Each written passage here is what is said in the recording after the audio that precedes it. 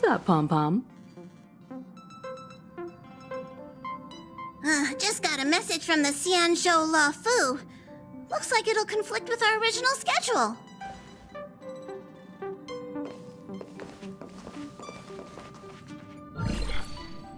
It's been a while, my friends on the Astral Express. How's your trailblazing expedition going? Soon, the Xianzhou La Fu will be holding the Luminary War Dance.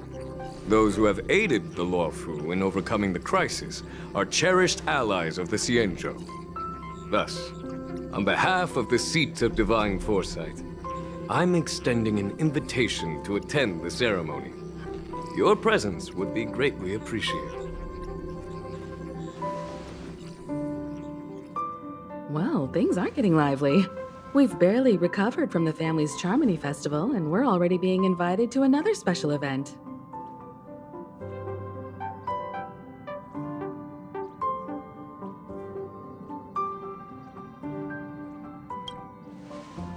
Yeah, me too.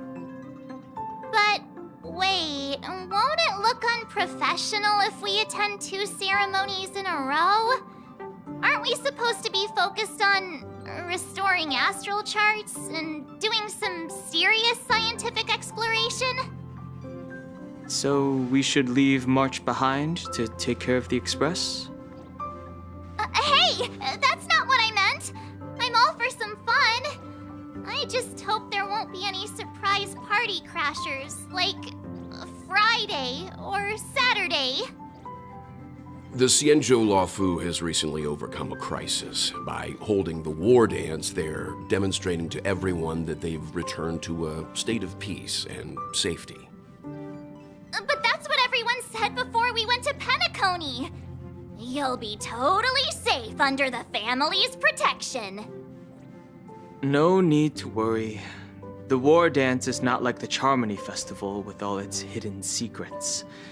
It's just a festival to honor the Rainbow Arbiter and the Cloud Knights, who fought against the abominations of abundance and protected the Xianzhou ships. Aside from star skiff performances, it's mostly martial contests. Nothing too different from the Taiki and Roboball contest we've seen before. What do you think, Himiko? Since we've accepted Miss Black Swan's proposal, we should probably head to Amphoria's for refueling. There's certainly no rush. This trailblazing expedition is quite unique, and the Express needs to be fully stocked and prepared before moving on to the next stop. With Madame Herta's help, I was planning to deliver some Leviathan fossils from Kalinga Abyss to Ron May, member 81 of the Genius Society. It could earn us some favors before we set off. However, it may take a few weeks. So that means we're not going to the La Fu. Being an adult means maintaining relationships, whether we like it or not, March. Since we've been invited, it's only right for the Astral Express to attend the ceremony. So here's the plan. Pom-Pom will take everyone to the Xianzhou La Fu. Mr. Yang and I will meet up with Ron May and fulfill our promise. Meanwhile, you, March, and Don Hung will represent the Express and attend the war dance. What do you two think?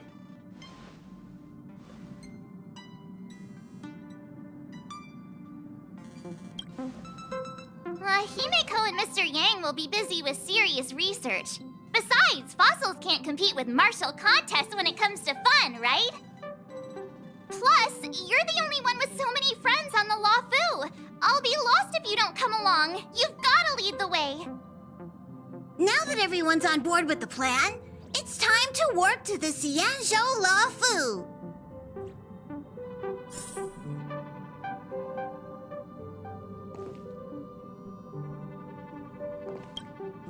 Kalinga Abyss? What does she expect to find there? Current research on the Leviathan merely proves how little we know about such life forms. That's why geniuses are interested in that field. Science is all about uncovering the unknown.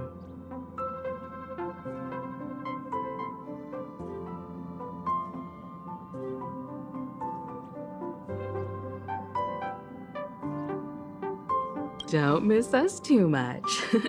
If I stumble upon some cool Leviathan fossils, I'll bring a few back as souvenirs for you.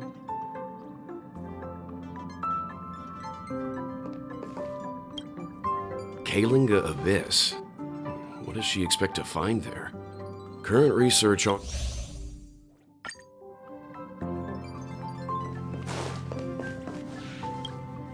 Himeko really knows how to convince people. Between Leviathan fossils and the war dance, the latter definitely sounds more fun. By the way, Danhung, this time you'll be taking a stroll with us on the Lafu, right?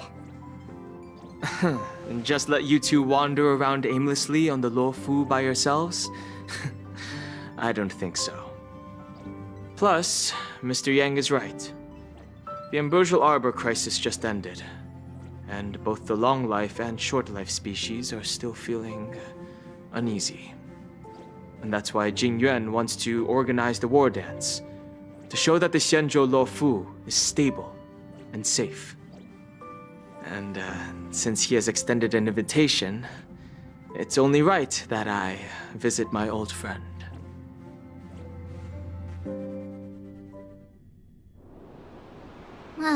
Coming back to this place brings back so many memories, you know?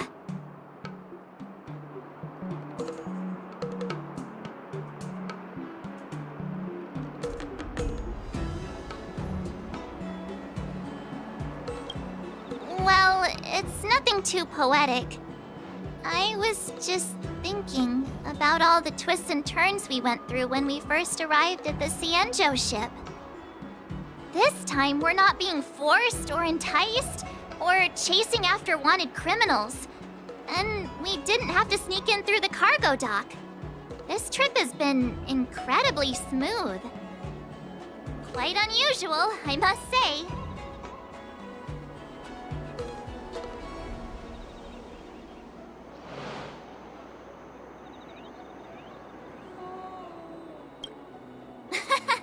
I'm just hoping for the best. You're the one jinxing us.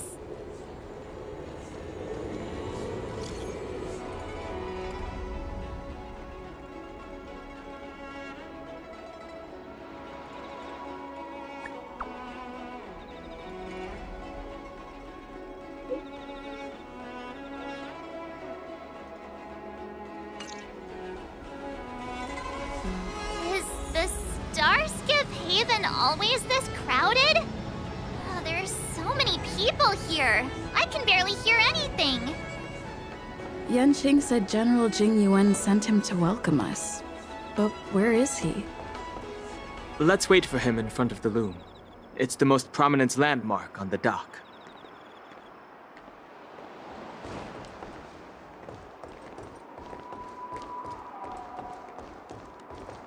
Hey, you guys! Hold on a moment. Did they just call us? Look at their outfits. They're from Penacony, right? Are you familiar with the Xianzhou Luofu? We know a little bit about it. What do you need? We are from Penacony. Maybe you've heard of it. We came to this ship to gather interesting materials for making dream bubbles. Oh, we just left there. Oh, talk about coincidence. That's great. Do you know any must-see attractions on the Luofu?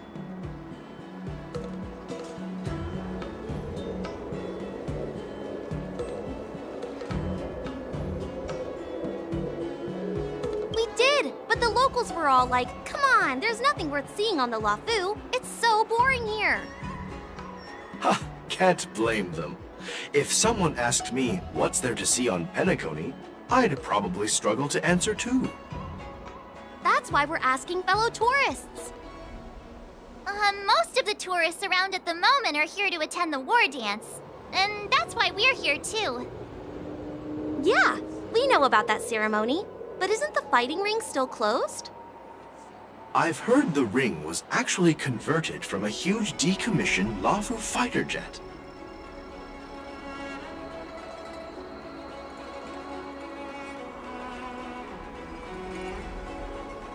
The Radiant Feldspar is bigger, I guess.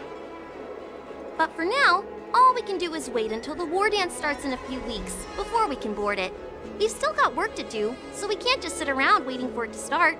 That's why we're asking you about some must-see attractions. We're looking for unique experiences that you won't find on Penacony. Our clients love these kinds of dream bubbles the most. You're the expert here. Give them some suggestions.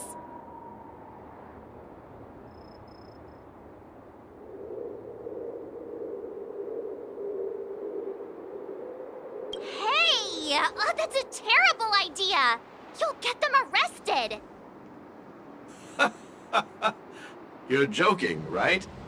How about giving us some more practical suggestions? Wait a sec. Maybe it's not such a terrible idea after all. No risk, no reward. Come on, let's go climb that tree.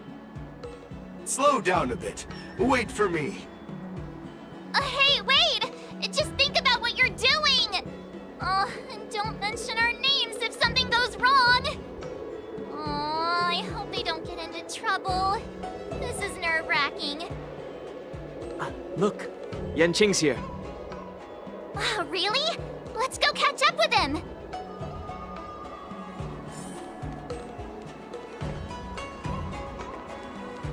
You don't want me to catch you. There you are! Everyone, this way! Look! It's rolling up!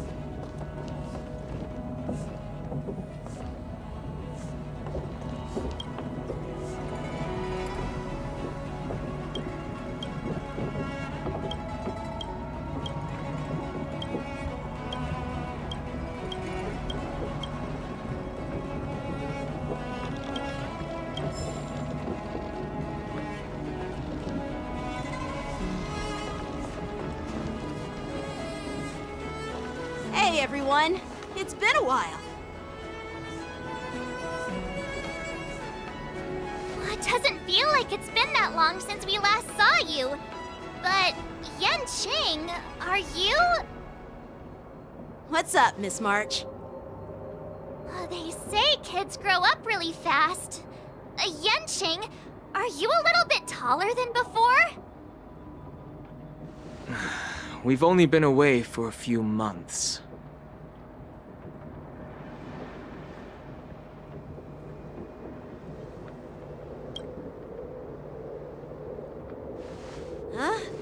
What are you doing? Sorry, but after our previous adventures, I've become suspicious of whoever greets us first. Do you have to be suspicious around me too? You know, the last time we came to the Xianzhou, the first person who greeted us was... I get it. Better safe than sorry. Seriously, I've never seen the Luofu so lively before. I was a bit worried that holding the war dance right after the Ambrosial Arbor crisis might be too soon. But seeing the bustling Starskiff Haven, I understand why General Jing Yuan chose this timing. Yep. There's people from other delves and travelers like you three who've come from afar. With the war dance coming up, there's a huge number of visitors pouring into the Starskiff Haven. The Cloud Knights are working hard to keep the security tight. The General said this ceremony would help the Xianzhou Luofu recover from the crisis. It's a way to showcase our martial spirit, reassure people, boost morale, and attract visitors from other planets to promote trade and peace. By the way, the Xianzhou Alliance places great importance on this ceremony too. The Xianzhou ships, the Zhuming and the Yaoqing, have both sent messengers to offer their blessings.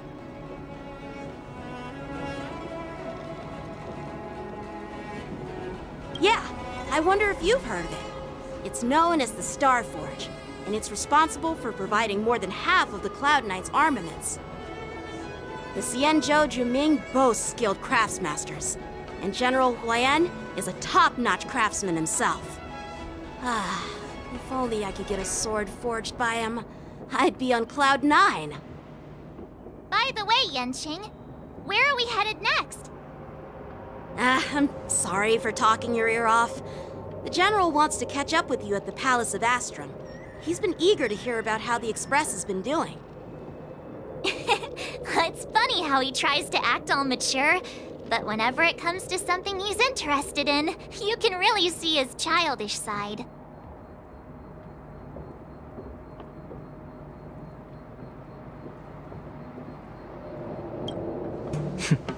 I agree.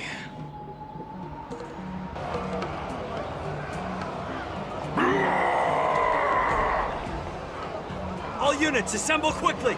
Get ready to protect the crowd! I just mentioned security, and now all of a sudden something's gone wrong. Excuse me, I need to go check out the situation.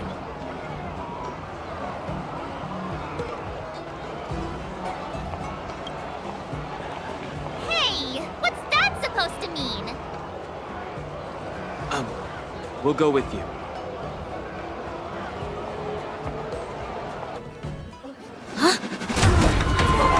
Watch out for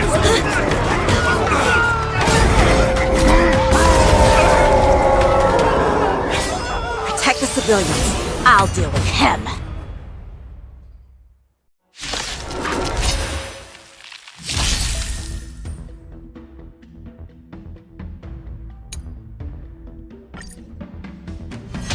Borison? Why are there Borison here? This ends now. Say bye to breathing.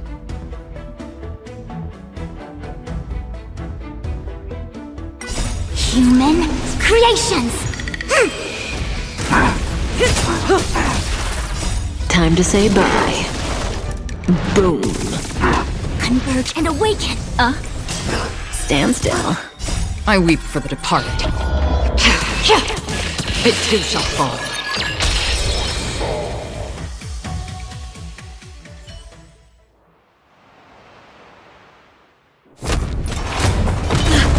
Not good.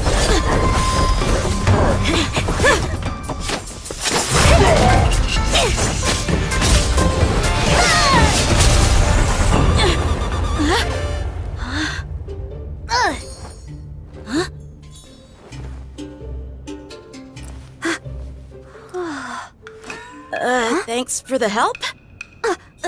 Sorry, no time to chat! Could you give me back my...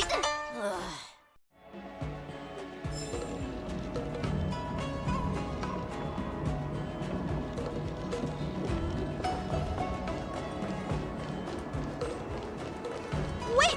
My sword! Let's just get down to business first. I'm sorry, but I'm afraid we'll have to put our plans on hold for now. I need to find out what's going on.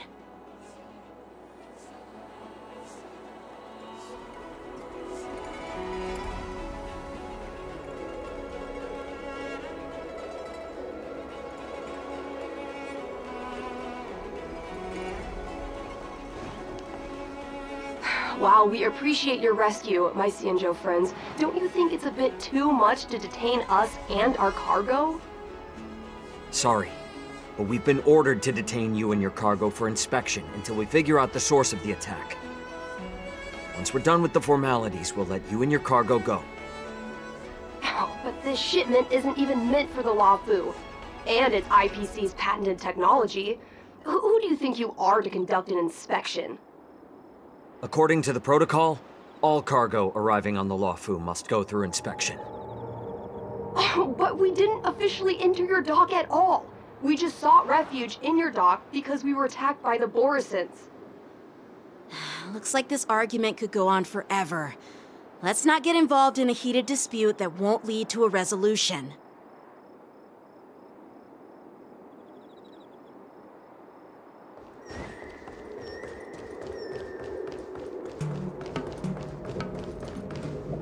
Who's in charge here? I need some answers. It's my fault. We let our guard down for a moment. I take full responsibility.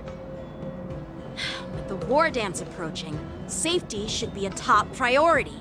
Now, tell me, how did Borison prisoners end up in Starskiff Haven? According to the protocol, Borisin prisoners should be held on a star skiff and taken directly to the shackling prison under strict supervision without ever touching the ground. Who allowed a prisoner transport ship to dock at the passenger terminal? Please don't blame this captain. This incident involves the Zhu Ming's diplomatic vessel. Who are you? I'm Lu Jun, an officer of the Patrol Defense Squad. Thank you for your help, Lieutenant Yanqing. The situation unfolded rapidly, and it shouldn't be held against the captain. Here's what happened. An IPC transport ship was attacked by the Borisin just before arriving, and the Zhu Ming's diplomatic vessel came to the rescue. They fought off the Borisin pirates and imprisoned them on their ship. So, an IPC ship was attacked by the Borisin near the Luofu, and the Zhu Ming envoys saved them? Sounds complicated. Honestly, it gives me a headache too. The Zhu Ming diplomatic ship, adhering to standard procedure, docked at the passenger terminal to hand these criminals over to the Luofu. You know, with all the outsiders flooding onto the Luofu, the star skiff lanes are under immense pressure. The Borisin desperados decided to put up a fight before the prisoner transport star skiff could get there. And that's what you just witnessed.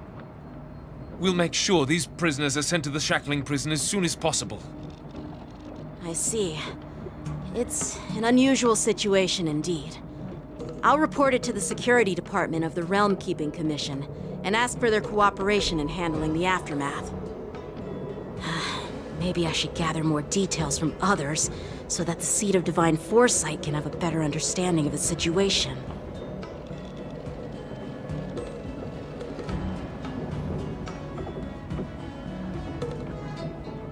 Oh, you look much maturer now, Yanqing. Please don't tease me, Miss March. The situation on the Xianzhou before the war dance is like a calm lake that can be disturbed by even the smallest pebble, capable of generating far-reaching ripples with even the slightest disturbance. What are those people? I mean, those monsters we just dealt with?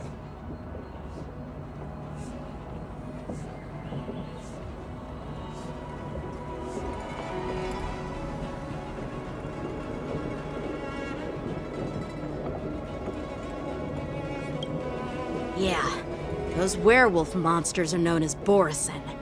They are abominations of abundance, and we've been fighting them for a very long time. The Borisin have been a powerful force for a long time, plundering and enslaving many worlds. The threat they pose is just as terrible as the Swarm disaster, and the Alliance even had a fierce war with them 3 decades ago. Their presence has faded over the years. But who would have thought? According to that officer, they attacked an IPC ship near the Shenzhou Luofu. Such a brazen attack seems quite unusual to me. Yeah, that's what I find strange too. It seems like the IPC and the Borisin have some serious grudges. Well, enough with the chit-chat. The General wants me to take you to the Palace of Astrum. I'd love to chit-chat a little longer, but there are some things that can't be left unchecked. Is it a serious matter? Maybe you'll need our help in hunting down the Borisin? Thank you, but it's no big deal. By the way, that young lady who just appeared, she took my sword. I'm thinking of filing a lost property report at the Realm Keeping Commission to see if I can get it back. I doubt she did it on purpose.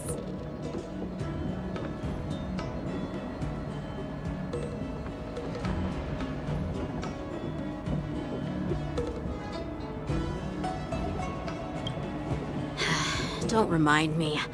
I just zoned out for a moment, that's all. All right, let's not keep the General waiting. Don't worry. There aren't many people out there with that kind of talent. It shouldn't be too hard to find her.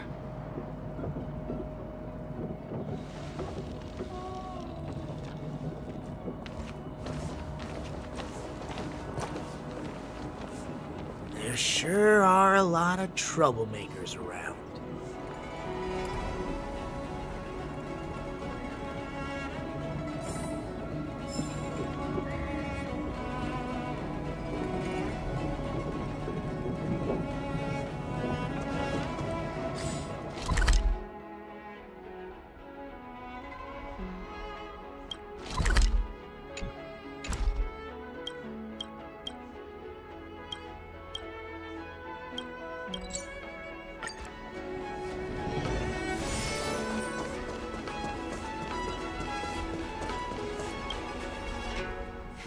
It's been a long journey, Elder Hwayan. Thank you for your presence. Don't mention it. Thank you for taking the time to welcome me.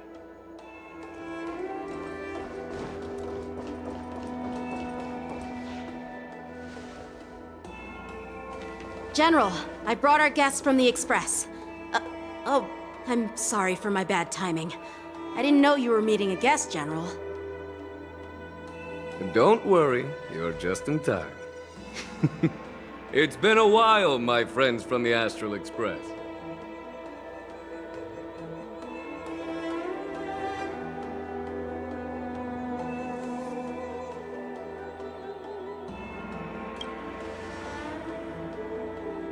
Oh. Well, it's an honor to be in your dreams, my friend. Allow me to introduce you to General Hwayan. He's the Arbiter General of the Xianzhou Zhuming, known as the Flaming Heart. No need to be so formal. I'm just a tourist here, no different from other tourists who've come to attend the ceremony. Elder Hwayan is not only one of the Arbiter Generals, but also the Furnace Master of the Artisanship Commission. Besides his martial skills, he excels in forging various weapons. Such talents are unique, even among the Arbiter Generals. Be it Arbiter General or Furnace Master, these are merely titles given to me long ago. I've retired several times already, but with the current change in circumstances, the Marshal has called me back to duty, and I had no choice but to answer the call. Well, in the end, I'm to blame.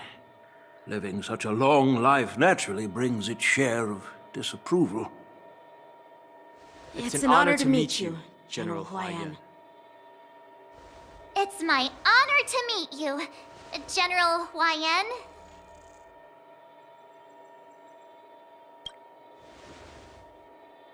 No need to be all formal. Today I'm just a guest on the Luofu, the same as all of you. So, these three are the ones you mentioned, Jingyuin?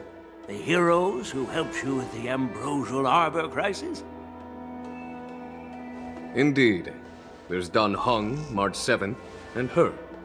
Without their help, I'm afraid the Luofu might not have easily overcome this crisis. So, the Imbibitor Lune's reincarnation has returned to the Luofu and will attend the war dance. I'd love to have a drink with you should the chance present itself. You're more than welcome, General Hwayan. And this young friend is? Yanqing, my apprentice. He remains by my side as my retainer due to his youth, which I hope will season him with experience. He will stand for the Luofu's Cloud Knights in the upcoming war dance, ready to take on all kinds of challenges. Great, great! It's a real treat to see so many talented young people around here today. Oh, I almost forgot. This is my apprentice, Yun Li.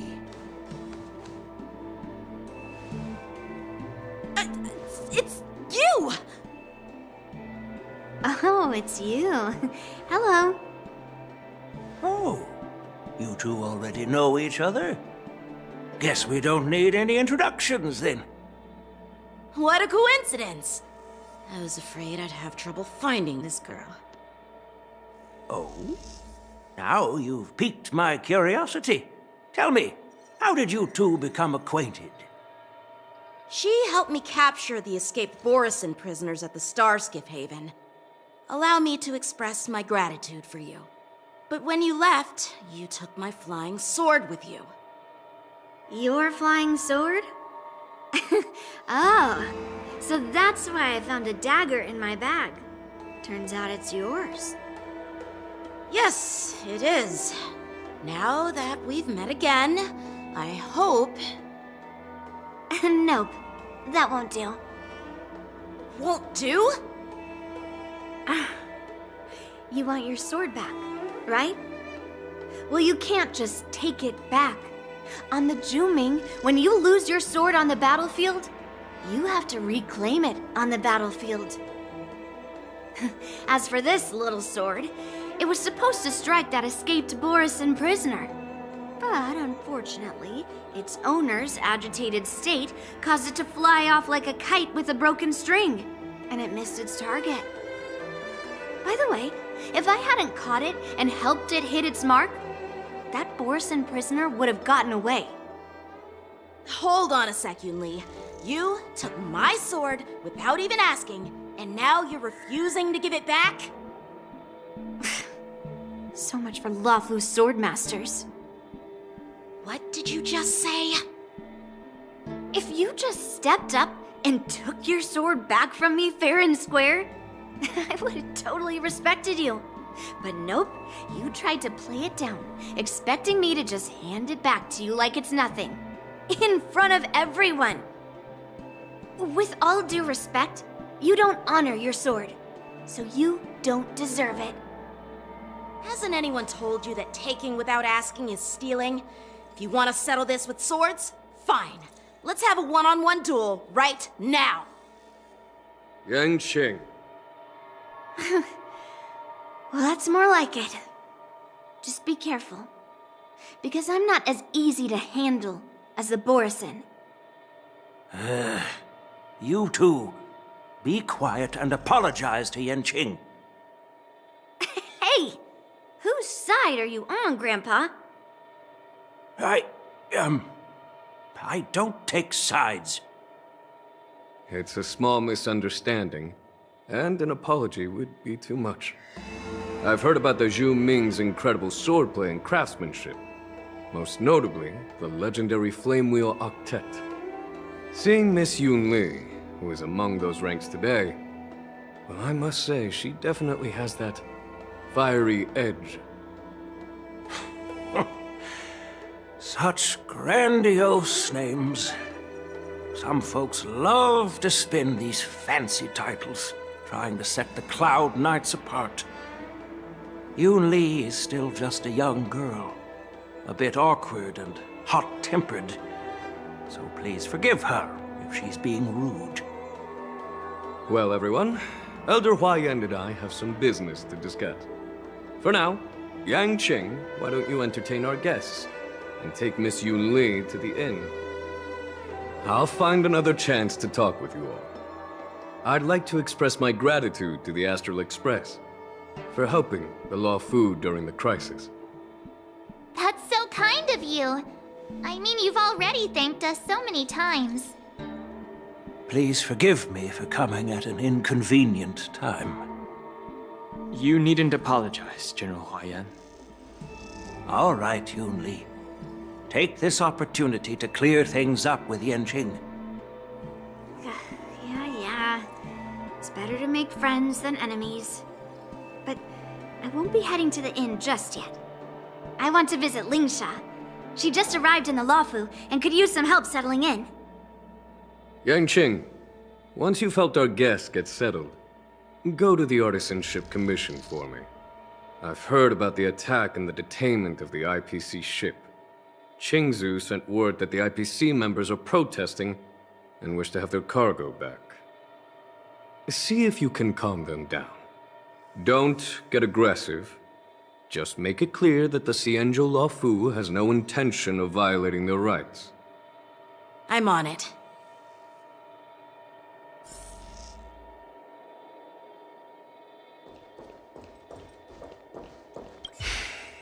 I'm sorry for Yang Qing's rudeness. Not at all. Taunted by Yun Li like that, even a training dummy would be angry. You've taught your apprentice well. If it were me in my younger days, I'm afraid I'd have drawn my sword and fought. Yan Qing can understand your concerns. On the other hand, Yun Li is still a naive girl who's only interested in swordplay. Honestly, I brought her here to participate in the war dance because I want to broaden her horizons.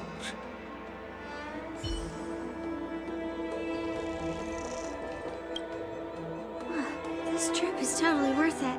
Compared to the Juming, the Luofu is so much livelier. But it's a shame the Luofu swordmasters don't seem that great.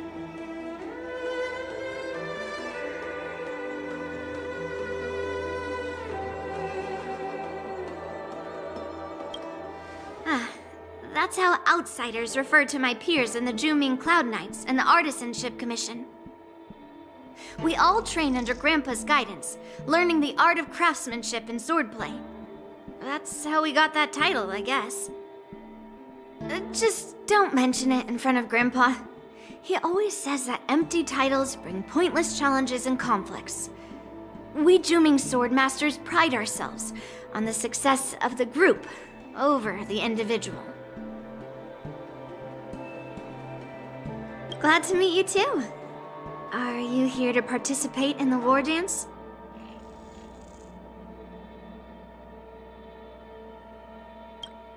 Of course. To honor martial arts, the Cloud Knight's ring is always open to outsiders. If you can defeat the ringmaster selected by the Xianzhou, you'll not only win rewards and prizes, but also be making a name for yourself. Sounds tempting, doesn't it?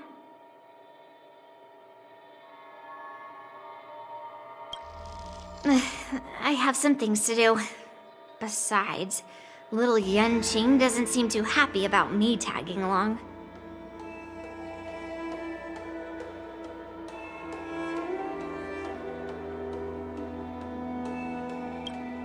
Yeah, you're right.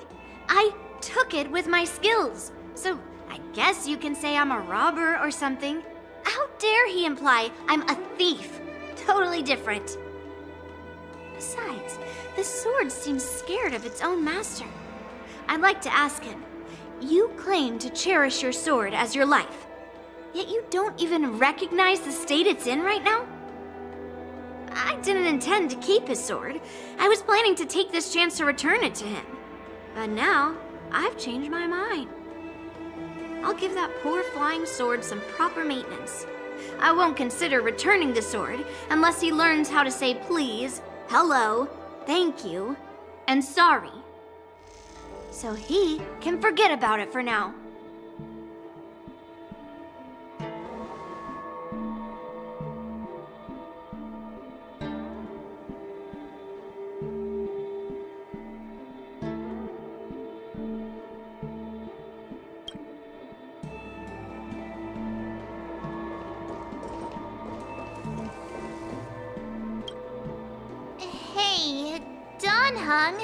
I thought all the Xianzhou generals were like Jing Yuan.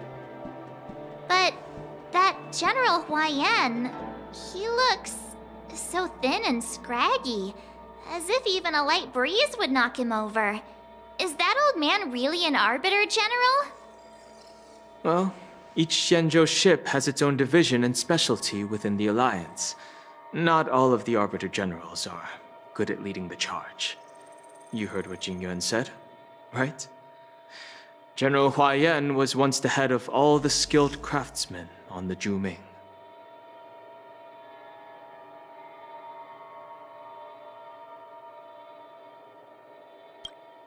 Oh, like Madame Herta. That would make sense. Anyway, it's really weird for a Xianzhou native to look so old. Good question. He's right there. So why don't you ask him yourself? Nah, I'd like to live a little longer. We should leave. General Jing Yuan asked Yan Qing to entertain us, so obviously, he has important matters to discuss. Let's not waste any time here.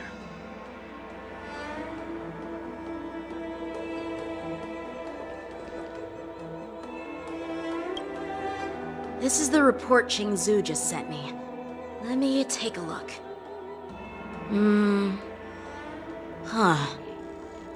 Looks like the General has given me a tough challenge. He wants me to try and help put the IPC's mind at ease.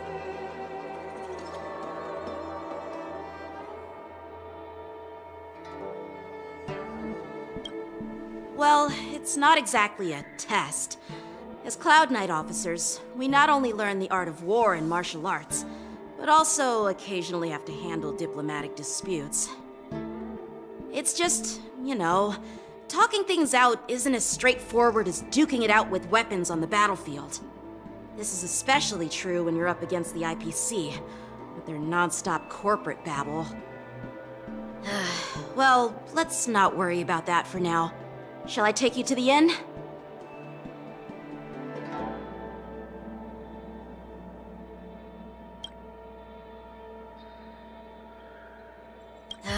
Well, let's not worry about that for now. Shall I take you to the inn?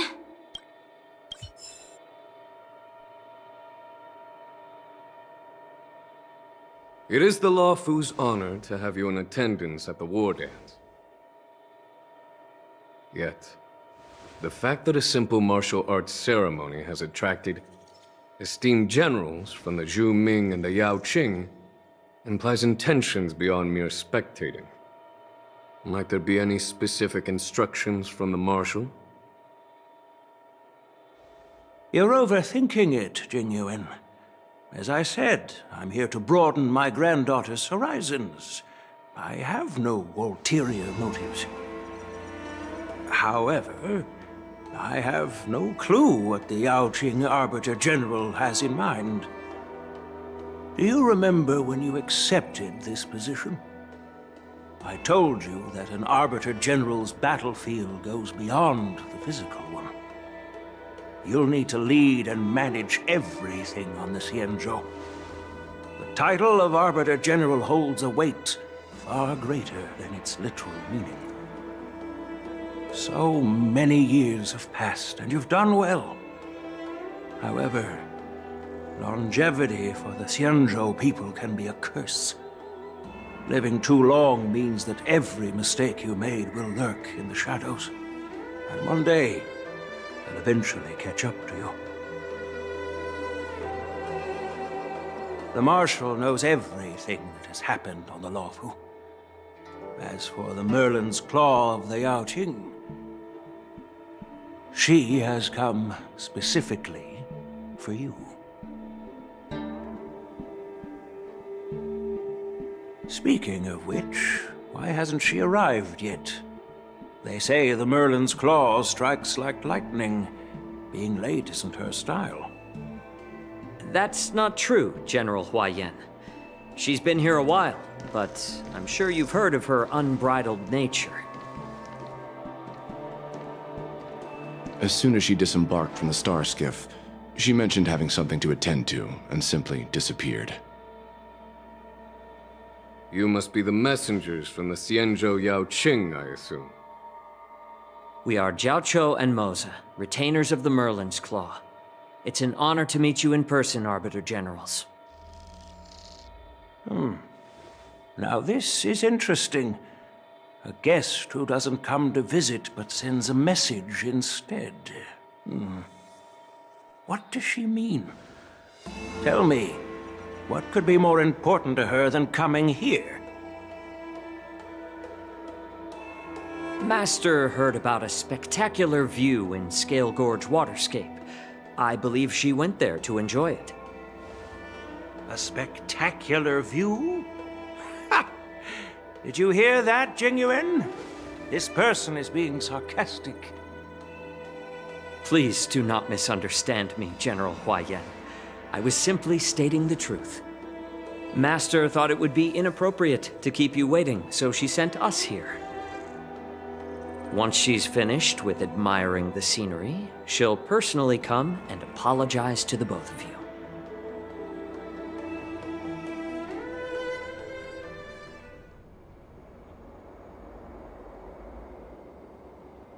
Drat. I forgot to ask Yun Li to return my sword.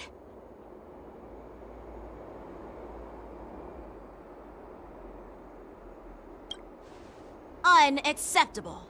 Every sword is precious to me. If it weren't for the General's interference, I would have taught that shameless girl a lesson in swordplay. By the way, I don't know if it's just me, but the General seemed a little reserved. Could it be because of Elder YN's visit? Reserved? Really? Maybe I'm just overthinking things. No, you're not. When I entered the Palace of Astrum, I realized that the messenger from the Xianzhou Zhu Ming was actually the Arbiter General himself. So, the messenger from the Xianzhou Yao Qing must be the Merlin's Claw herself, I presume. That's right. Well, that's what makes this entire thing so unusual. What's so unusual about it? They simply received an invitation from Jing Yuan, just like the crew, right? The war dance is just a small festival. And now we have 2 Arbiter Generals from other Xianzhou ships here. I'm afraid they're here for something more. Maybe they've come to hold Jingyuan accountable for the Ambrosial Arbor crisis? Hold him accountable? Come on, didn't the Law Fu fall victim to the disciples of Sanctus Medicus and the Antimatter Legion? Why would they blame the victim? Dan Shu's rebellion and Ventilia's scheming are merely one side of the story to the other Arbiter Generals of the Alliance. Only a single piece of incontrovertible evidence remains, creating an endless source of potential complications. The Ambrosial Arbor. Yes. It's undeniable that the plague mark, which was subdued by the Xianzhou Lo Fu, has resurfaced. But was it really a conspiracy instigated by the Antimatter Legion? Or does it indicate a traitorous intent from within the Lo Fu, implicating Jingyuan himself? Once the spark of suspicion is kindled, it proves hard to extinguish.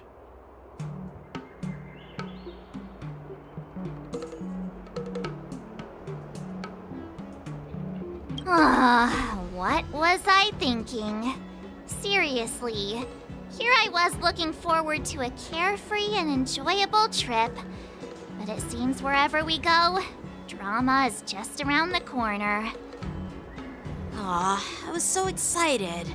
I thought those Arbiter Generals were just here to see the ceremony. By the way, I heard that an alchemist from the Zhuming diplomatic ship has arrived, and rumors say that she's to be the new Cauldron Master of the Alchemy Commission on the Lo Fu. An alchemist from the Zhu Ming serving as the Cauldron Master on the Lo Fu? While it's not unheard of, the timing itself... Thanks to your words, Mr. Dan Heng. Now I finally see the underlying tensions. The General is under tremendous pressure right now, but I was completely oblivious to his troubles. How naive of me. Come on, don't think like that. Leave the adult matters to the adults. Even if you wanted to do something for the General, it's not like you can do anything. Did I say something wrong? Again?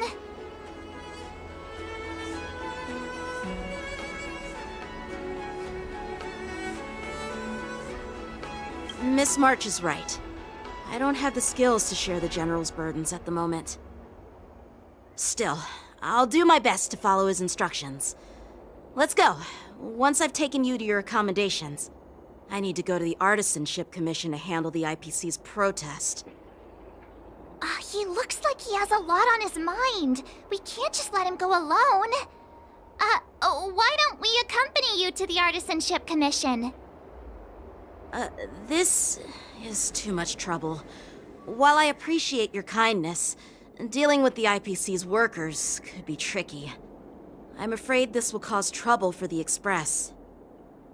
No worries. We're pretty experienced in dealing with the IPC. You've heard of the 10 Stone Hearts? We've dealt with quite a few of them, right?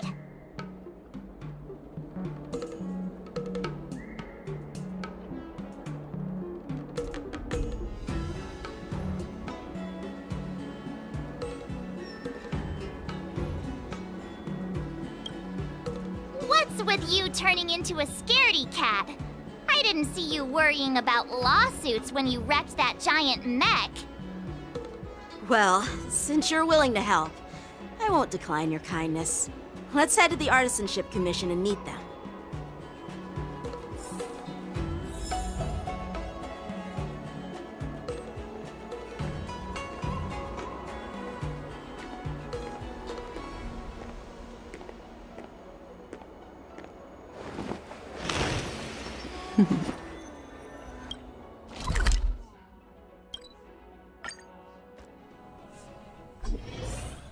Can I really reason with you Xianzhou people?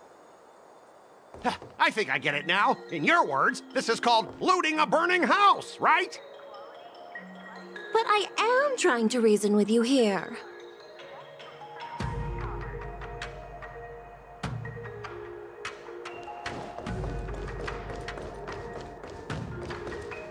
That toxic voice sounds familiar. Haven't I heard it before in Aurum Alley? You know what? This isn't my first time dealing with the Skyfaring Commission. I can handle your unreasonable ways. But straight up snatching IPC cargo, isn't that going a bit too far? Just as I've said it many times already. Once we've inspected the cargo and completed the security check, you can be on your way. Is there something wrong with your ears, or is it just your brain? I'm hearing you loud and clear. I'm thinking clear.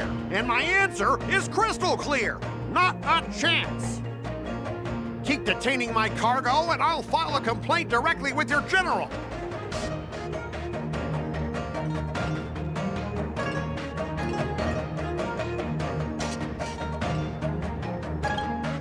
You jerk! Who are you calling a dog? Wait, why are you here? Staying on the Xianzhou, are you? What terrible luck! Wherever you go, disasters aren't far behind! Aren't you the guest from the Astral Express? What brings you and Yanqing to the Artisanship Commission?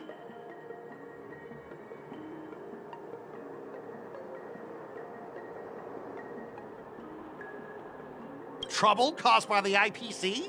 I'd say it's caused by the Skyfaring Commission! Looks like you've met this IPC worker before. I'm not sure if that's a good or a bad thing. I was sent here to deal with the IPC protest, Miss Shikui. What's going on here? As you know, this IPC transport ship was attacked by the Borisin and rescued by the Juming's diplomatic ship. Then the Cloud Knights were instructed to bring it back to the dock for repairs and inspections. And this is Mr. Scott, the person in charge of this transport ship. So, you're Scott. I've heard her mention you. Weren't you kicked off the Luofu before? Why did you come back? Like I wanted to come back. I thought I'd just dock at the harbor for repairs and leave this forsaken place for good. Little did I know, as soon as the ship entered the harbor, a bunch of Cloud Knights showed up and snatched all our cargo from the hold. What do you mean by snatched? I've told you 1,000,000 times. It's a security check. Then why did you bring the cargo to the Artisanship Commission? You even brought in some shady craftsmen. It's obvious you're trying to steal the IPC's patented technology! Listen here. Firstly, the Skyfaring Commission detected dangerous items that could possibly be weapons in your cargo hold. That's why they called me here, to double-check. Secondly, where the heck did you get the idea that I'm a shady craftsman? Even if there are dangerous items, what do they have to do with you? It's not even being shipped to the Luofu. We'll just fix the ship and be on our way. We won't unload our cargo here. But you'll have to stay in the port for several days before your ship is repaired and you can take off again. How can we just leave unchecked items sitting here? I understand, but We don't need to disassemble the cargo if it's just a security check, right? In most cases, we don't. However, our scans discovered that the cargo doesn't only contain machinery, but also some substance that resembles biological tissue. Biological tissue? Does this crate contain living things? I'm afraid we'll need to wait for the Alchemy Commission for further confirmation. In any case, according to our regulations, we need to unseal one of the crates for further examination. But this IPC specialist has been hindering us on the grounds of patent secrecy. The Alliance's regulations on biological products are very strict. Without further inspection, there is no way for the Skyfaring Commission to release the cargo. Oh, really? Fine! If anyone lays a finger on that shipment, they'll have me to deal with. It doesn't matter if it's mechanical or biological. It's none of your business. I'm filing a complaint against the Skyfaring Commission's ridiculous regulations. This Mr. Scott seems stubborn and difficult to persuade. Honestly, I really don't want to have a vicious confrontation with the IPC.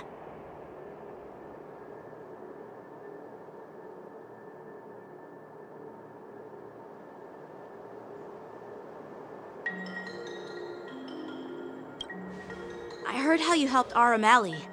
The IPC representative back then was Mr. Scott, right? Since you've dealt with him before, it looks like I'll have to rely on you again. What are you guys whispering about over there? Just hurry up and give us back our cargo.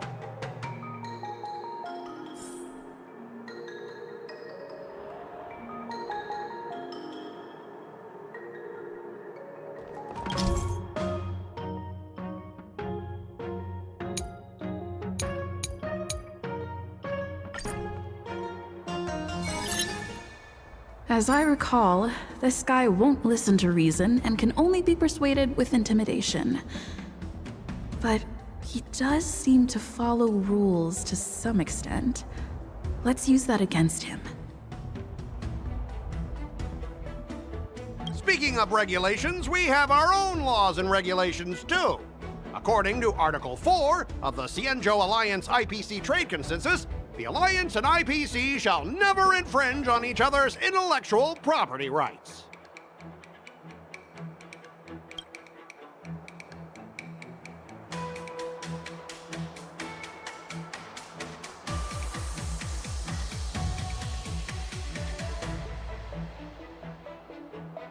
Hey everyone! Meet my old friend Scott. He's very talented, especially at imitating animals. Stop it! Let's focus on the business at hand. What's the point in dragging up the past? Oh, you're amazing! Can you teach me? Which animals can you imitate? Just forget it. Even if we set aside the secrecy of intellectual property, these prototypes built by the Intelligentsia Guild are incredibly valuable, beyond your wildest imagination. If anything goes wrong, you won't be able to pay for it even with your lives.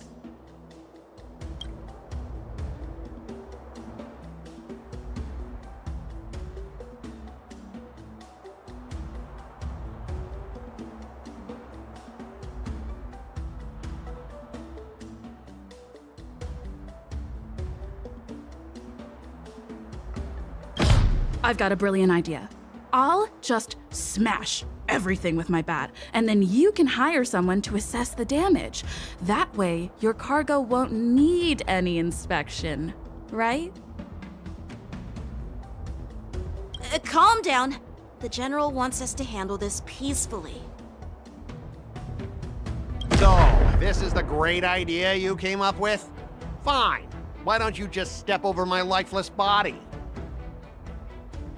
Besides, the cargo on this transport vessel belongs to the Intelligentsia Guild. If you want to inspect the cargo, shouldn't you at least call in a member of the Intelligentsia Guild to be present?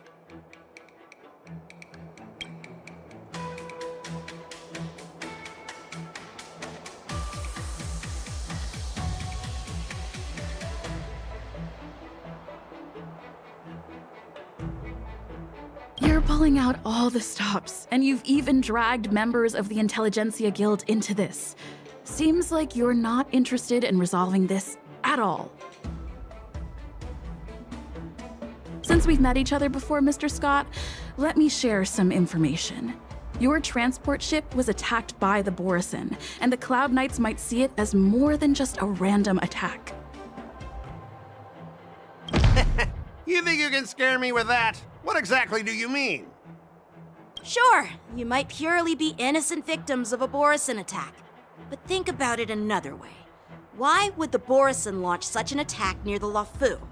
Perhaps some of your crew members colluded with them. We may need to interrogate every one of your crew to eliminate this potential risk. You know what? I don't think we really need a member from the Intelligentsia Guild present. I'm just hoping that all the procedures will be thoroughly followed, you know? We both need to follow the regulations, because that's how the IPC and the Cienjo operate, right? As an IPC worker, I have to abide by its regulations. If I make an exception and allow you to inspect the cargo, it'll spell disaster for me.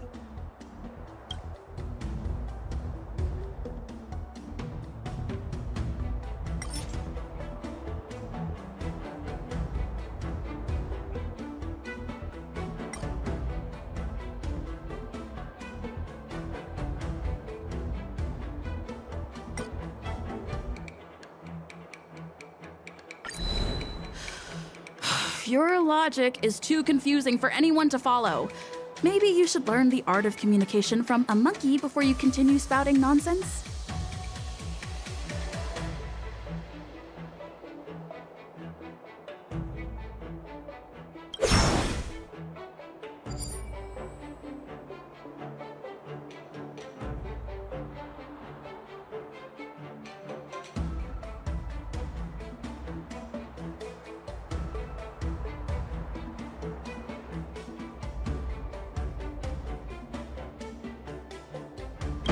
Please help me.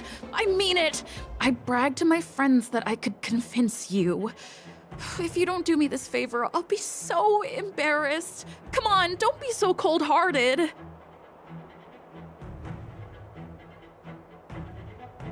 I'm truly sorry for what I did in Allroom Alley. Please, just forgive me and give me an opportunity to fix things. Huh?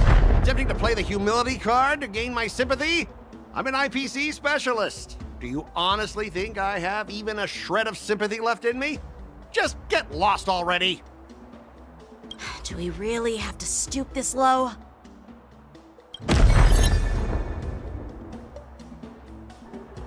All right, that's enough. I'm not going to repeat myself 100 times. I thought you were reasonable and civilized, but now it seems you Cienjo folks just don't understand the basics of business. We've signed a confidentiality and security agreement with the Intelligentsia Guild, and if we breach it, we'll have to pay a hefty sum. Even if we sold the souls of every employee in the marketing development department on this planet, it still wouldn't be enough to cover the costs. Listen up, kid. I don't mind delaying this transport for a few more days. Once the engines are repaired, our ship will leave immediately, and you won't have any reason to inspect the cargo. If that's the case, I can assure you the Cloud Knights won't let your ship leave. Oh, really? Then you'll receive a ton of complaints from the Intelligentsia Guild and the IPC's Marketing Development Department. You're too young. I don't think you understand the chaos your rash decision will cause. Since you put it that way, Mr. Scott, I'll take it as your agreement to the inspection procedure. Now... Not so fast, you little brat. According to the IPC regulations, I have the right to arm myself and protect the property on my transport ship. I thought you were reasonable and civilized, but now it seems the IPC just wants to play by its own rules. My apologies, Mr. Scott. Stop him, guys! For the Amber Lord! For the Amber Lord!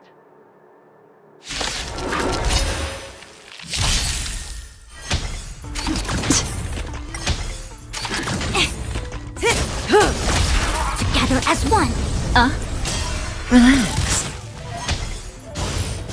Again. Destined for oblivion. I weep for the departed.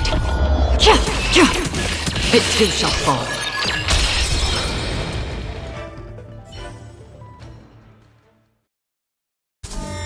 Get up, all of you! Why is the IPC even paying you? You're a bunch of losers!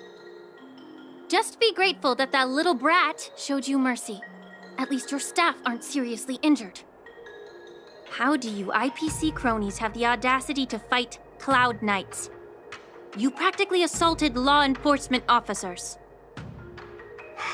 Another one? Who the heck are you? I may be a bit late, but the good news is I'm here now.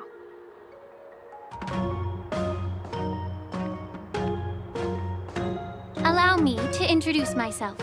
I'm Lingsha, Cauldron Master and head of the Alchemy Commission on the Lawfu. Could she be?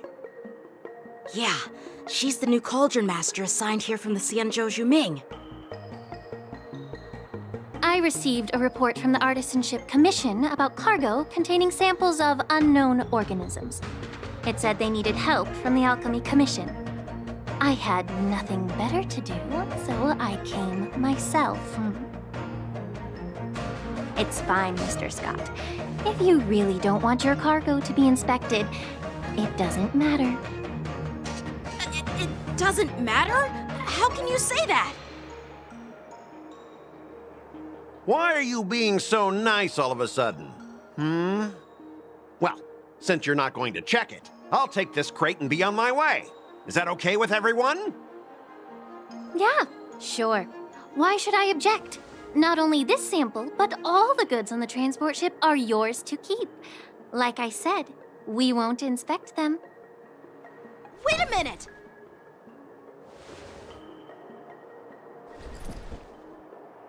Well, that's more like it. If only the young displayed a more reasonable attitude, we could have sidestepped that altercation just now. Our ship will leave in a few days once the engines are repaired. Your ship can leave whenever you want, but I'm afraid I can't say the same for your cargo.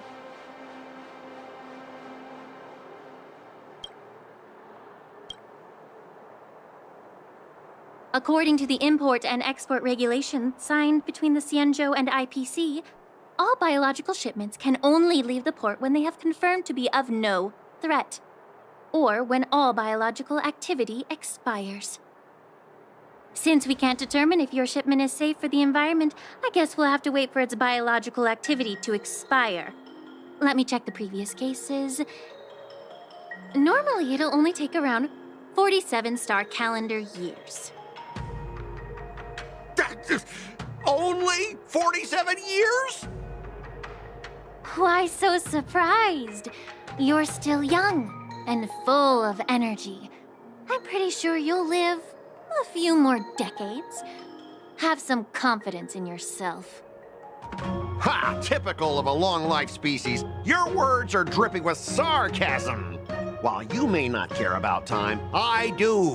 I'll be demanding double compensation from the Skyfaring Commission for every minute wasted. Sure thing, Mr. Scott. You seem pretty confident that your career and life will last long enough to witness this victory unfold.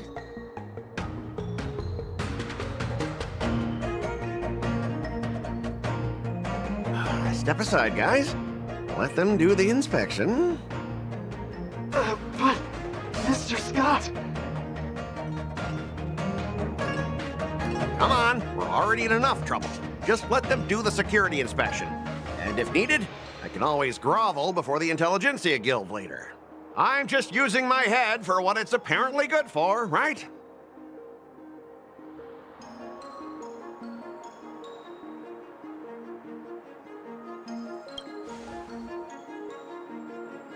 Well, honestly, at least you're not as annoying as that woman. Just get on with the inspection. Don't act all chummy with me now that you've got your way. This lady is really something else. Is this the IPC product? Listen up. Any damages caused by inspections will be filed with the IPC.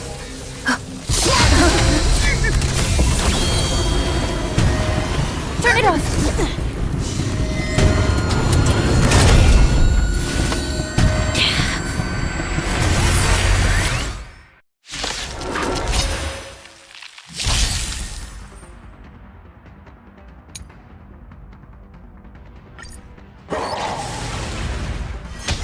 Oh, how unexpected.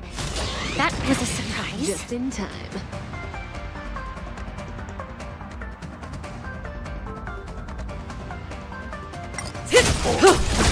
Converge and awaken! Human creations! Relax. Time to say bye. Boom. I weep for the departed. It too shall fall.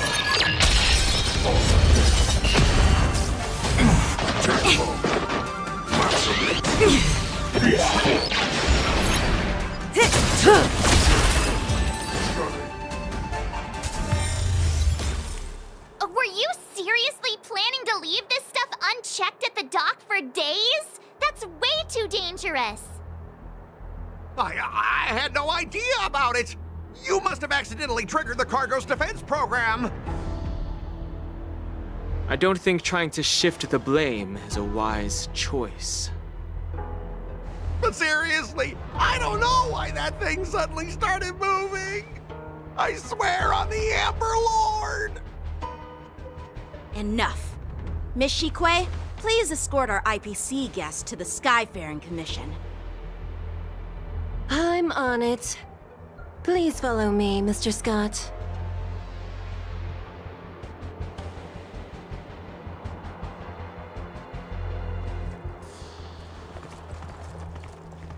Gentlemen, our preliminary inspection shows that there is indeed hidden biological tissues inside, just like the craftsman feared.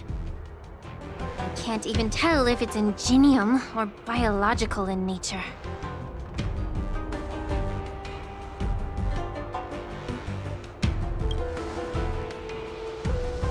The core of this device is what they call wetware in industry slang.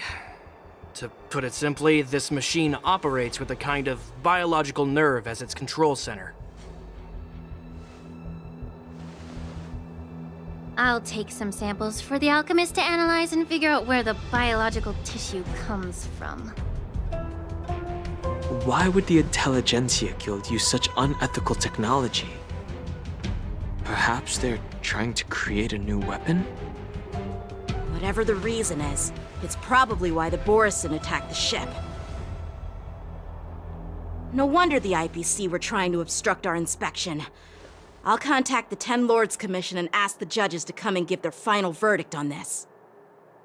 According to our rules, all prisoners and weapons involving dangerous creatures must be taken to the shackling prison for further sentencing. After all, it's the safest place on the Luofu. As for you, Mr. Craftsman, please go with the Cloud Knights and explain the situation to the judge.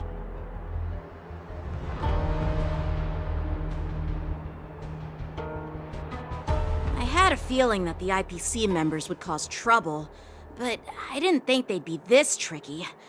Thanks for your help, Miss Linksha. I should thank you for saving my life.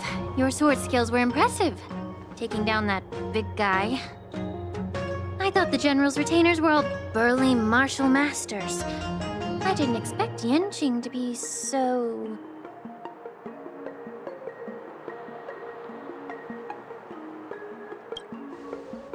Huh? As for you, you must be the guests from the Astral Express, right? Saving the Luofu from that crisis. It's so impressive. It wasn't a big deal. Really. It's still early, so why don't we get some tea at the Alchemy Commission? We can discuss your suggestions for revitalizing the commission. I'd be happy to accept your invitation. And you three are coming too, right?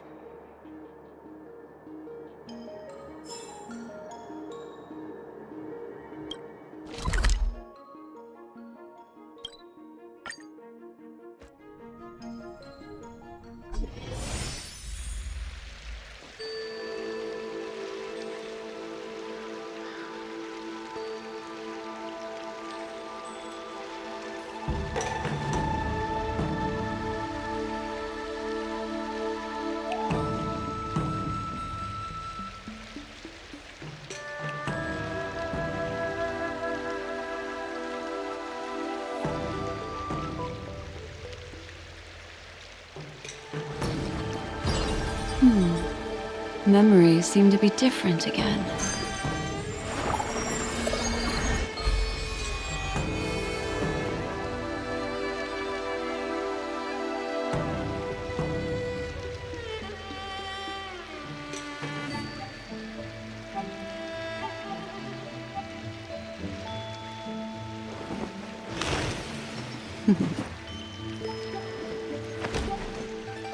Discard your worthless destiny.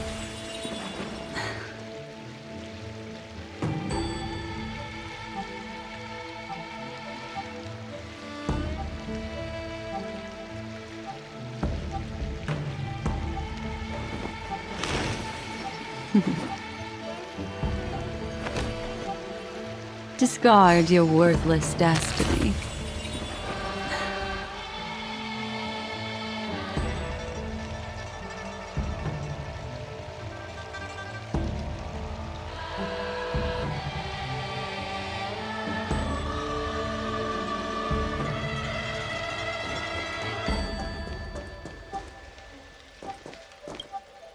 Hey! You're back! Why didn't you say anything in the group chat? I'm on duty. Let's catch up later.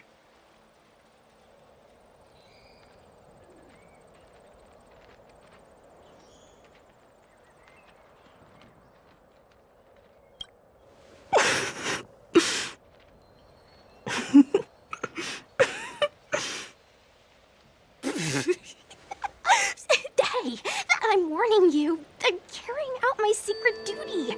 It'll be annoying if you keep cracking jokes like that. Stop hanging around here and find something better to do. And once I'm done in a few days, call up Lil Gui and Hua and let's grab a meal at Aurum Alley. It's been ages since we hung out.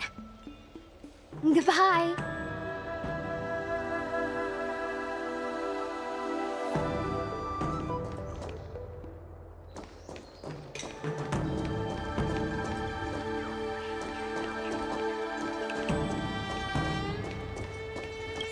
Please do not hinder me carrying out my sacred duty. We can discuss whatever you want after my shift. I'm here to pay my respects to the new college. Is that guy working today? All these years, and the view at the Alchemy Commission hasn't changed a bit. The tides come and go, but the ancient sea remains the same. For us Vidyadhara, there's nothing more nostalgic than our homeland. You're a Lofu native, Miss Lingsha? Yes, I grew up here, listening to the sound of waves while researching prescriptions with my mentors and peers at the Alchemy Commission. It's kinda sad, isn't it? Everything changes but somehow remains familiar. Just like you, Dan Heng, I traveled far from home, and now I've returned. Seeing the familiar scenery brings back a hint of nostalgia. The view here would be even better without the ambrosial arbor. Oh, really? I think that towering tree looks pretty impressive. Even if it's impressive, it's a plague mark. The Xianzhou have been fighting abominations for thousands of years. And now that the ambrosial arbor has been reborn, it's only natural for everyone to feel uneasy. Well, once a seed is planted, no matter how long it takes, it'll eventually sprout and bear fruit. In my humble opinion, the rebirth of the ambrosial arbor and the resurgence of the disciples of Sanctus Medicus were inevitable. The seed was already planted when the ancestors of the Xianzhou sought immortality.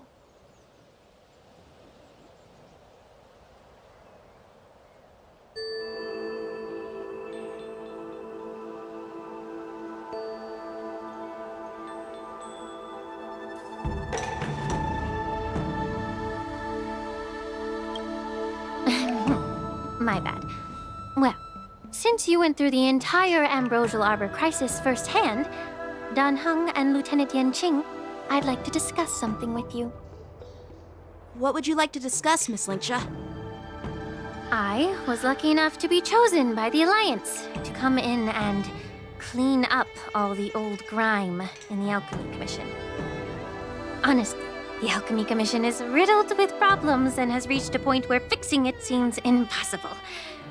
I'm looking to remedy this problem, but was wondering if you could provide any insights. Well, even though I'm a Vidyadharan like you, I'm an outsider, just like my companions here.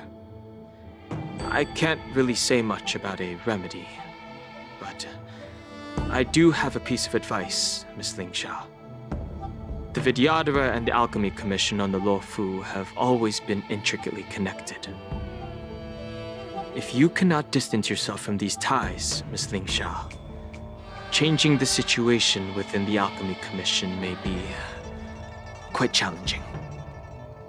I may not know about politics, but I do know that the disciples of Sanctus Medicus have been operating within the Alchemy Commission for years. If you're determined to root them out, maybe you should discuss it with the General. I see. Thank you for your valuable insights. While the Lux Arrow from the Rainbow possesses unparalleled power to sever the Ambrosial Arbor, it can't sever mortals' desire to prolong their existence. Just like how the Cloud Knights can eliminate the remnants of the disciples of Sanctus Medicus, but are unable to calm the hearts and minds of the people within the Alchemy Commission. Our Xianzhou forebears knew this well, and that's why they entrusted the duty of guarding the roots of the Arbor to the Vidyadhara. However, the Vidyadhara are still only mortal beings. 30 years ago, my mentor served as Alchemy Commission's Cauldron Master. She recognized the emerging undercurrents and sought to cleanse the source of the disturbance. Unfortunately, even though she was skilled in the art of healing, she didn't understand the human heart or how to eliminate the sickness lurking within the depths of the Alchemy Commission.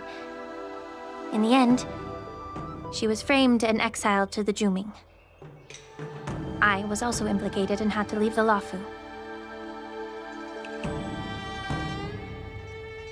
And guess who arbitrated the case and handed down the sentence? None other than General Jing Yuan himself. What? You heard it right. The ones responsible for the corruption in the Alchemy Commission are not just the remnants of the disciples of Sanctus Medicus, but even the Divine Foresight himself.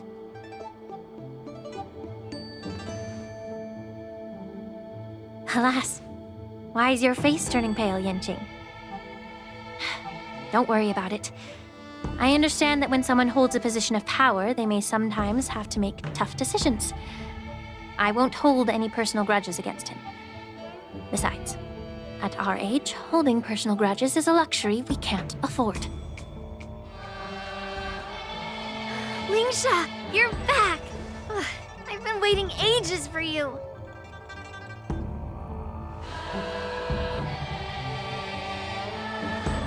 Yunli! Why aren't you with your grandpa? What brings you to the Alchemy Commission? Well, let me take this opportunity to introduce you to Yanqing. What a small world. You stole my sword! Give it back! I see. Let's skip the introduction part then. Why do I keep bumping into you? Are you stalking me or something? Of course not. Unlike you, Miss Yunli, I have important things to take care of. You, on the other hand, seem to have all the time in the world to wander around without returning my sword. Grandpa used to say that a sword reflects its master. I talked to your sword, and it told me that you've been distracted. You hesitate when you should strike, and you struggle to stay calm when your sword is unsheathed. Now that I see you again, I realize your sword was right. It wasn't me who took your sword. It was you who lost focus. Do you really expect me to believe that nonsense? I've been taking it easy on you because you're a guest from the Juming, but you're not taking the hint. Don't people from the Juming know you're supposed to return what you've borrowed? Just look at this flying sword. Even if I gave it back to you now, it'd just be taken away again in a few hours. You know the Cloud Knight saying, a Cloud Knight must never let slip their weapon, yes? Well, sure, I can give it back to you now, but on the battlefield, that's a whole different story. Poor flying sword. Fine! You don't have to give it back, because I'll take it back myself!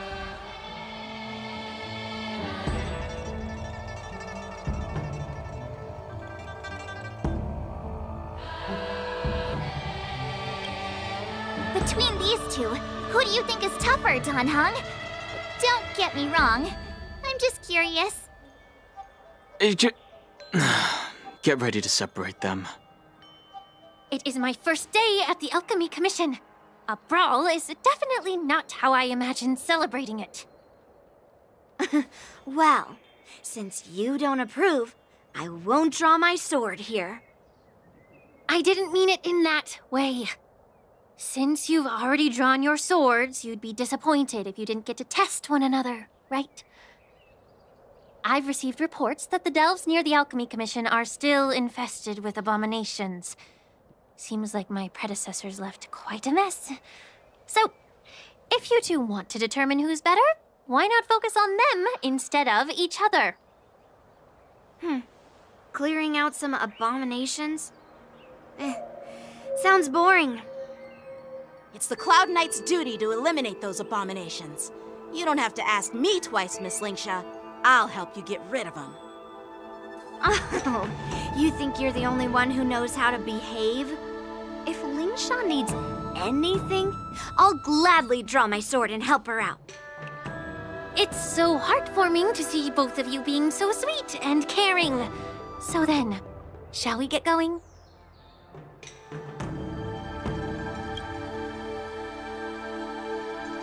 Ever since the disciples of Sanctus Medicus were eradicated, their experimental abominations have been festering here. If you want a contest, I'll be the referee. The one who kills the most abominations within an hour wins. Lingsha, as always, you're still an expert in making unpaid work sound so noble and grand. It's for your own good, little Yunli. While you desire to compete against each other, I don't want to see either of you getting hurt. That's really thoughtful of you, Cauldron Master. So, are you both ready?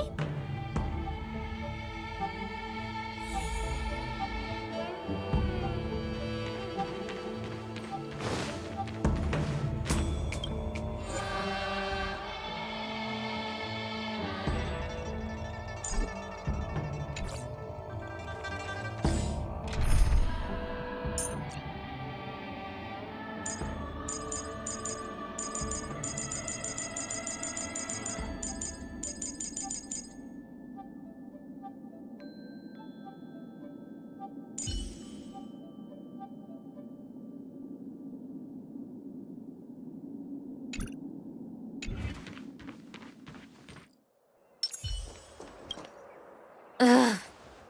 Looks like my predecessors left quite a mess. Let me say it again. The one who kills the most abominations within an hour wins. Be careful when you draw your swords, and make sure you don't hurt each other. Can we start now, Lingsha?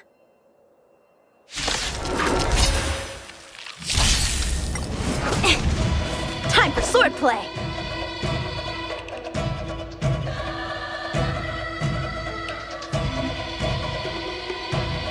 Bladed flight! Converge and awaken! Stand still. Strike with heart! I didn't expect someone who can't even hold on to a sword to flee through clouds! You've got style with those moves, but you're not striking where it counts. Time to say bye. It's such a shame to see you misuse your sword like that. I weep for the departed. It too shall fall. Relax.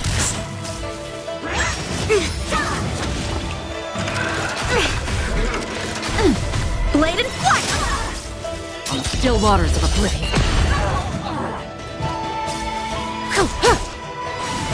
Stand still. Human creations! Strike with heart! Swords descend!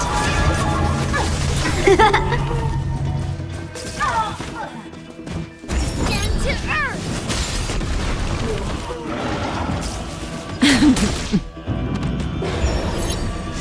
No matter. Together as one. Destined for oblivion. Relax. Time to say bye. Boom. I weep for the departed. It too shall fall.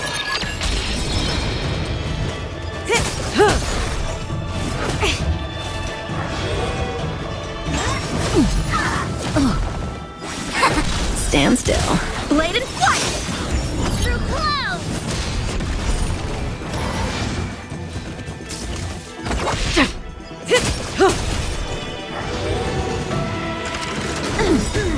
Time to say bye. Boom. Human creations!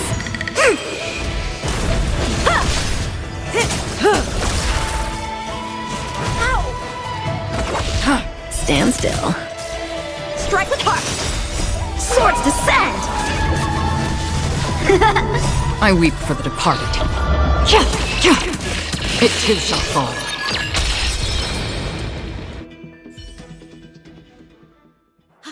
I win, Miss Yun Li! You got lucky. Why don't you just give me back my sword, sincerely apologize, and then go cry your eyes out to your grandpa? Consider yourself lucky that I'm not interested in your rusty sword, as I don't have the nasty habit of snatching other people's weapons. All you did was chop down a few monsters. Don't get carried away with yourself. If you think you can just take this sword from my hand, go ahead and try.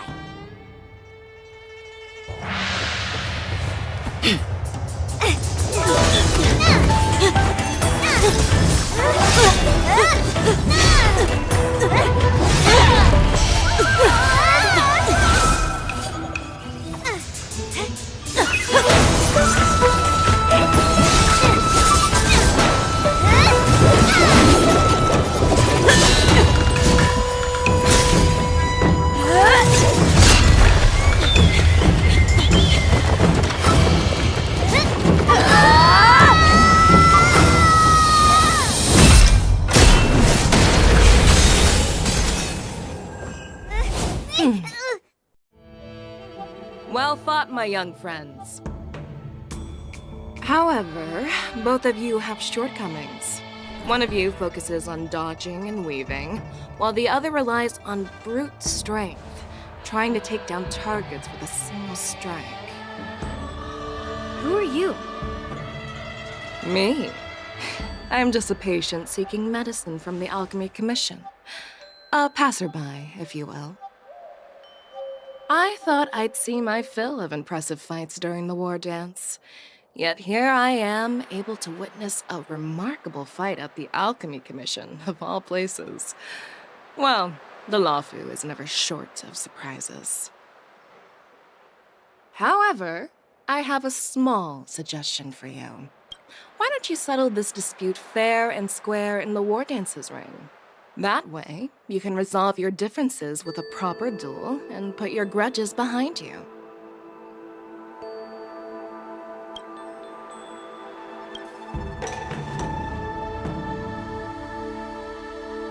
Grudges?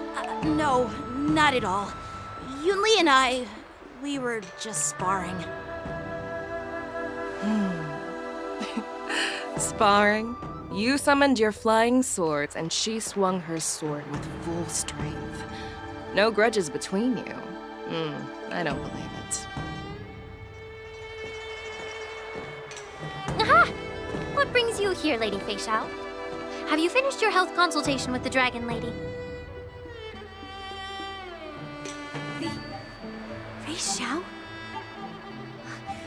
Grandpa always talks about you. Could it be that you are... The Merlin's Claw of the Xianzhou Yaoqing? Looks like I'm quite famous on the Xianzhou Luofu, too. Of course, everyone has heard of the great general.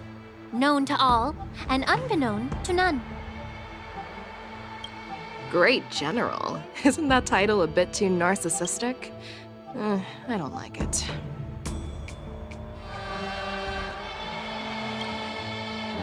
Ooh, I heard there's a dozing general on the Luofu, so I came up with a humble nickname for myself. The Lacking General. Lacking in worries, regrets, and rivals. Sounds much better, right?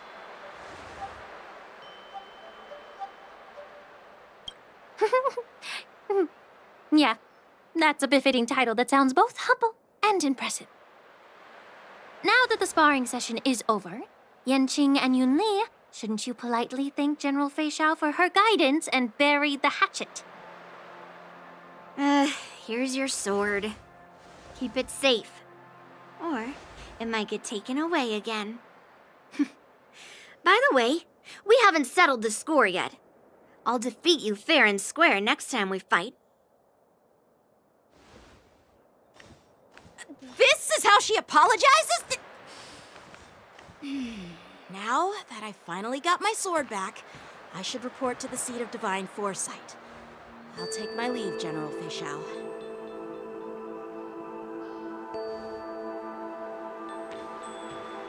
Oh, by the way, Miss Lingsha, if you've got some free time, I'd like to invite you to the seat of divine foresight for a chat with General Jing Yuan.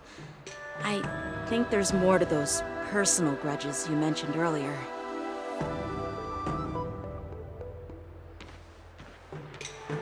Thanks for stepping in, General Fei Xiao. Otherwise, I'd have had to knock them out with my incense.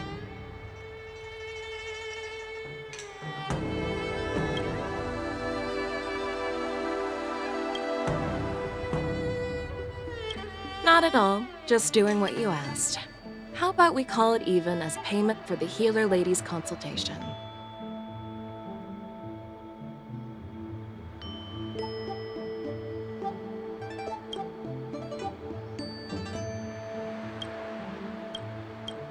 Sorry, but even a general needs to pay their bills. We don't do credit here. And let's not forget, you'd have been waiting decades for a chance to see the Dragon Lady if it weren't for me. Well, you can always send the bill to the seat of divine foresight and say it's for mentoring those kids. After all, it was quite the effort splitting them up. I nearly had to get tough. Now, if you'll excuse me, I need to find a spot and get some fresh air.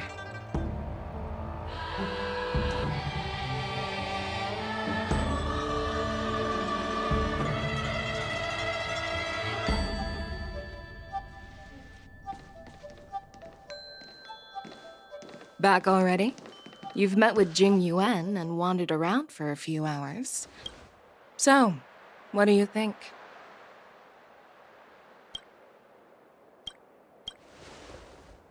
It appears that the Divine Foresight is using this war dance as a show of strength to convince everyone that the Luofu is prospering after the Ambrosial Arbor crisis.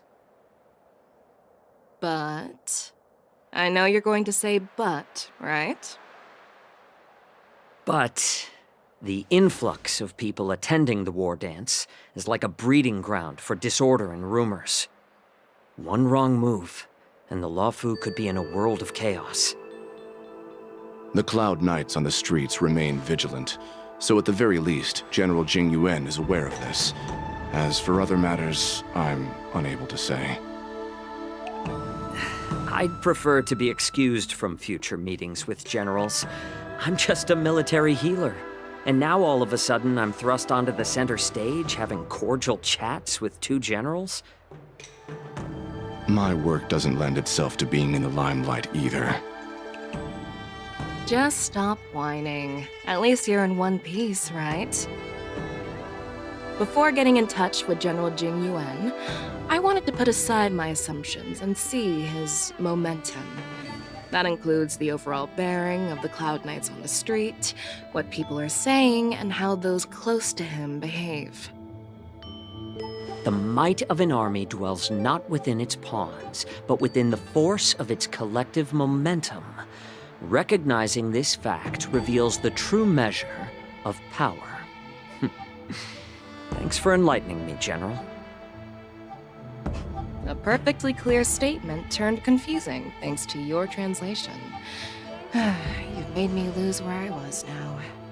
Anyway, this is how I operate in battle, so you might as well get used to it. Are you treating General Jingyuan as your enemy? The longest-serving general of the Xianzhou Law Fu. Do you think he'd have only a few enemies? By the way, General, you met the healer lady, yes? Could you show me the medicine she prescribed you? Well, the healer lady couldn't do anything about my condition. She just told me to enjoy some tasty food. So not even the famed healer lady could help? Don't worry. I'll fulfill my promise and find a way to cure you. Actually, I've found some leads. Well, life and death, Jiao Chou. It's all predetermined. Upon starting my military career, I made a pledge that the rest of my life would be dedicated to being the Xianzhou spearhead, hunting down the abominations of abundance till the end of my days. As long as I can fulfill that deep-seated desire, I don't care how long I live. You asked if I view General Jing Yuan as my enemy. No. My real enemy has always been myself.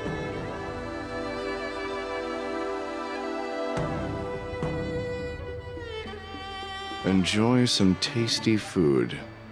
So, what's for dinner tonight? Jeez. You really know how to read the room, don't you? You guys figure it out for yourselves.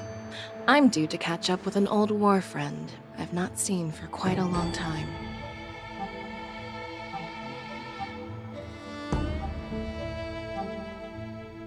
Hey! Was that the Yaoqing general who just dropped in out of nowhere? Oh, she's so awesome! I mean, when Yun Li swung that massive sword, she just casually blocked her attack with ease. Mine too. Yeah. But to go up against Yun Li is quite impressive, you know? That aura of heroism and grace, it almost makes me want to learn Xianzhou swordplay. You think so too, right?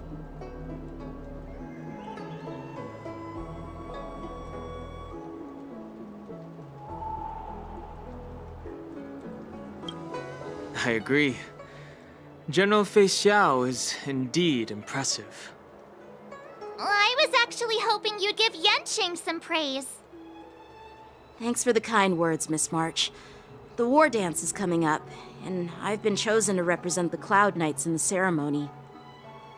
I've had my fair share of defeats lately, and even though I know there are always more skilled swordmasters out there, seeing General Fei Xiao's skills today has made me feel a bit uneasy again. Don't underestimate yourself. After all, generals won't fight in the ring during the war dance. Just remember the state of mind you had when you single-handedly took on me and Blade, putting life and death aside. With that mindset, you can prevail against most challengers. I see. Thanks for the advice, Master Dan Heng. By the way, now that today's events are over, General Jing Yuan wants to invite all of you to the Seat of Divine Foresight. He has something important to discuss.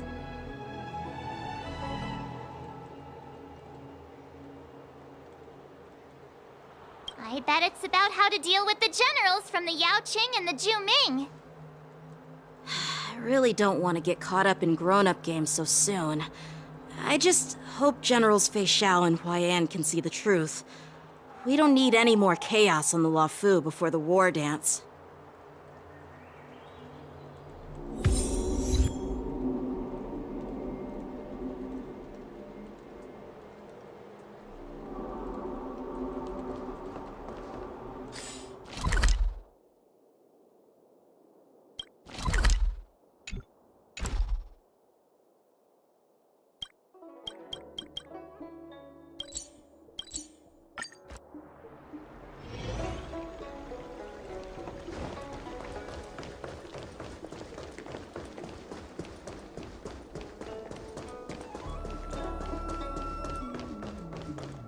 Would you like me to relay your message?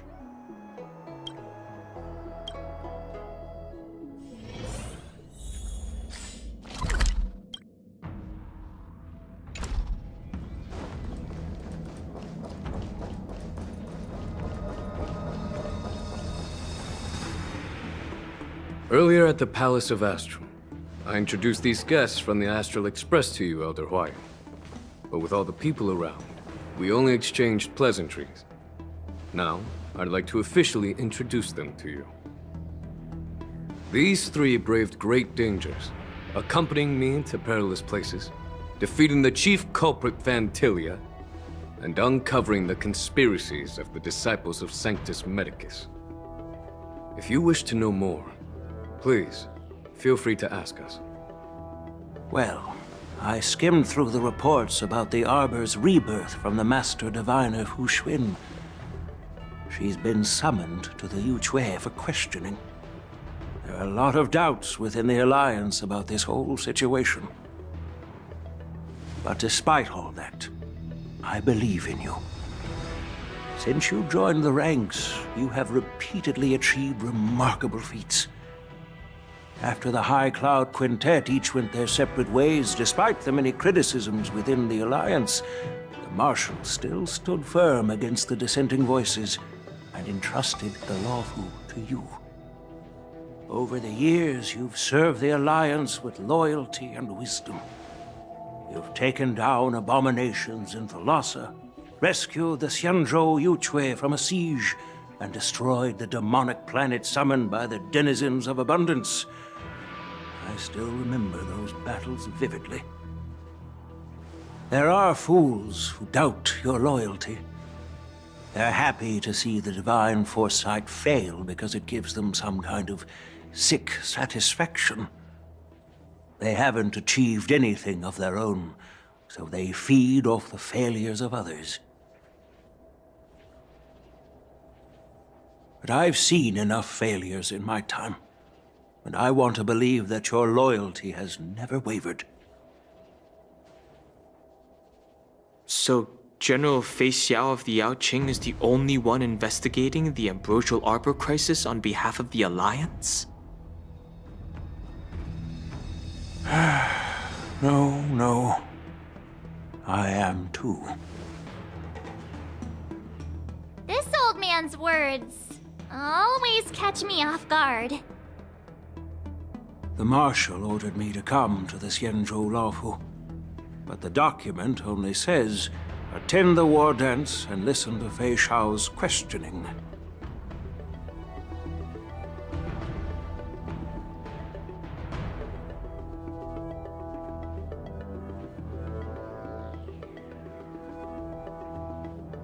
No need for that. You're all important witnesses. The Marshal is well aware of Jing Yuan's purpose in holding the ceremony, and understands the situation he is facing. She mentioned it because she believes both issues are important. Thanks for your kindness and sincerity, Elder Huaiyan. But is it appropriate to tell everyone here about the Marshal's orders?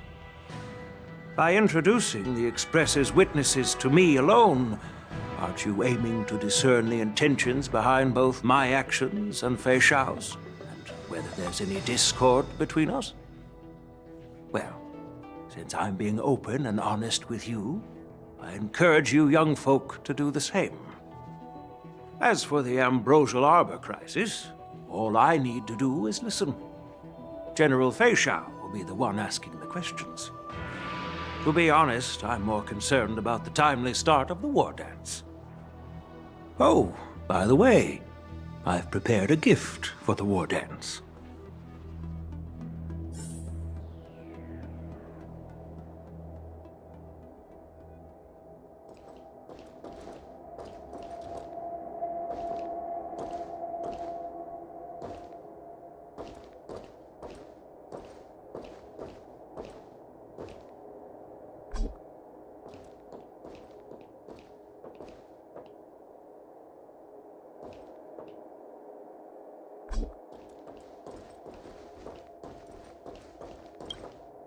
Yes, it's this case right here.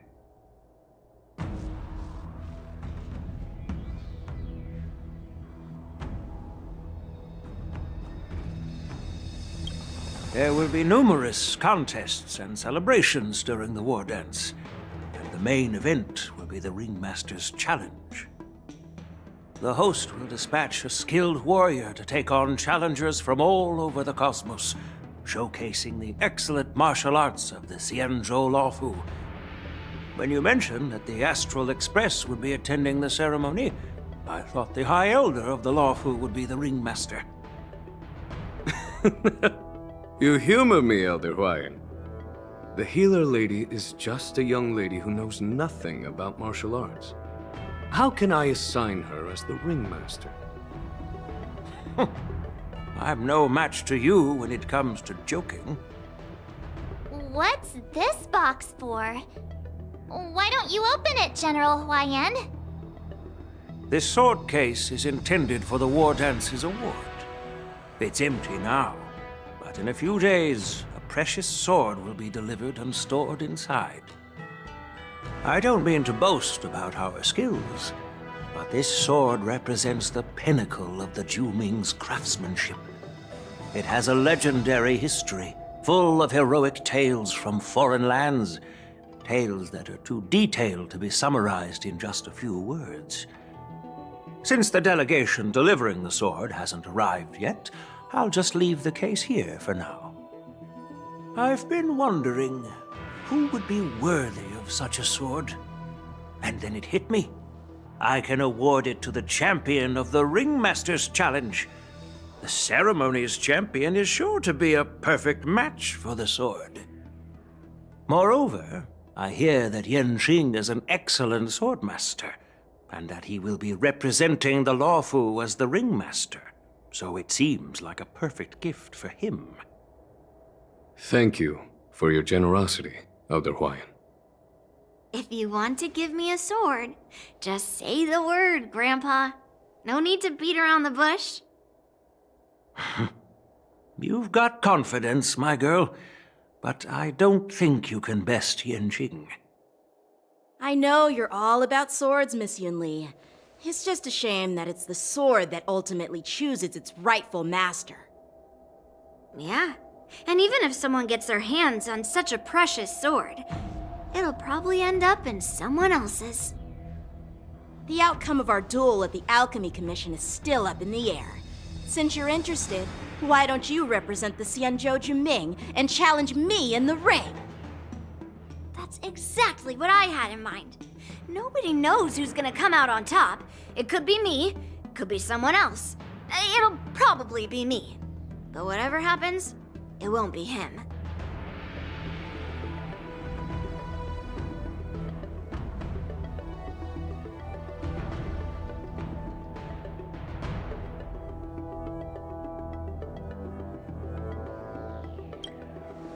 Not to be rude or anything, we've been watching their drama. I'm dying to find out who beats who. Quiet down. We have other guests here. I've prepared this sword to add some excitement to the ceremony, not to have you two squabble. It's not a good look for the Alliance. While you both seem confident that you'll win, you need to remember there can only be one winner and one loser in the ring, which could lead to hard feelings. Actually, I have an idea. We don't know who the winner will be, and it might not be either of you. But if you're eyeing that prize, you'll need to work together. I want you to take on an apprentice who will take part in the war dance and win at least one match. How does that make sense? In my humble opinion, while a Cloud Knight is commendable by securing victories, it's even more so to pass on your skills and spread the way of swordplay. I'd be greatly pleased if this apprentice could represent the Express in the war dance by displaying their Cloud Knight flair and prowess. Well, Elder Huayan's idea is quite interesting. Imparting swordplay skills requires teamwork, and both the winner and the loser will learn a valuable lesson regardless of the outcome. The question is, whom should the two of them take as an apprentice? Huh? Who? Wait, me? I noticed just now that Miss March seemed quite interested in the outcome of your sword fight. So I thought, why not teach her the art of swordplay? Wait, are you serious, General? Why am I being dragged into this all of a sudden? I've never practiced swordplay before. I'm a total newbie. You really think I can learn it? Well, you'll probably realize I have no hope and give up on me. And that'd be so embarrassing.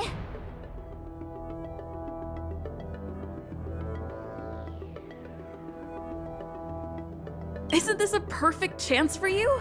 I remember you mentioning that you wanted to learn some sword moves. Yeah, I did say that. But this is all happening so quickly, don't you think?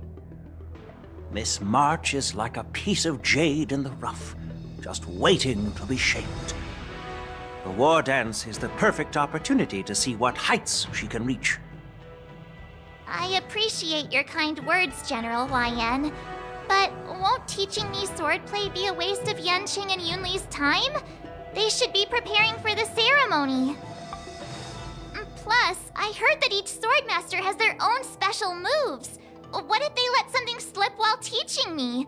If everyone knows each other's tactics, won't that make it hard to catch people off guard during the war dance? That's considerate of you, March 7th. But don't worry.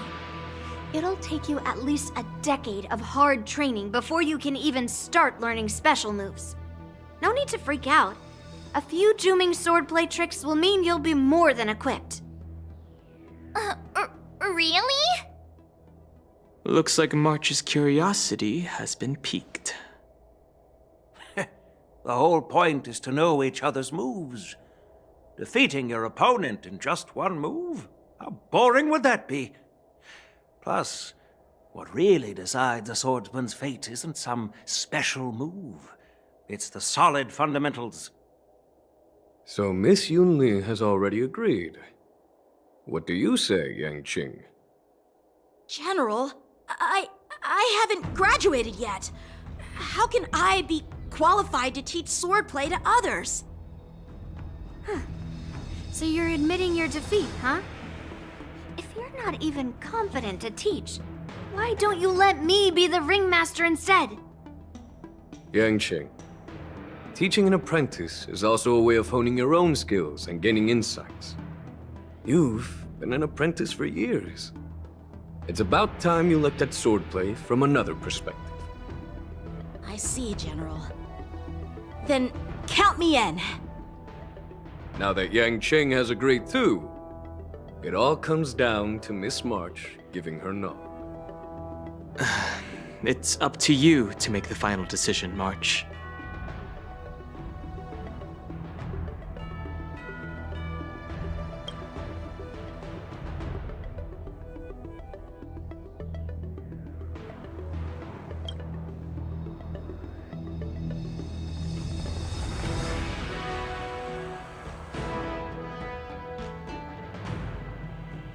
At least that way, I won't have to worry about you accidentally shooting me in the butt all the time.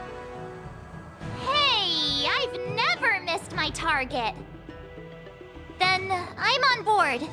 Thank you for your kindness, General Huayan. Great! Starting tomorrow, Yanqing and Yunli will teach you the basics of the Cloud Knight's swordplay. Yunli and I will head out and purchase some sword practice equipment for Miss March. Think of it as a little initiation gift. You're too kind. Oh, wait, you're giving me a gift? Shouldn't it be the other way around?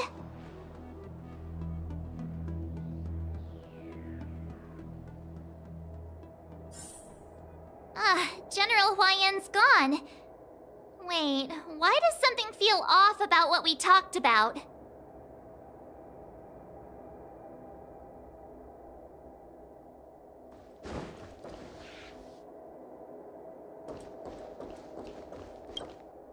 I think we strayed off topic. How did things even get to this point? Yeah, I brought you here because the General said he had some important matters to discuss. But how in the world did Yoon Lee and I suddenly become Miss March's swordplay mentors? Because General Huayan wants us to stick around on the Lo Fu for some time.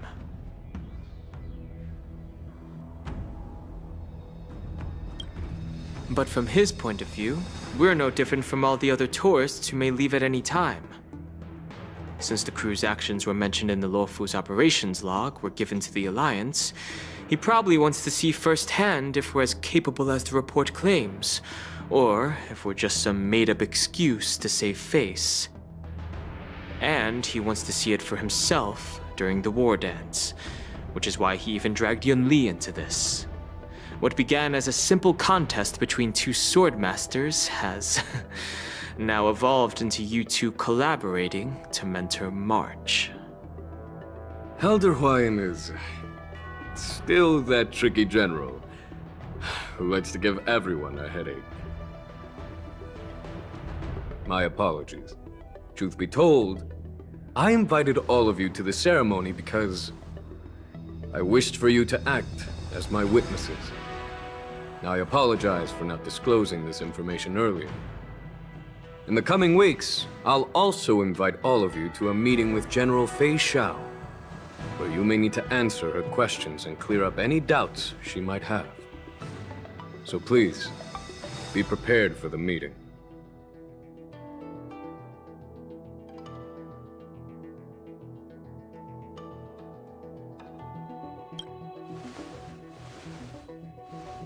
Did we do something wrong?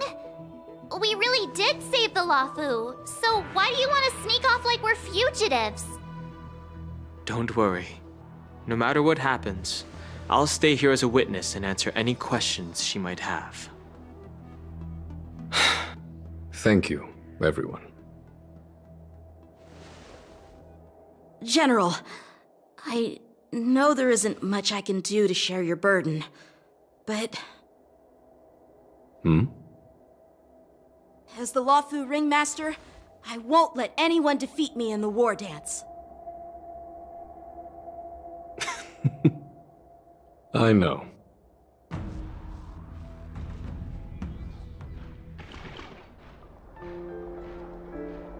The illustrious Merlin's Claw waiting for me? And for so long, too? It's quite an honor. It's been a while, General Fei Xiao. It's been 30 years since we last saw each other. Right, Yukong? Yes. Back then, you were the vanguard of the Yao Qing's Verdant Knights, and I was a pilot of the Lo Fu's Rainbow Orbit Fleet. Who would have thought that upon meeting again, you'd be a general, and I'd have given up flying? It really does feel like a lifetime ago. Well, I wouldn't say I haven't seen you in 30 years. After all, your great victories are announced through the Yellow Bell resonance system every day. So I'm well aware of your great feats. How's your health holding up? Still stable, I suppose. Do you still remember the medic who saved me in battle? That healer with the odd name and peculiar temperament. What was his name again? Was it Pichu? Or Kachio? Jiao Cho. He's been my retainer and personal healer, delegated by the Alchemy Commission from the Xianzhou Yao Qing. Over the years, he's dedicated himself to managing my condition. It's thanks to him that I'm still in good health today. Given my background, I'm happy to have made it this far. I'm relieved to know that you're safe and sound. Well then, since you and Elder Hua Yen are here, I imagine you must have received orders from the Marshal? As your friend, may I ask how the Alliance intends to punish the General of the Lawfu?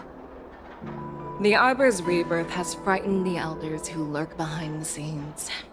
They fear the resurgence of abominations, much like what happened 30 years ago.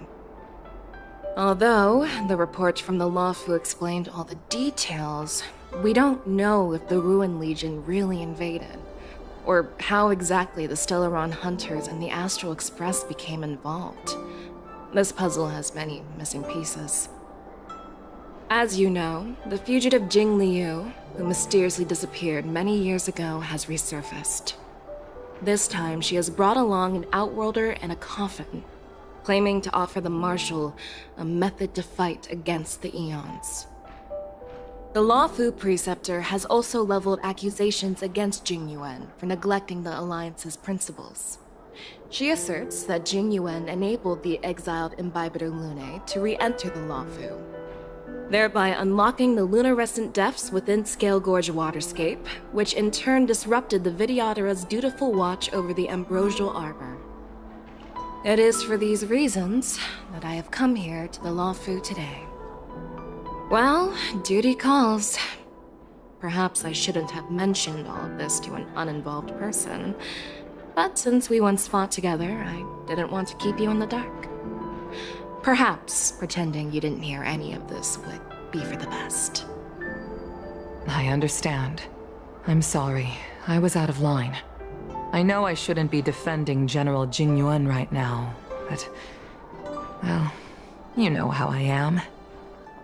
The Lawfu has enjoyed centuries of stability since the end of the sedition of Imbibitor Lunae, much of which can be attributed to General Jing Yuan's masterful strategizing.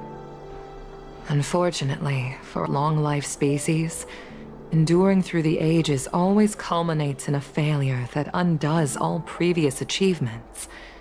A moment that our adversaries relish. That's true. And that's why I'm also here for another purpose. To visit Hule. Hule? You mean that Hule?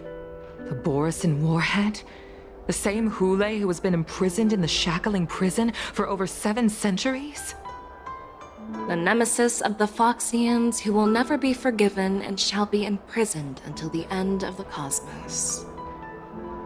I can't quite remember the exact wording, but yes, the very same Hule.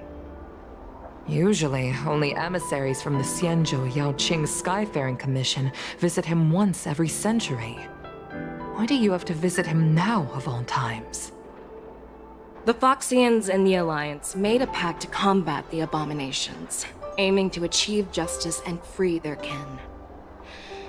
That werewolf monster is to be forever imprisoned in the dark recesses of the Shackling prison, facing unending retribution.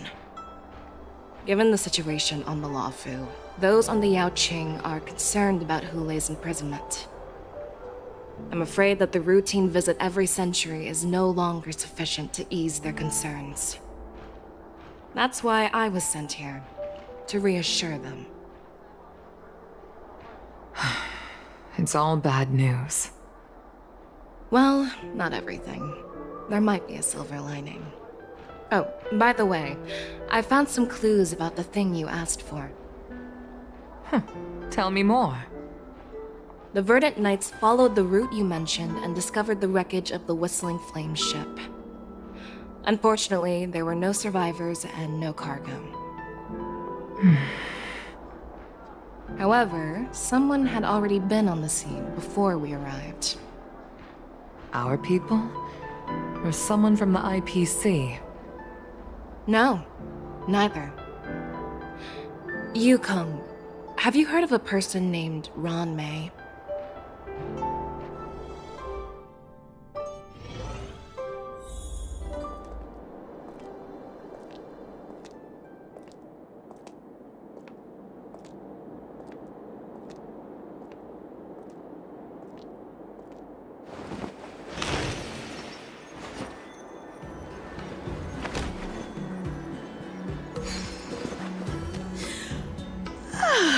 I'm still feeling sleepy.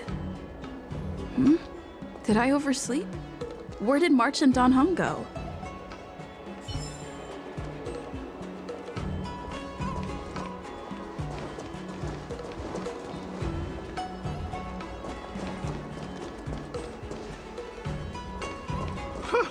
This place is so warm. It's like a giant furnace. There you are.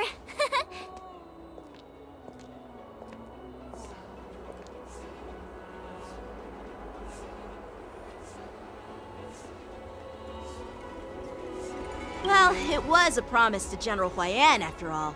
I woke up especially early so I can start teaching Miss March swordplay. Hey, why are you blushing, Master Yanqing? This is, the first time someone has called me Master. I need to, get used to it. Ahem. Let me make it clear. Swordplay training is about improving your body, mind, and strength. It's not a casual game you can master overnight. I promised General Huayan that I'd teach you Cloud Knight swordplay, so you can participate in the war dance and defeat at least one opponent. I'll do my best, but if you break your master's rules...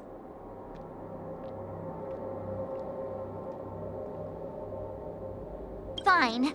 A promise is a promise. Since I promised to study hard, I'll do my best starting today. Great! That's the spirit. March is in your hands now, Yanqing. Don't be too easy on her. Don Hung, do you even have a heart? Did you lose it somewhere? By the way, where's Yun Li? I've found a quiet spot in the back garden of the Palace of Astrum for our first lesson together.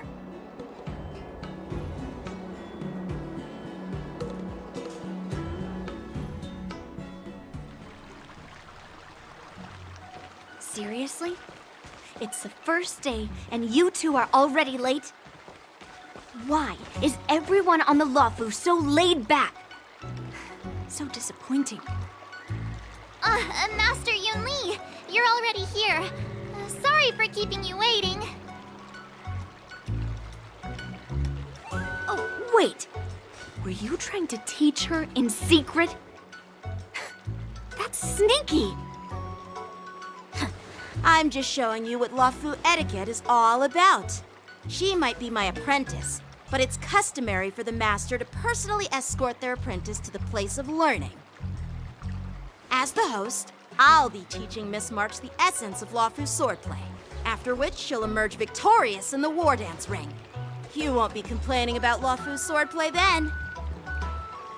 Stand aside, rookie.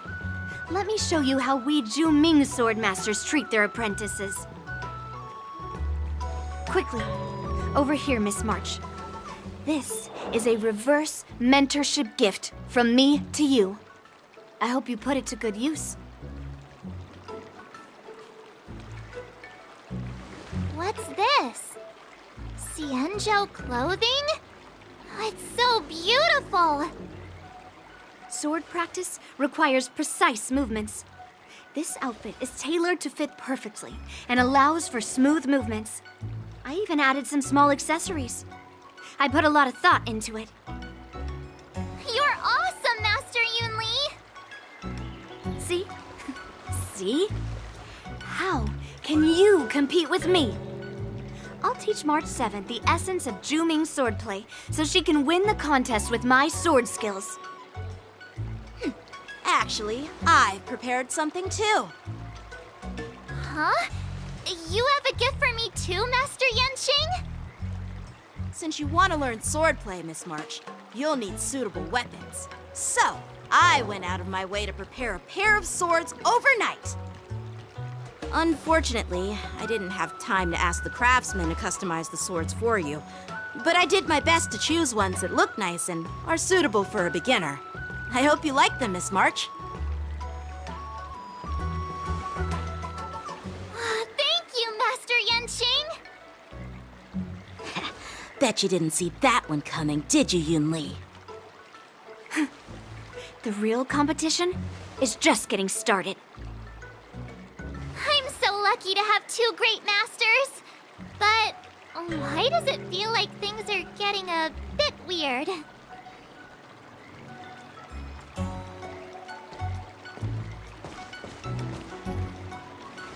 So what do you think, Masters? Does this outfit suit me? Perfect. I chose it carefully. It's perfect for beautiful young swordswomen like you and me. All right, let's get started with the training. The person next to me is a Cloud Knight instructor I've brought in. For your first lesson, try exchanging a couple of moves with him. Wait. We're having actual combat training for the first lesson? Isn't that a bit too intense? Well, I heard you have some experience with archery and martial arts. The first thing we're going to do is see just how strong your fundamentals are. Come on, step forward and strike with the sword in the most natural way you can think of. It's important for us to grasp your natural movements so we can decide where to start and what you need to learn. If you're ready, let's begin. Okay.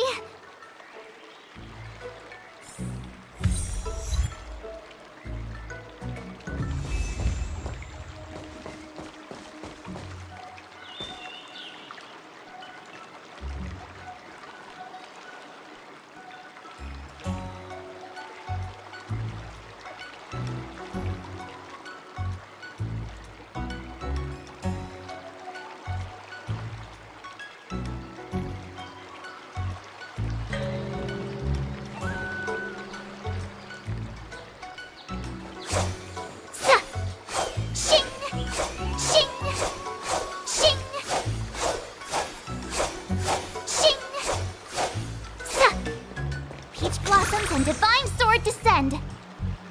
Peach Blossoms and Divine Sword descend!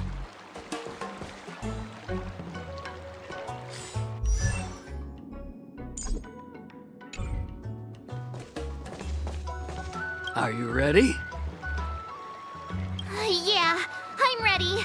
But please go easy on me. Then I apologize in advance, Miss March. I could take 10 of you!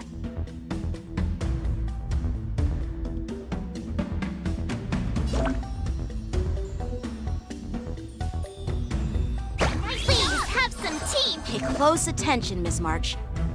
Lafu's swordplay is all about being swift and agile in your movements. Bladed flight! Right on time. Ignore him. Strength is everything. Strike! Again! Yes, you! Like this? Well done!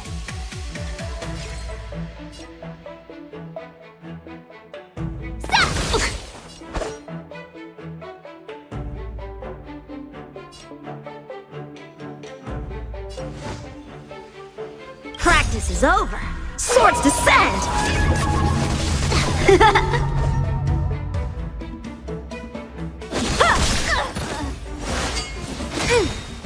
Right on time. Strike with heart. Slap! Severing mountains! I'm starting to get the hang of it.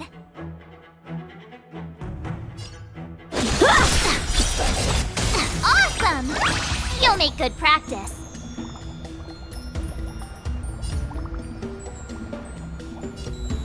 With a true heart and focused mind, here I come! Yes, you! Strike! Right on time. Leave through clouds!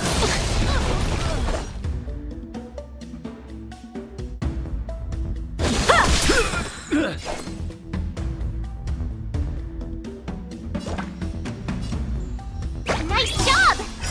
How many can you block? Time to show you what I can really do!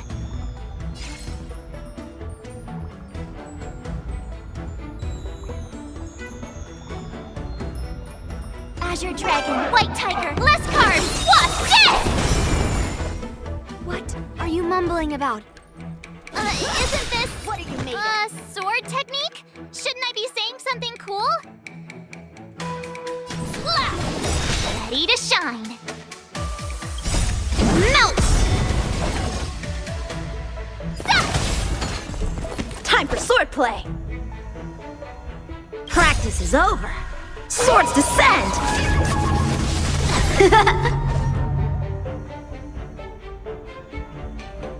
Strike with heart! Descend to Earth! I could take 10 of you! Yeah! Yes, you! Awesome! Alright, check out this move!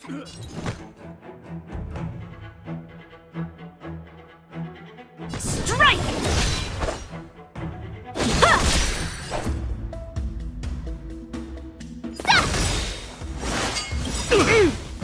Right on time!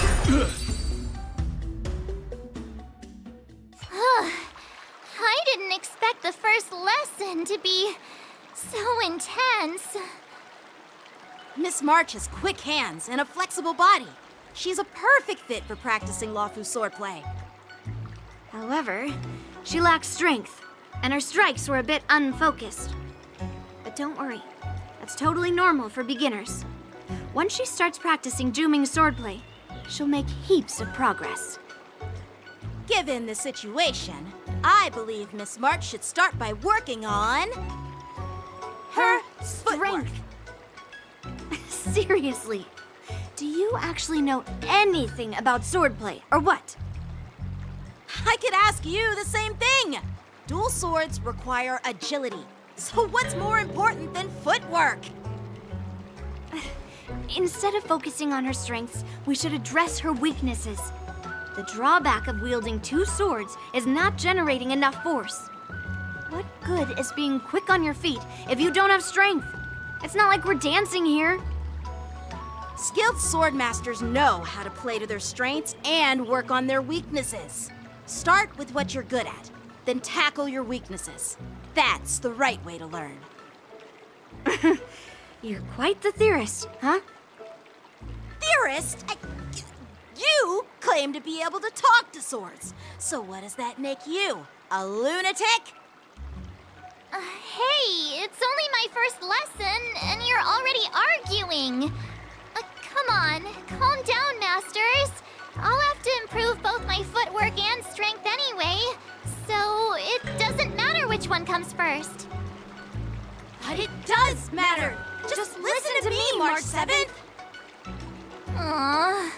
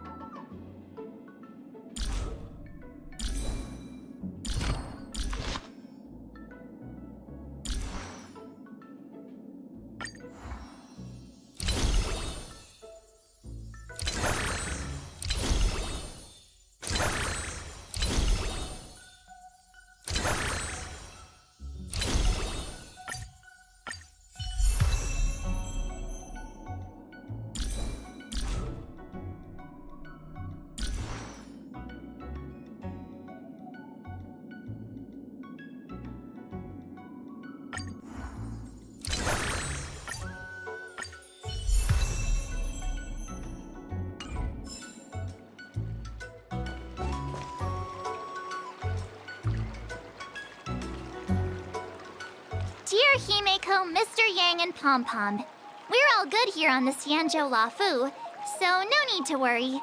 By the way, how's your trip going?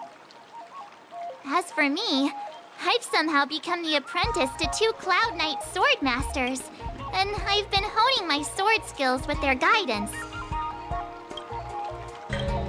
One of them is Yanqing, the boy we've all met before. The other is Yun Li, the granddaughter of General Hua Yan from the Xianzhou Juming.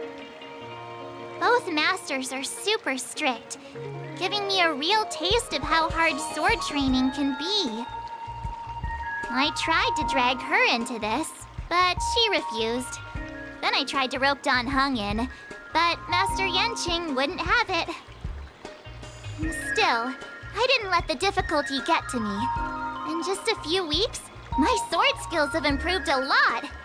Both my masters think I have unique talents in swordplay, and are literally fighting each other to teach me their skills. Thanks to their guidance, I've actually made some progress. When I get back to the Express, I'll definitely show off my skills and impress you all. Looking forward to your reply. Yours, March 7th.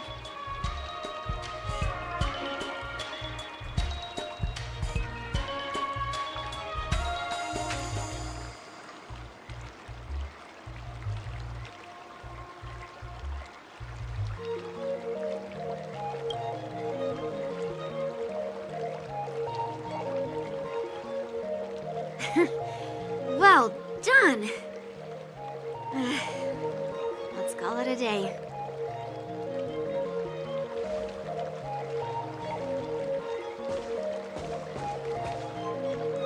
Miss March's sword skills are really coming along. She'll hold her own just fine in the war dance.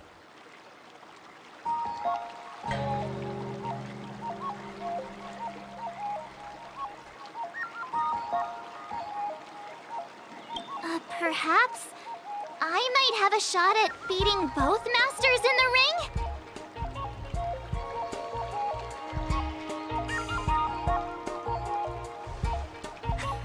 Get real. You've only been practicing for a short while. How could that possibly happen? With your talent, Miss March, if you dedicate a few more decades to training, you might eventually be able to defeat Yun Li. Decades? But I'll be an old lady by then. No, no. Can you believe it?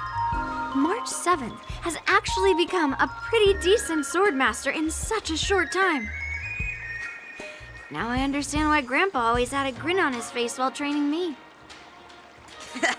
Are you sure he wasn't laughing at you? Oh, shut up. It's all thanks to your amazing guidance, Masters. Miss March, you're really getting the hang of wielding dual swords. If you're keen on advancing, trying out different Xianzhou blades can improve your touch. Oh, let me see. Which sword is the most powerful? Single sword? Great sword? Or maybe a flying sword? There's no such thing as the most powerful sword. It's all about the skill of the swordmaster. Yanqing wields several flying swords, while I only wield one. But remember how I kicked his butt at the Alchemy Commission? First, you didn't kick my butt. Second, you'll never kick my butt. Third, how about we settle this right now and see who kicks whose butt? Yeah, I'm up for that.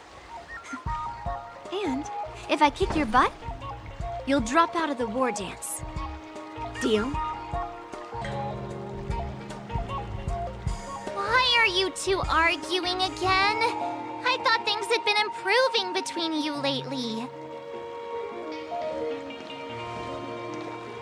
There was talk that the leading disciples of the Law Fu and Juming generals were supposed to face off in the war dance, but for some reason, they suddenly teamed up to train an apprentice of their own. Turns out, the rumors are true.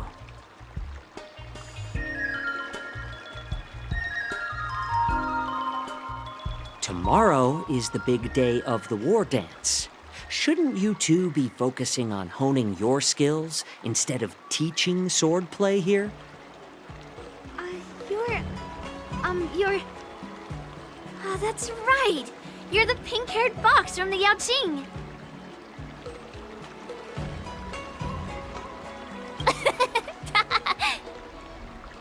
What are you laughing at? You've got pink hair too. I'm Jiaoqiu, the healer working for the general of the Zhenzhou Yaoqing. Ah, got it. So, you're the participant attending the war dance on behalf of the Yaoqing. And you were trying to sneak a peek at our training? Sorry for the misunderstanding. I don't know anything about martial arts. I'm just here on the general's orders to take care of some official business. I didn't mean to interrupt your training. I'll be on my way. If you know nothing about martial arts, why were you smirking earlier? Well, my curiosity got the better of me, I suppose. When I heard Miss March's pondering about what to learn, I couldn't help but wander over. From my professional experience, cleavers, slicers, chopping knives, and carving knives are all just tools. Kind of like frying, sautéing, boiling, and deep frying in cooking. They're just ways for people to show off their skills. How you use them really depends on the ingredients you're working with. It's like your sword teaching methods. If you align your ingredient, in other words, your apprentice's natural tendencies, with the right cooking method, by which I mean the teaching method that best suits her, she'll make double the progress in half the time. For example, golden eggplant tastes best when fried, cloud peppers when stir-fried, and yellow boulder beef when simmered. It's all about discovering the nature of the ingredients. Apprentice.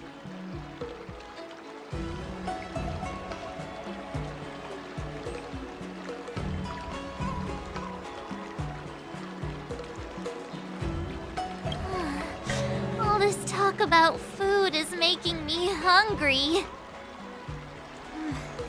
Are you a healer? Why are you talking about food? Well, it's just a metaphor. The medicinal school I follow on the Zhenzhou Yaoqing is called the Ranja School, that specializes in food therapy. So it's only natural that I know a thing or two about cooking. So, you're the general's cook? I'm a healer. But anyway, a cook who isn't interested in health doesn't make for a good advisor. Fine. Call me a cook if you want. Seeing the way you're looking at me, it's obvious you think I'm just some feeble academic who likes to blabber on about martial arts. But, in reality, I know a thing or two about killing. After all, the art of healing inherently encompasses both life and death.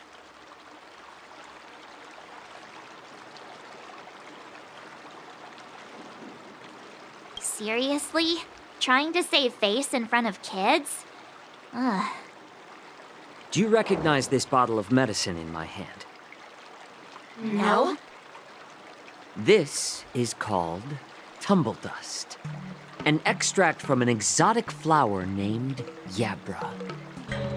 Ugh, is it poison? Well, it depends on how it's used. With just one drop, it's able to numb a patient's body during surgery, making them painless throughout the entire process. However, increase the dose or the potency, and it'll slow the metabolism, making the blood thin and resulting in the loss of all senses. Even long-life species cannot escape its effects. This thing can save lives or take them. It's more powerful than the swords in your hands. That may be so, but still, I prefer settling things with a sword than, you know. Huh. Looks like I did get you all wrong. You're not a feeble scholar, but a sinister and despicable one. Hey, why the insults all of a sudden? I'm just sharing some medical knowledge here, not persuading you to poison anyone.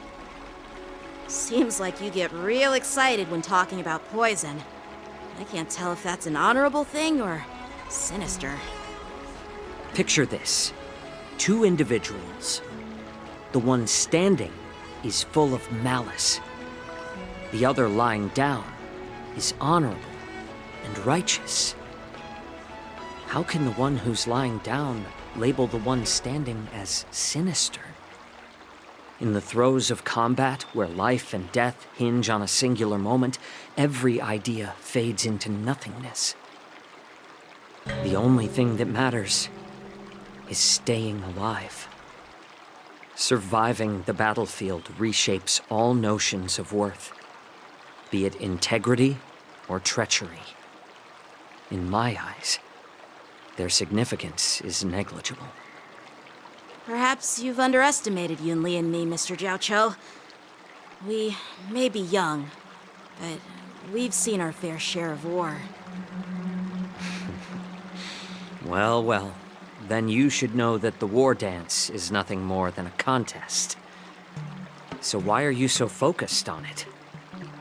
When I was appointed as the ringmaster for the war dance, I asked the general, we Cloud Knights are supposed to charge into the fray and slay enemies. Why do we have to swing swords in a ring just to please an audience? And this is how the general replied. To unsheath your sword in a ring is no different than on the battlefield, as your sword reveals the might of all Cloud Knights. The war dance is the perfect chance to showcase martial virtue and forge alliances from all over the cosmos. When we unsheath the sword without drawing blood, we not only display our might, but also the martial virtue of the Cloud Knights. That's quite an insightful statement, Yanqing. Well, my apologies for being so short-sighted. I've been on the Luofu for quite some time, but I haven't had the chance to see the ceremony venue for myself yet. Hearing you speak so highly of it has piqued my curiosity. Would you mind showing me around? You want to see the Sky Splitter ship where the war dance will be held? Let's go! I bet Yun Li and Miss March haven't seen it either, right? Well then, I'll give you all a tour.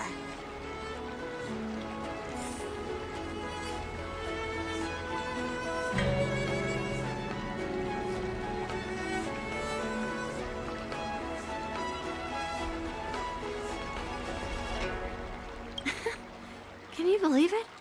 March 7th has actually become a pretty decent swordmaster in such a short time. Now I understand why Grandpa always had a grin on his face while training me. Surviving the battlefield reshapes all notions of worth, be it integrity or treachery. In my eyes, their significance is negligible.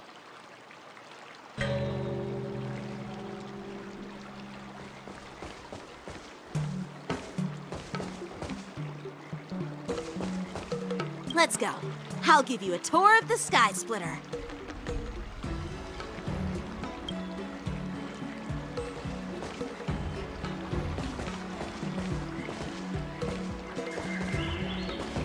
Let's go. I'll give you a tour of the Sky Splitter.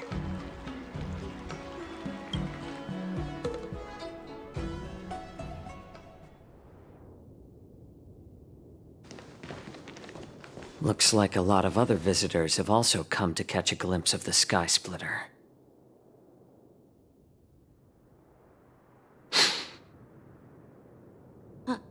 What's up, Mr. Jiao Cho? No, it's nothing.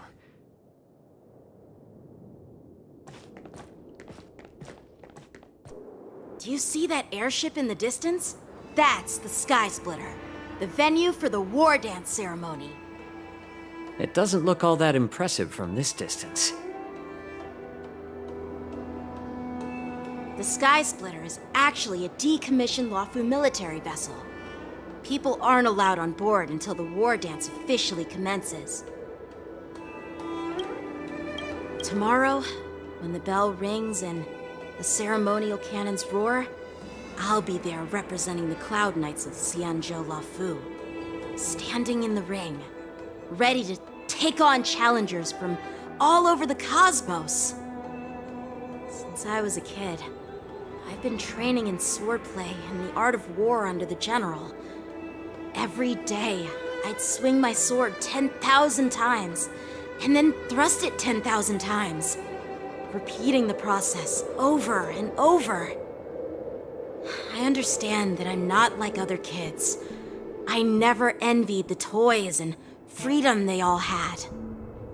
I never found sword practice boring or hard. Even in the thick of battle, facing down savage abominations, I never felt scared. Each day, I could feel myself getting stronger and stronger, and I racked up countless victories. It's the best feeling in the world. But then, I faced a really tough opponent, and just one slash shattered my confidence into 1,000 pieces. That's when I felt true fear for the first time. Maybe that's what Mr. Zhao Cho meant by life and death hinge on a singular moment. Every idea fades into nothingness. After that, I had to pick up the pieces and try to put myself back together. But no matter how hard I tried, I couldn't seem to find my old happy self again. I often ask myself, why do I wield my sword? If defeat is inevitable, why do I continue to fight? Is it to reclaim the joy of victory? To meet the general's expectations? Or to secure my honor among the Cloud Knights? While the general could teach me the art of swordplay, he couldn't teach me why I should keep on going. He said the reason must come from within myself. I've been struggling to find that reason. But after talking with you, Mr. Zhao Cho, I think I already have that reason in mind. As a member of the Cloud Knights and the General's apprentice, I've had a weight on my shoulders, and I know there's still more to shoulder. But when I wield my sword, it feels like I'm letting go of everything. I love the feeling of giving it my all, facing any obstacle in front of me, pressing forward. That's why I wield my sword. Oh, Yanqing. So young, yet so grown up. By the way, how old are you exactly? Age doesn't really matter. All sword masters will understand how I feel. I get it. Looks like all the kids on the Luofu live tough lives. So, how about you, Miss Yunli? It's not polite to ask a girl her age, no matter which Xianzhou ship you're on. I'm not asking your age. I'm asking if you have a dream like Yanqing has. You don't talk like a cook. You sound more like a TV host or something. Need I repeat myself again? I'm a healer. Well, I don't have a dream like Yanqing does. The only reason I'm participating in the Ringmaster's Challenge is because I made a promise to my grandfather that I'd win the precious sword he's contributed to the war dance. Sounds like that mind of yours is just filled with swords. I bet you've got nothing better on your mind. My father was a craftsman on the Xianzhou Juming. Because of his foolishness, many innocent people fell victim to the cursed swords he forged. Since I was a kid, it's been clear to me that not everyone deserves to have a weapon in their hands. Giving them a sword is no different than being cruel to the innocent. So, whenever I come across someone unworthy of a sword, I can't help but want to take it away from them. Given that Yanqing is the war dance ringmaster, I'm stepping up to challenge him. To ensure the precious sword doesn't fall into the hands of an unworthy master. Hey, what do you mean by an unworthy master? I see. It's not easy for kids on the Juming either. Well, it's better to have a reason for wielding a sword than to be lost and confused. I've saved countless Cloud Knights in my life, and there are plenty of exceptional warriors, just like the two of you. What happened, Mr. Zhao Cho? Oh, nothing. I was just reminded of some old friends and old tales. Judging from my professional perspective as a healer, both of you possess remarkable vitality. Your energies flow like raging fires and mighty gales. The upcoming fight will definitely be impressive. Well, we've seen the Sky Splitter and toured the Stargazer Navalia. I guess it's time to say goodbye for now. What? You're leaving already? But you haven't asked me about my dreams. I've been working hard too, you know. It's getting late, Miss March. Unlike you lot, I'm a grown-up bound by responsibilities and duties. The tasks entrusted to me by the General won't complete themselves. By the way, Yanqing, is it normal to have so many people wandering around in an automated area like the Stargazer Navalia? Actually, this is a restricted area. But since you're all guests, I made an exception, so you could take a look around. I understand. Well, I'll take my leave. I wish you both the best of luck in the ring tomorrow.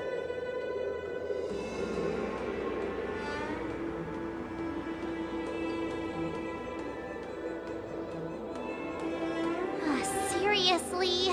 I just spent so much time thinking about my dream, but he didn't even ask me.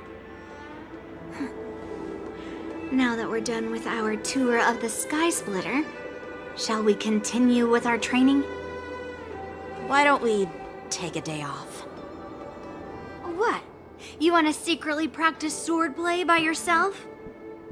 Dream on. You know cramming before a fight never works out. For some reason, seeing the Sky Splitter has boosted my confidence. So, I've decided to conserve my strength for tomorrow. All right, I'll take you out of the Stargazer Navalia.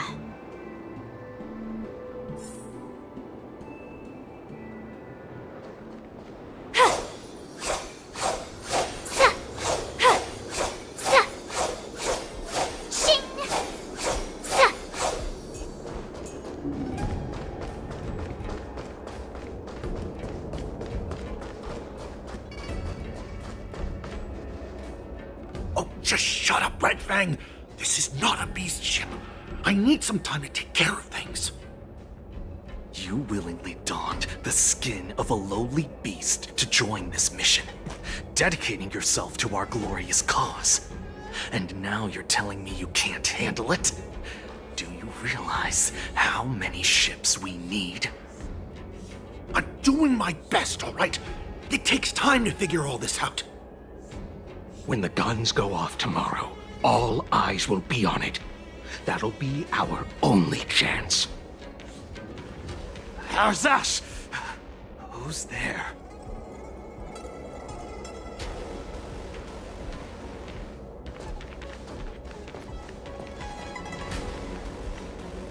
Who are you guys? An impromptu inspection. Why are there outsiders loitering in Stargazer Navalia? And a bunch of kids at that. Hey, kids, didn't your parents ever tell you to stay away from the Stargazer Navalia? I know it's an automated facility, but it doesn't mean you can just break in and do what you want.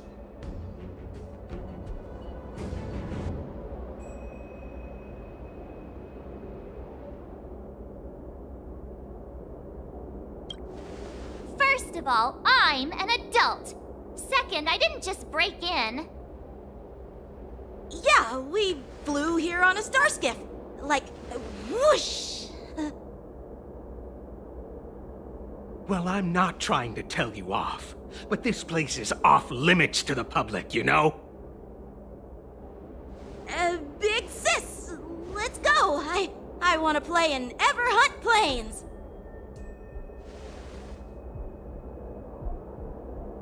Huh? Ever hunt planes?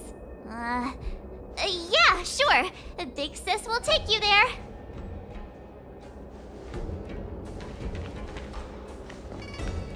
Shuha! You should have let me. Shh, the overhaul is done, and everything looks good. We should leave.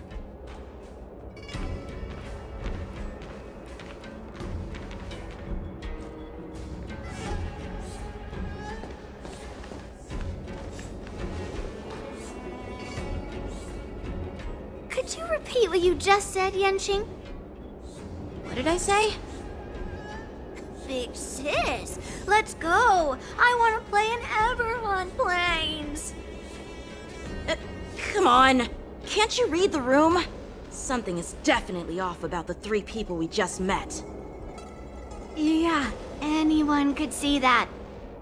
I just wanted to hear you say it again. That pink-haired fox tried to say something. I'm pretty sure he sensed something fishy. Since he's not familiar with this place, he just dropped us a hint.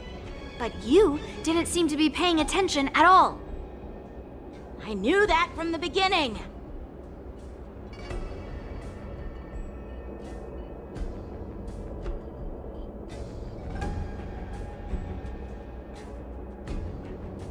They said they were doing an overhaul, but it looked like they had no idea how to operate the Starskiff production line, right?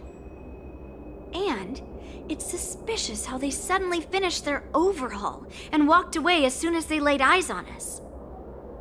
A Cloud Knight, a member from the Skyfaring Commission, and a craftsman. They're from various departments, and the reason for the overhaul seems legit. But one of them blurted out some weird language just now. Did you hear that? I have a feeling that if we secretly tail them, we'll definitely catch these guys in the act. Follow my lead, and be careful not to blow our cover.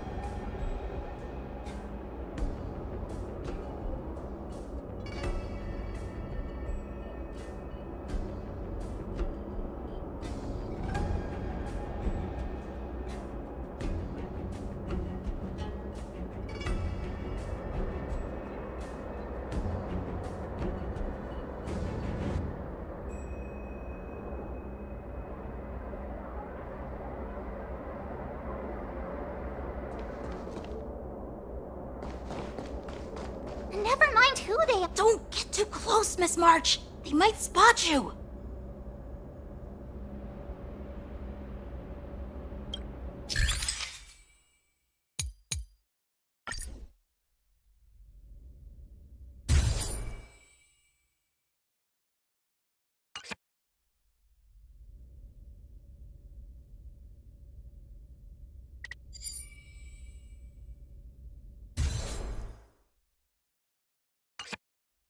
We should have just killed those lowly beasts. Those little brats won't take up much space. There are boxes all over this place. Just dump them into one and no one will notice. Cut the theatrics, Grulok. Even the slightest slip-up could interfere with Lord Moktok's plans. So where are we heading next? To check the freight skiffs. We've got a lot of preparations to do. Also, don't forget to take those crates with you. Weapons, supplies. We've got to be well prepared. Otherwise, we're screwed. So, are they smugglers? What exactly are they up to? I have no clue. They seem to be moving those crates. I've got an idea. We can hide inside the crates and follow them.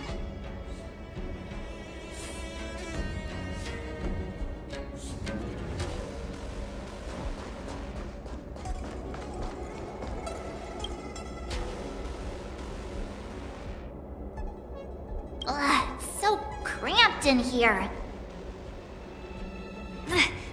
I can hardly breathe. Just hang in there.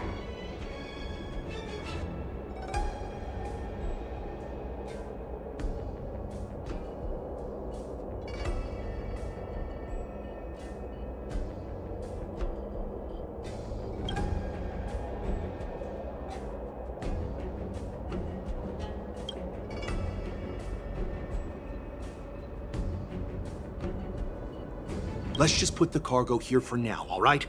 Then we'll move on to inspect the ships. Lord Moktok said that as soon as we're done, we're to board the freight skiff and leave this place. Don't worry, I've changed the shipping schedule. You two, come with me. Is it just me? I keep smelling that stench of lowly beasts everywhere we go. Don't be so paranoid.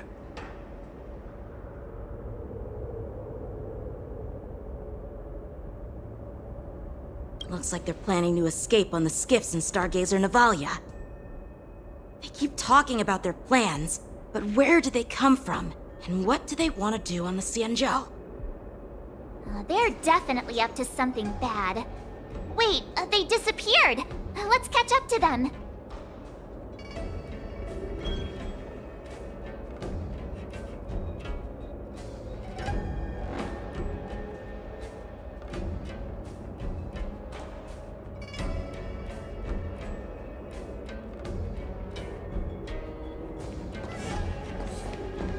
Tread softly, breathe quietly, and make sure to keep an eye on them. Hide out of sight as soon as there's any sign of activity.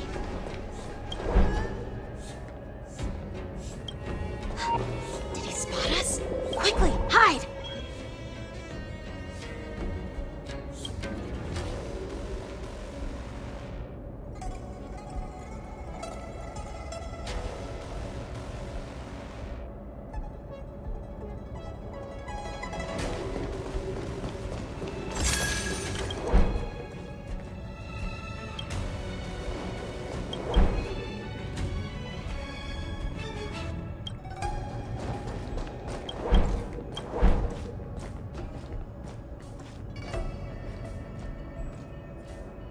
Don't be so paranoid.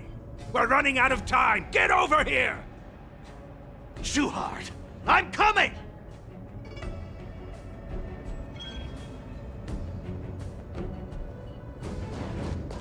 They're leaving. We should catch up to them. Quickly!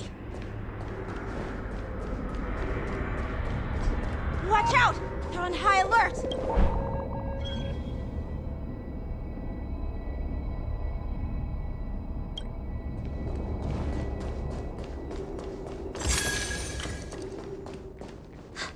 Did he spot us? Quickly, hide!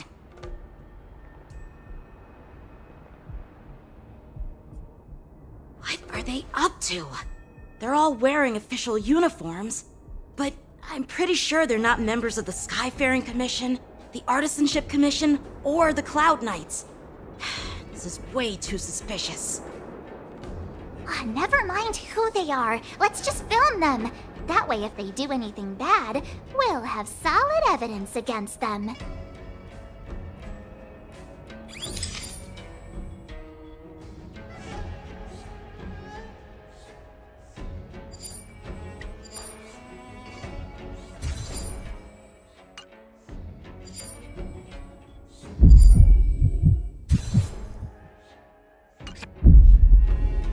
Look at this. A freight star skiff with enough room to fit at least 20 of my men. I'll let the others know and have them prepare more star skiffs. Once we're past the checkpoint, there will be beast ships waiting for us. Lord Moktok is ready. The revival of our ancient bloodline all hinges on this operation. What did he just say? Beast ships?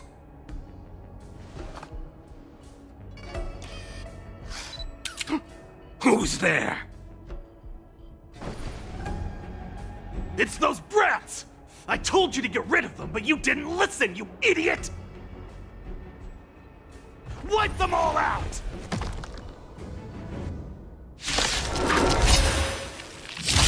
Borison? Ready to shine. Adusa! Die, you lowly beasts! Nice job! Not very sportsmanlike.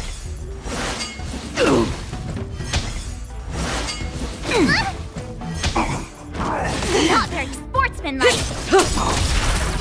Time to say bye. Boom. Beneath the waters lies an endless abyss. I weep for the departed. It too shall fall.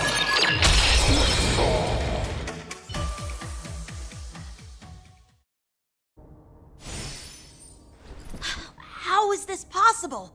How did these Foxians change their appearances like that? They're not Foxians at all. They revealed their true form. They're Borison, just like the bandits I defeated on the IPC ship.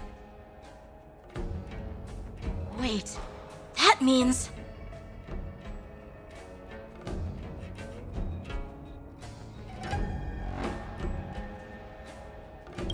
What kind of trick did they use? When we were tracking them earlier, they looked just like normal Xianzhou Foxians. It's not just a simple disguise of wearing our clothing and shaving their whiskers. They're somehow able to alter their appearance to be indistinguishable from Foxians. They even have official IDs for the Skyfaring Commission, the Artisanship Commission, and even the Cloud Knights? Let me check this fake Cloud Knight's tag. Maybe it'll give us some clues. Lujun, an officer of the Patrol Defense Squad? Wait! What's the matter? I encountered a patrol officer named Lujun before. It was a few weeks ago, when we were transporting the Borison prisoners. If they can forge official identities and move around the Xianzhou without raising suspicion... Oh no, this is bad. Even worse. If you find one cockroach on the Express, it usually means... There are more Borison hiding on the Xianzhou. I bet their plan is much bigger than just stealing information. We've got to report this to the Seat of Divine Foresight.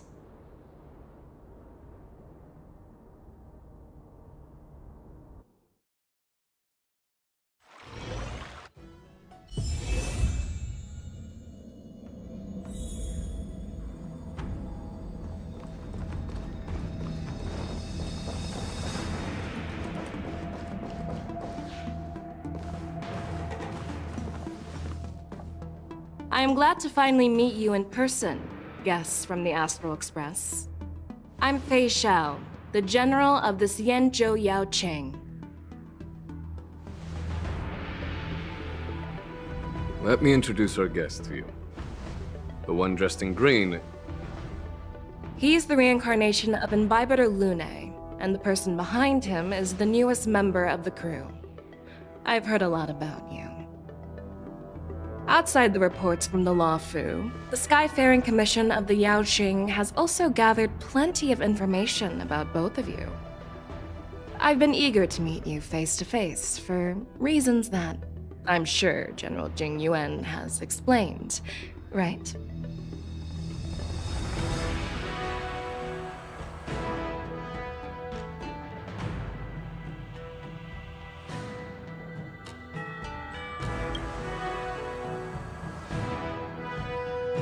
Straight to the point.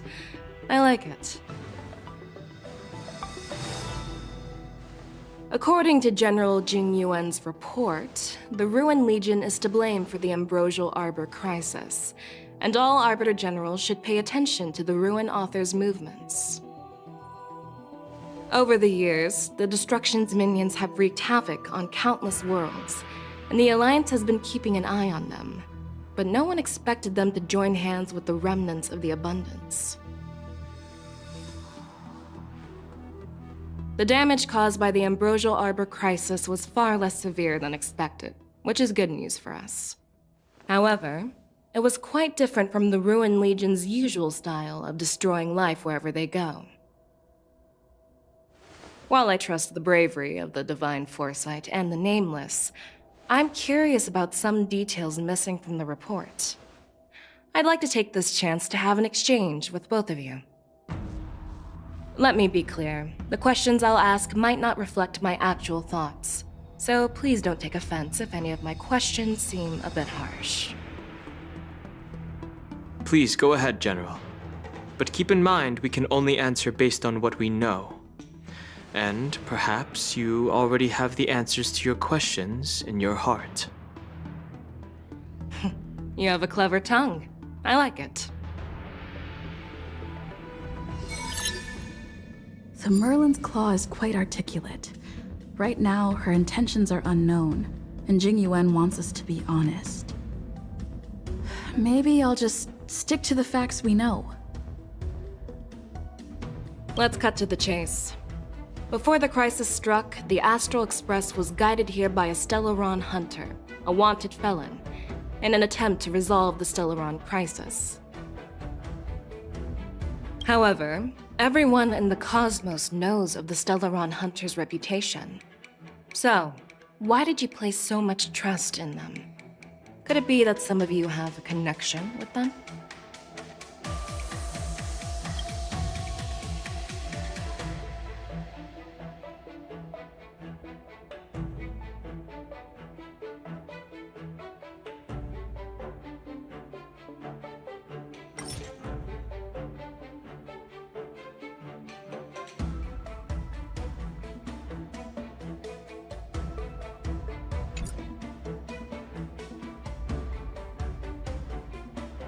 You know what?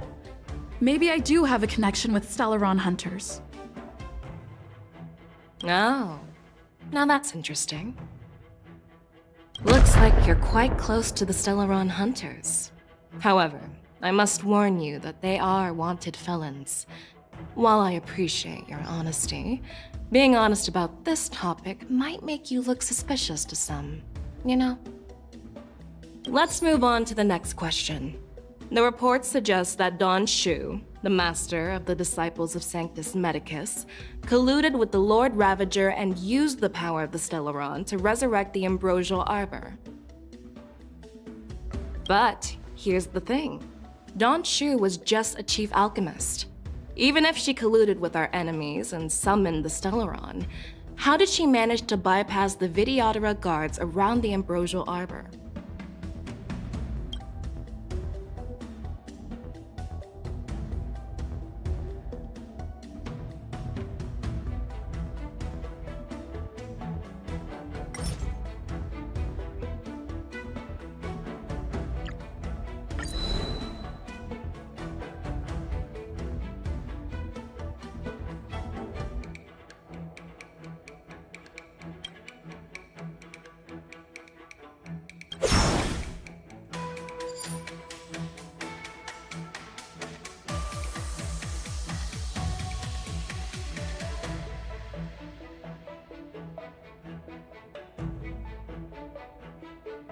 If the Luofu hadn't exiled Dan Heng, leaving the Videodora with no leader, they wouldn't have fallen into chaos, and there wouldn't have been the opportunity to bring the Stellaron to the roots of the Arbor unnoticed.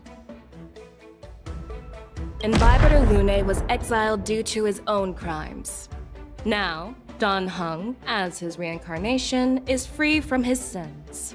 However, why did he risk trespassing on the Xianzhou Luofu before his exile was lifted? I was concerned about the safety of my companions, so I acted brazenly. I admit I was reckless at the time, but you returned despite everything. Now, let's consider the outcome. The Arbor was resurrected, and the Lawfu required a High Elder to repair the seal and suppress the plague mark. It's hard not to think about the stakes involved, right?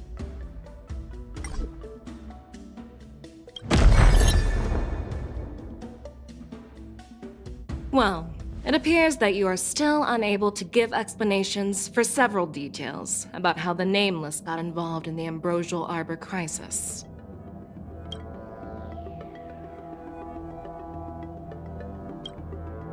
Generals, I am finished with my questioning.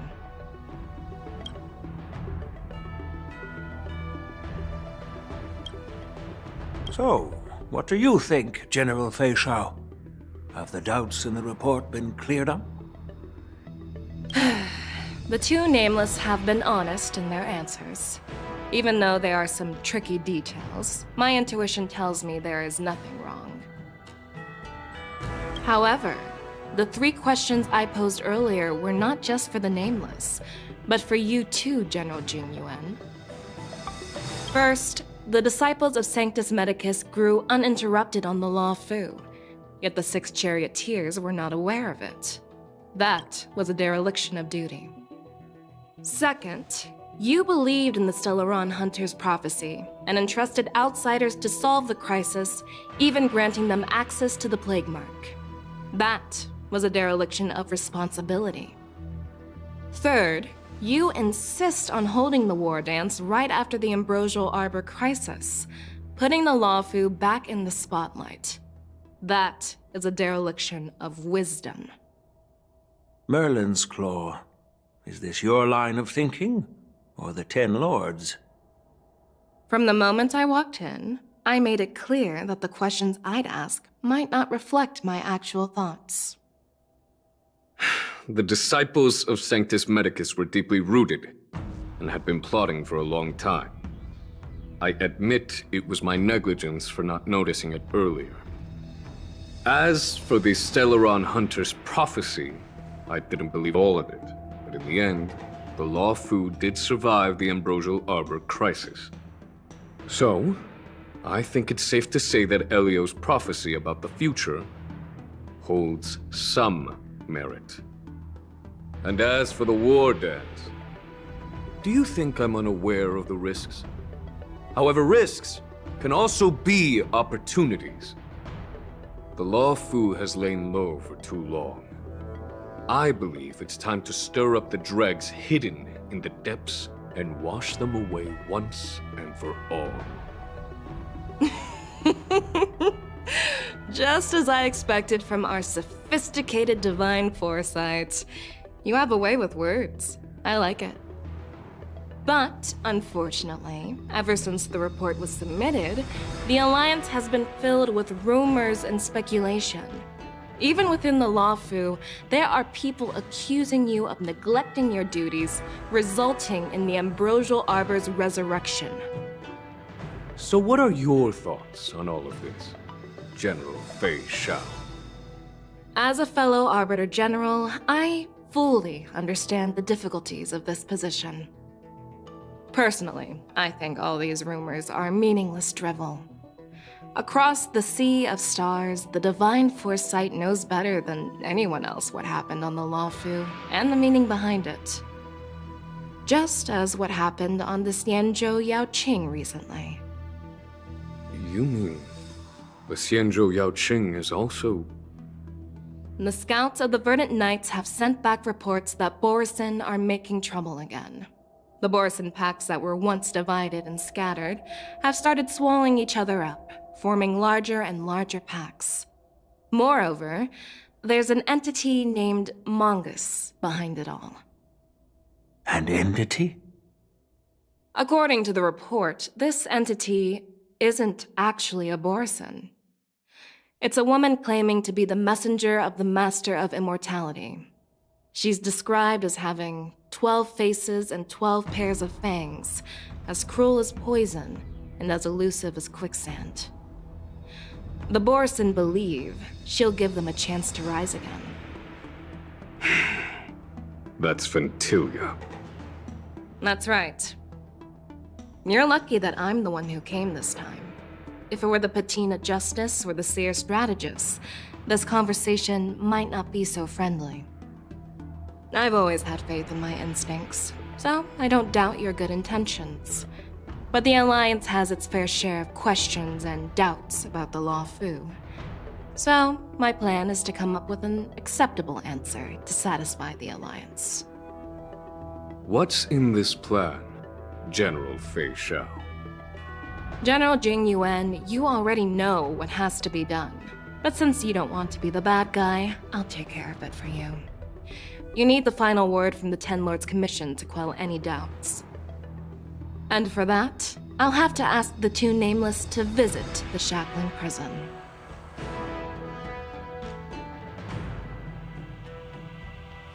No, I'm not imprisoning you. While you're there, I'll ask a judge in the Ten Lords Commission's Interrogation Division to record a detailed testimony with the karmic mirror from both of you. We'll fill in the gaps that weren't covered in the report and silence any protests within the Alliance. I'm okay with that.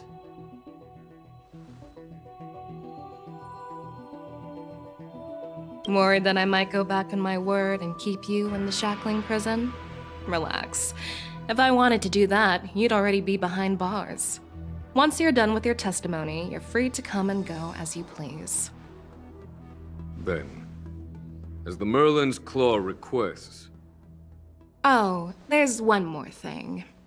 This testimony is for silencing the voices of opposition within the Alliance, but I would like to urge General Jing Yuan to listen to the pleas of the Foxians on the Xianzhou Yaoqing. So, you are here for Hule. Exactly. Hule is locked up in the Law Fu's Shackling Prison. Since he is the broodlord of the Borson, I want to transfer him onto the Xianzhou Yaoqing and imprison him there. The recent movements of the Borson suggest they're planning something big, so we must act preemptively. It makes sense to have the Foxians keep an eye on their arch-nemesis. Since you trust my judgment, I'll repay that trust. What do you think about all this, General Huayan? I was worried this would turn into a heated argument, but it seems like both of you are on the same page, solving each other's problems. I couldn't have asked for a better outcome. And as for Hule, I'll send my lieutenants Zhao Chou and Moza to check on his condition in prison and ready him for transport. If there are no more questions, shall we get this started?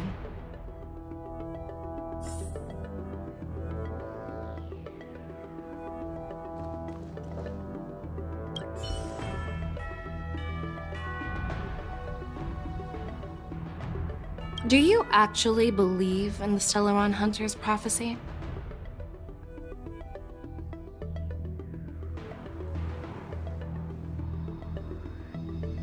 The Xianzhou's matrix of prescience can also predict the future. Do you believe in its prophecies? I understand.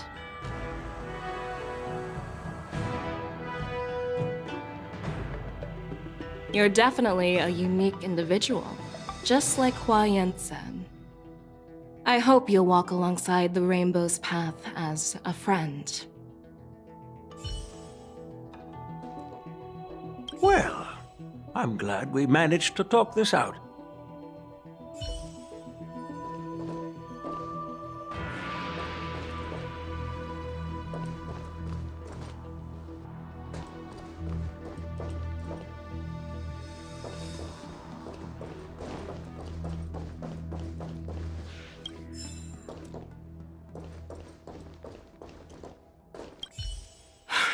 I'm really sorry about all this. But the testimony in the Shackling Prison won't take up much of your time. I'll call for a messenger to take you to the Interrogation Division. You just need to give your testimony, and then you can head back. So no need to worry. As you wish, General.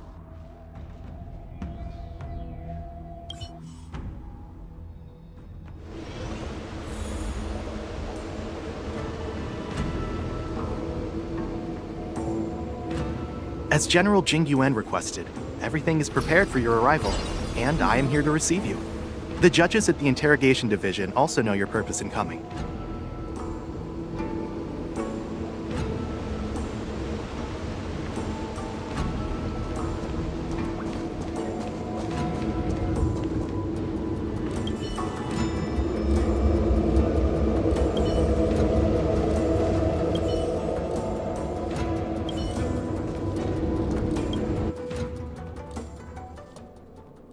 The shackling prison.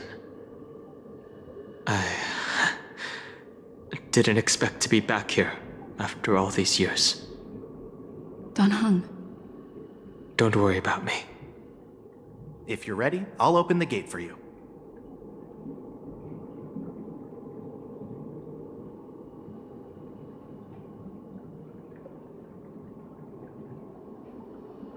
Exactly.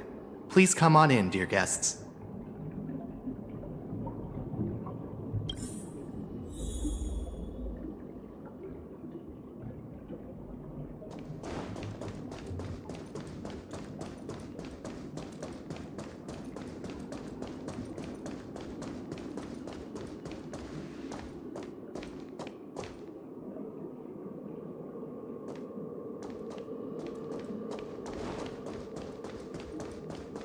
If you're ready, I'll open the gate for you.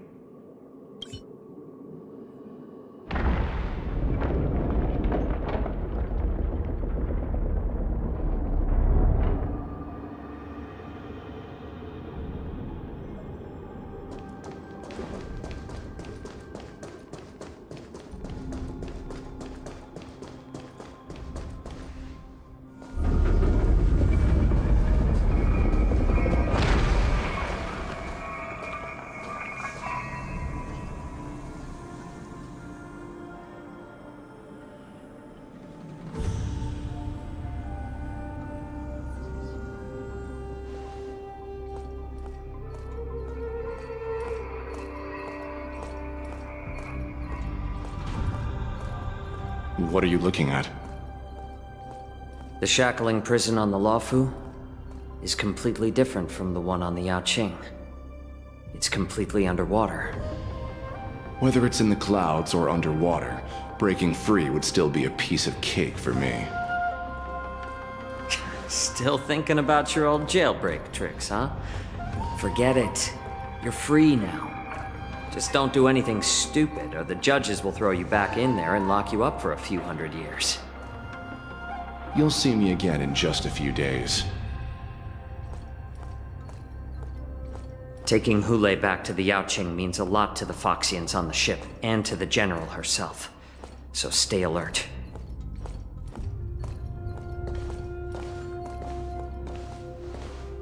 Guests, my name is Shui Yi, and I'm here on orders from the Incarceration Division of the Ten Lords Commission. We're Jiao Chou and Moza.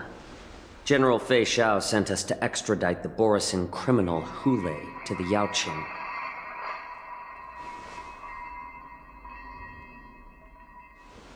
We're here to inspect the conditions of his imprisonment and make preparations for the handover and transportation. I assume you've been briefed, Your Honor. Your visit request has been approved. I'll be your guide for this trip. Prisoner Hule, the warhead and brood lord of the Borisin abominations of abundance and the arch-nemesis of the Foxians, is responsible for 2,123 wars of aggression and countless associated crimes. Due to his heinous acts, he has been imprisoned in the depths of the shackling prison and subjected to the punishment of the Forest of Swords until the end of time. He shall never be pardoned. No need to repeat his crimes and sentence, Your Honor. He is the greatest enemy of us Foxians. The stories of his atrocities are used to terrify our children. I'm well aware of every crime he's committed. Let's move on to the next step. When it comes to visiting criminals, there are rules in place to ensure your safety. I know you've heard legends about Hule since you were children, but your knowledge about him is likely very limited. Only the judges of the Ten Lords Commission truly know what kind of abomination is locked up at the bottom of the shackling prison. It has been centuries since Jing Liu, the former sword champion of the Luofu, captured Hu Lei. And during all those years, we never provided him with any food, yet he somehow managed to stay alive. It defies all the documented physical characteristics of the Borisin. The Forest of Swords, forged by the Punishment Division, is a device of intense torment, used to execute sinful abominations. Most Borisin die within 3 days in the forest, but Hu Lei is different. Every time the blades pierce him, his body instantly heals. Despite the brutal punishment, he somehow manages to survive. The complex rules are there because of his abnormal characteristics. Do you understand now? I apologize for any offense caused. Please continue, Your Honor. I've given you the instructions regarding Hu Lei's visitation. Please make sure you read them carefully.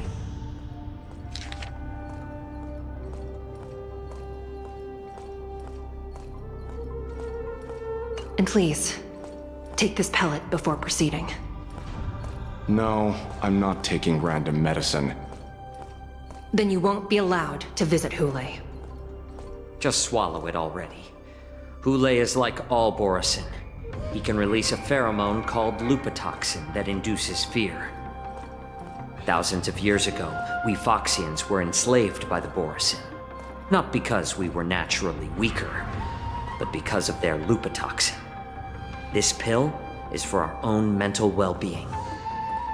I understand. I knew you were a reasonable person. Now that we've taken the medicine, let's proceed.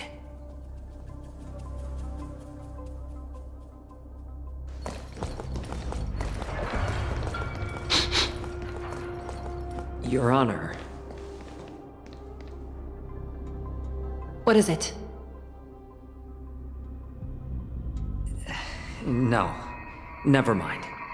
Maybe I'm just imagining things. Let's keep moving.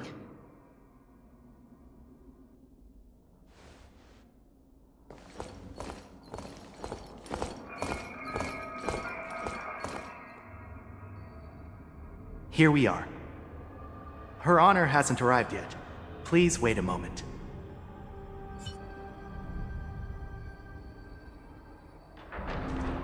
Her Honor hasn't arrived yet.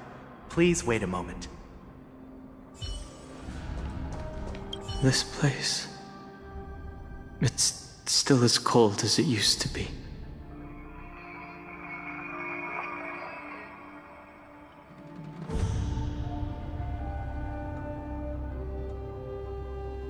Sorry, I was just reminiscing about some unpleasant memories.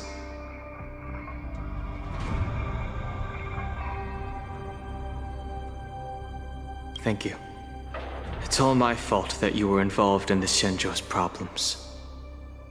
You shouldn't have to see the inside of the shackling prison. I'm so sorry. I wish I could show you the real sights of the Luofu.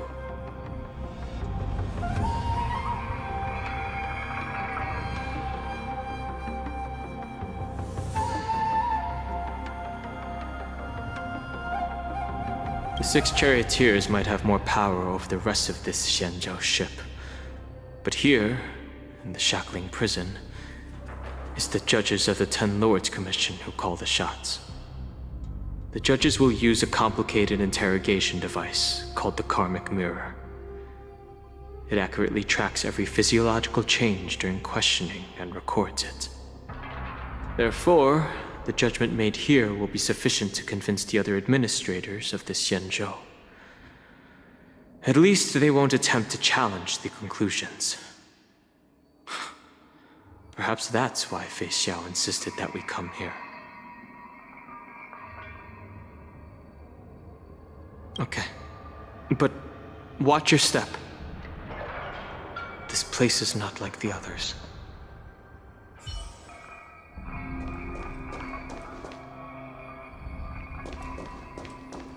Her Honor hasn't arrived yet. Please wait a moment.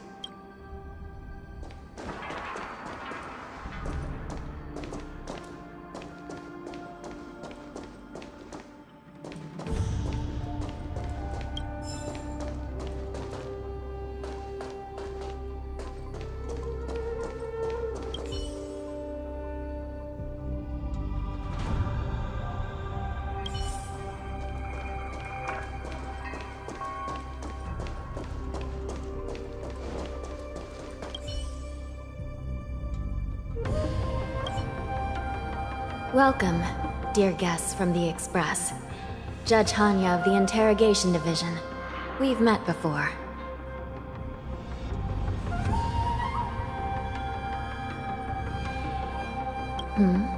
You don't want to see me? Well, in that case, I can call in the judge who's an expert in acupuncture, or the one who's handy with axes and saws, or the one who knows all about whips and ropes. We've got plenty of options here, and we'll find one that suits your taste. Just kidding. We judges work in shifts, and it just happens to be my shift. Maybe we're destined to cross paths. Please allow me to express my gratitude to you again for subduing the demons in the Fixtral Garden. Looks like while March 7th and I were clueless, you already made many friends on the Xianzhou Luofu.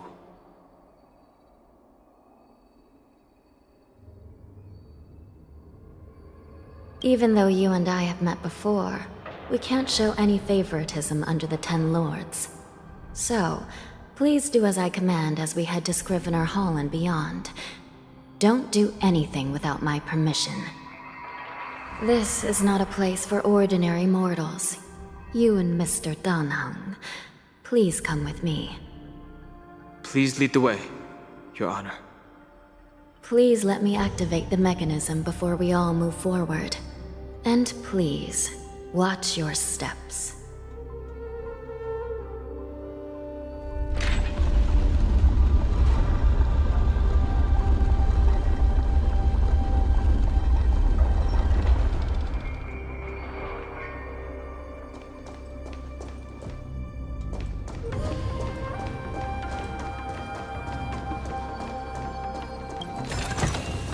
A sincere heart prevails.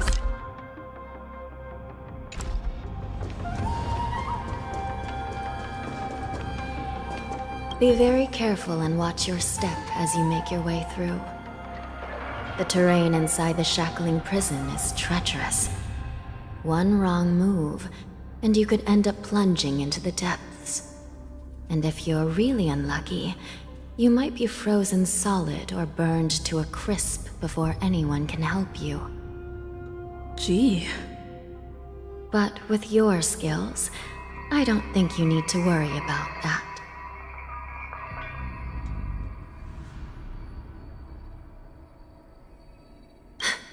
You're funny. This prison does contain many layers. We even brought in Videodora Ichor line craftsmen to introduce the ingenuity of delve enchantment. What you're seeing now is just one part of the shackling prison. Perhaps. Judging from the appearance, much of the architecture in this prison has a Vidyadoran style. So, perhaps they did have a hand in building this place back then. Well, the paths here serve as both passageways for the Ten Lords' Commission and barriers for the prisoners. Most prisoners locked up here have committed serious crimes violating the Xianzhou legal code, and many of them are denizens of abundance like Borison, Huenum, and Wingweavers. To be honest, these abominations are pretty good at trying to break out. So, as long as the treacherous terrain here makes it harder for them to escape, the Ten Lords' Commission doesn't have any complaints. Please, come this way.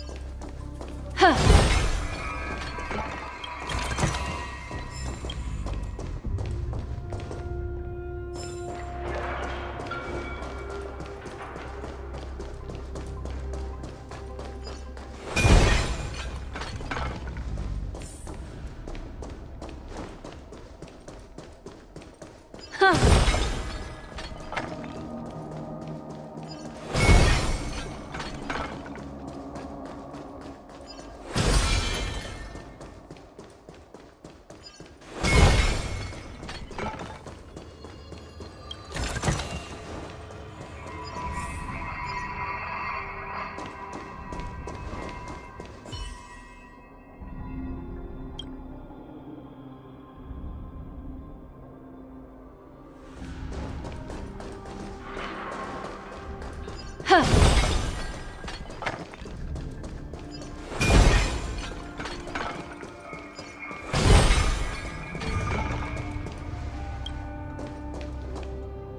heard the war dance is about to be held in the mortal world.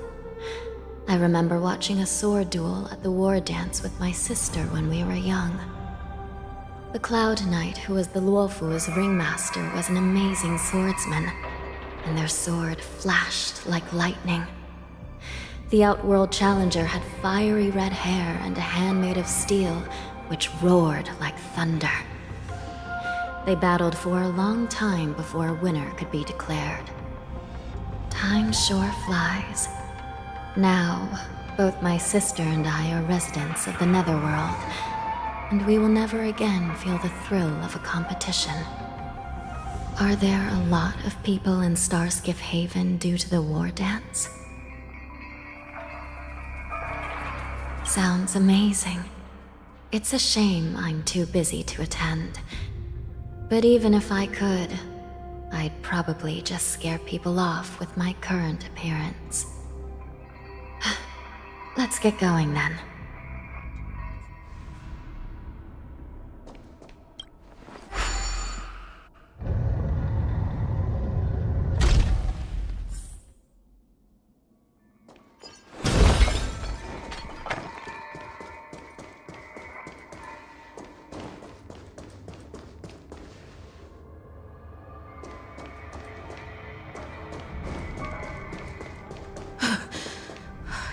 Freezing. This place is filled with the cold air from the northern peak of the polar delve. Even the toughest long-life species would have a hard time enduring this. Huh. Yeah. Huh. A sincere heart prevails.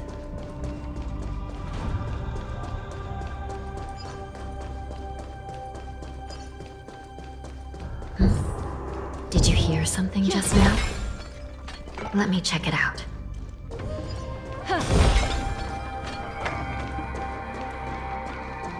Ugh, what an eyesore. This place is packed with boxes and crates. A turn of fate. Yeah. Huh. Huh. These crates, they look oddly familiar.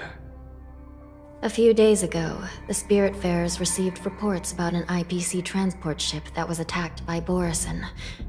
Then, a bunch of those abominations were dumped into this place. I had a feeling there would be trouble during the war dance. But throwing both the pirates and the cargo in jail? That's a new one.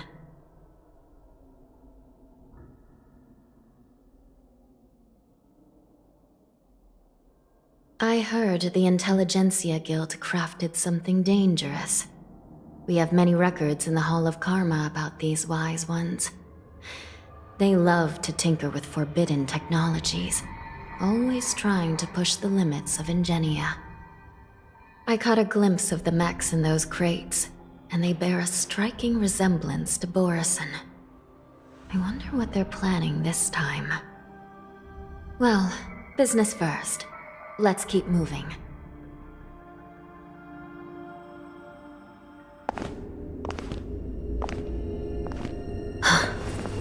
Strange. I don't remember checking the containment facilities a second time.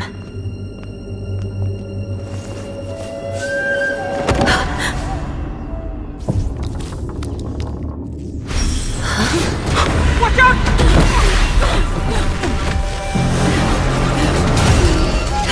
Emergency! All wardens prepare for action! Emergency! All wardens prepare for action!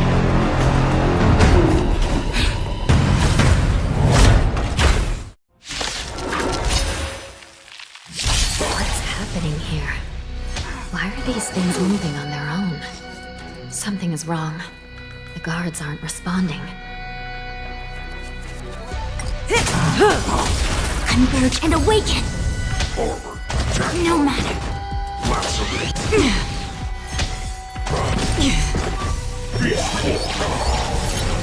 This thing is going wild, just like a Boris. Looks like we're on our own for this. I weep for the departed. It too shall fall. Again. Time to say bye. Boom.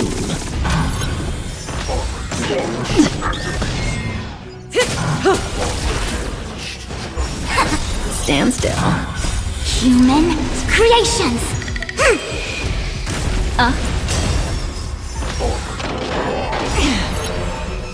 Beneath the waters lies an endless abyss! Destined for oblivion.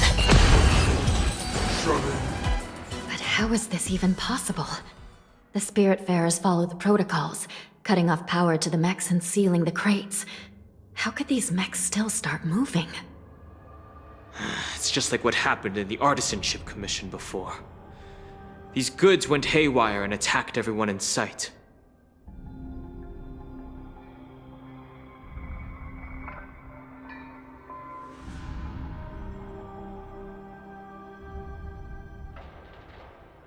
The Alchemy Commission members examined them and found some unusual structures within. These things showing up in the shackling prison can only mean one thing. A prison break. And whoever delivered these goods clearly wanted them to go through the Xianzhou's strict inspection process to show the Skyfaring Commission and Cloud Knights how dangerous they were. They wanted these mechs to end up right here, in the shackling prison. If these things already started taking action while nobody was paying attention, then the whole prison is in trouble, I'm afraid. And to make things worse, another group of visitors just entered the depths of the shackling prison, the messengers from the Xianzhou Yaoqing. And the prisoner they came to visit might be the target whom these wolf-shaped mechs were delivered here for. If that vicious beast manages to break free, it will be a catastrophe for the Xianzhou Luofu.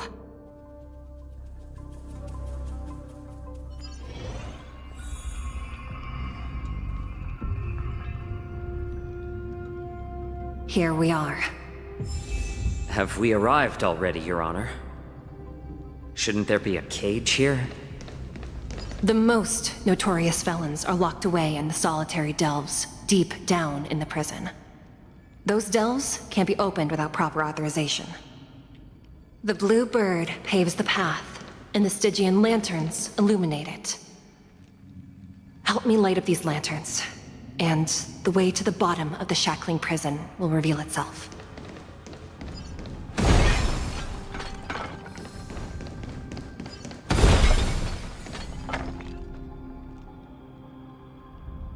A slow simmer over low heat, or a quick stir-fry over high heat? A slow simmer over low heat, or a quick stir-fry over high heat?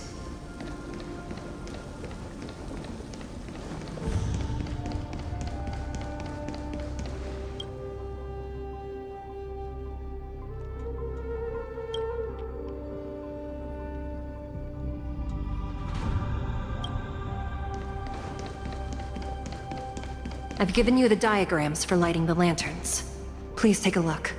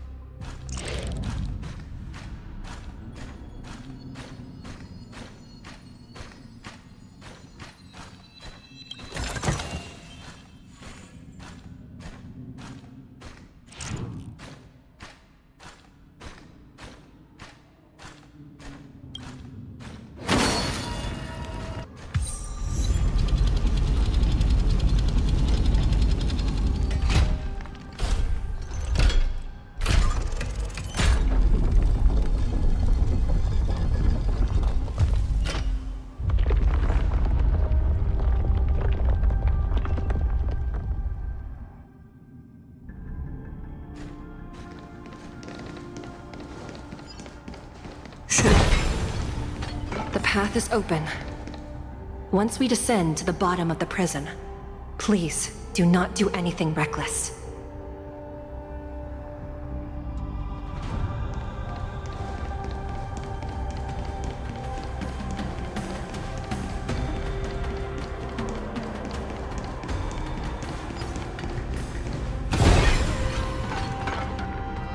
Inside the delve, behind this door, is the greatest enemy of the Foxians, Hule.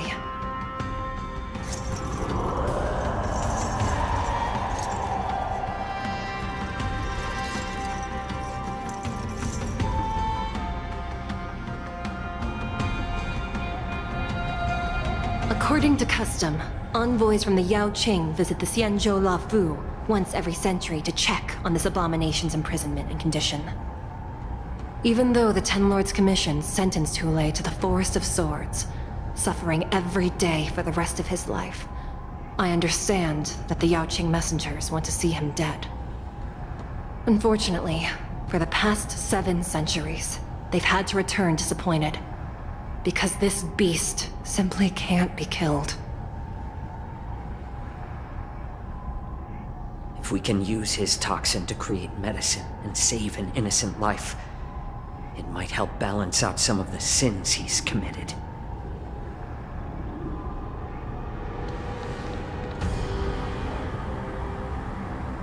Could you be the key to a cure for the General, Hule?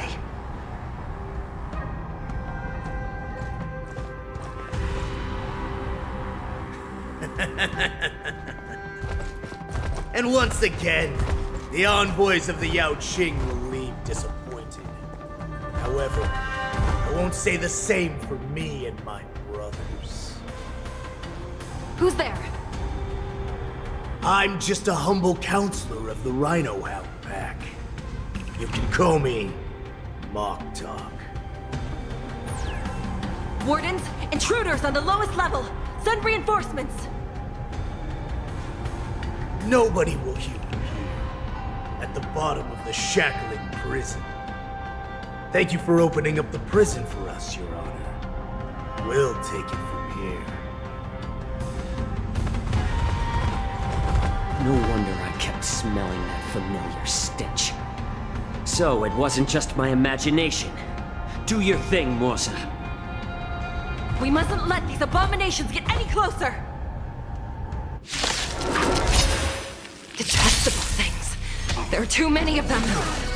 Once we were inside the shackle, we found soldiers available for us everywhere. Time to say bye. Boom. Relax. I weep for the departed. It too shall fall. I suggest you surrender now. Of course, I'll still kill you. But I promise you'll be swift. Time to say bye. Boom. Destined for oblivion.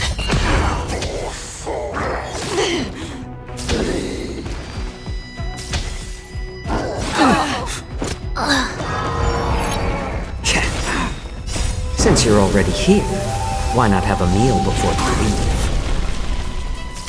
How presumptuous! Die now! Leave if you can, Morsa.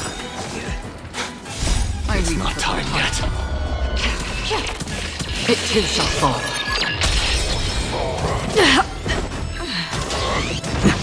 More seasoned. Since you're already here, why not have a meal before you leave?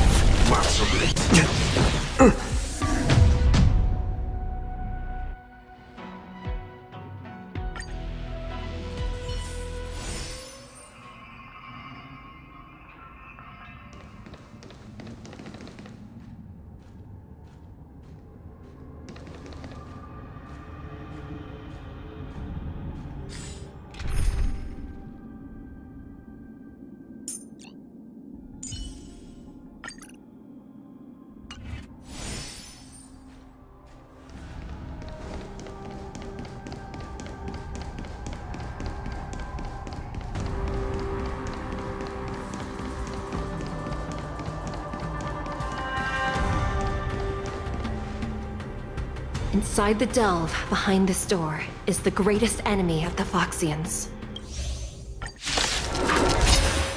Detestable things. There are too many of them. Once we were inside the shackling prison, we found soldiers and failures everywhere. I weep for the departed. It too shall fall. I suggest you surrender now. Of course, I'll still kill you. But I promise it'll be sweet. Stand still. Time to say bye. Boom. Human creations! Destined for oblivion.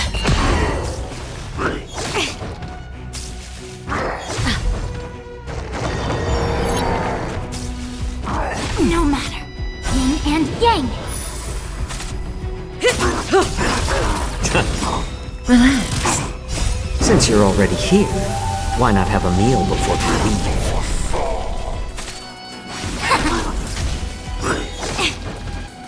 I weep for the departed. It too shall fall. How presumptuous. Die now! Leave if you can, Moza.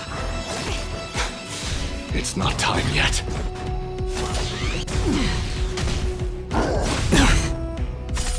Yin and yang. Time to say bye. Boom. Converge and awaken. Human creations. Still waters of oblivion. My back. I weep for the departed. It too shall fall. Guard the gate! They can't be allowed in!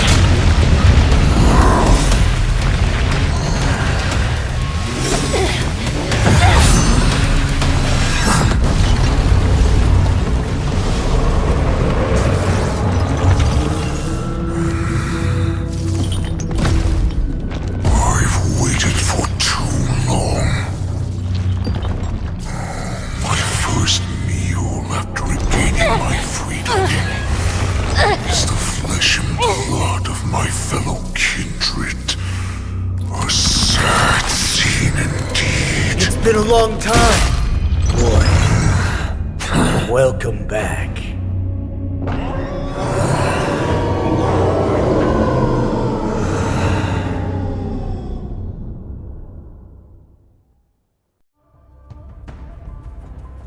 How many times has the old verdant home spun around since our last hunt? Duran's whelp, tell me your name. Oh, great Hule, nemesis of the Foxians, and the hunter of all beings. I'm Moktok, a humble counselor of the Rhino Hound Pack. I am only one insignificant heir spawned from your bloodline. It's been at least 7 centuries since you led our pack through the hunting grounds of the stars. I'm thrilled to see that you are as cunning and skillful as ever. 7 centuries. 7 centuries have passed. But why have Duran's whelps grown to look like this? Tell me, Moktok, why have you grown to resemble our most despicable slaves and enemies, the Foxians? I've been commanded to release you from this cursed prison. It is Senjaya's will. That's why I had to take a magic pill, don the skin of a lowly beast, and play along with their hypocrisy. have an escape plan. Tell me, what's our next move to get off of this ridiculously large ship? My brothers and I will lock down this prison, trapping the prison guards inside. This will buy us some time. The rest of my crew, who are undercover like me, will secure the vessels for our escape. According to the plan, we only have a tight 2-hour window to get out of here. Originally, I intended to carry out the plan tomorrow, but they're planning to transfer you to the Xianzhou Yaoqing now. So I seized this opportunity to set you free. What a reckless plan, you idiot! Even if we manage to get the ships, our chances of escaping are slimmer than a Foxian slipping through my claws! But we have no other choice.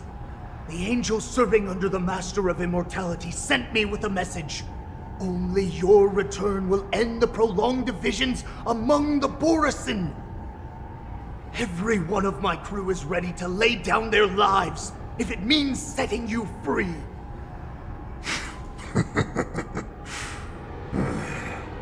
A sneaky weakling like you is actually showing some reckless bravery with this plan. Fine. You'll get what you want. And all of Duran's whelps will too. Well then, my lord. We should leave now. Before we go,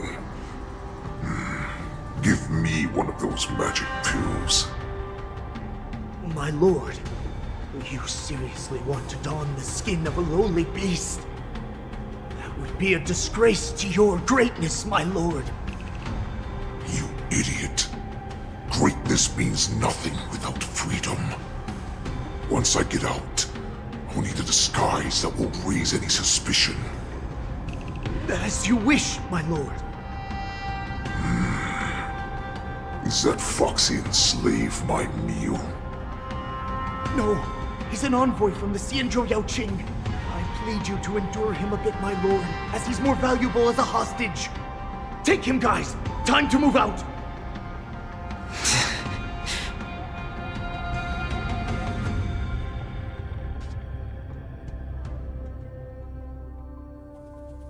Madam Hanya, the wardens in all areas are regrouping.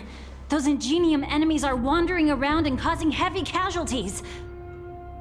And to make things worse, those iron wolves broke open the cages and let the criminals out. We've called for backup, but it seems like all communication is jammed. Let's preserve our strength and first take down the isolated prisoners. By decree of the 10 Lords, all prison breakers and intruders shall be apprehended, dead or alive. Just a short time ago, the nether key mechanism was activated. It was probably Madame Shui and the Yaoqing messengers, heading to the bottom of the prison. Given the situation, I'm afraid that area is exactly where our enemies are targeting. We mustn't let that vile beast escape from its cage.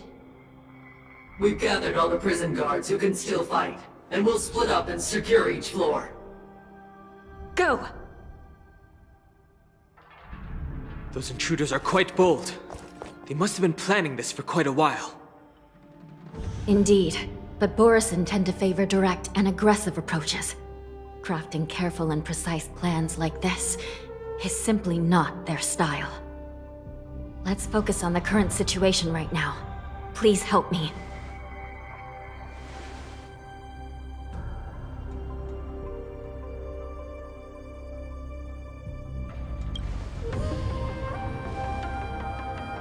What's the fastest way to the bottom of this prison, Miss Hanya? If we don't get there quickly, we'll soon be outnumbered by all the enemies inside. We'll have to bend the rules. Please, follow me. By decree of the 10 Lords, all prison breakers and intruders shall be apprehended, dead or alive. Yes, ma'am!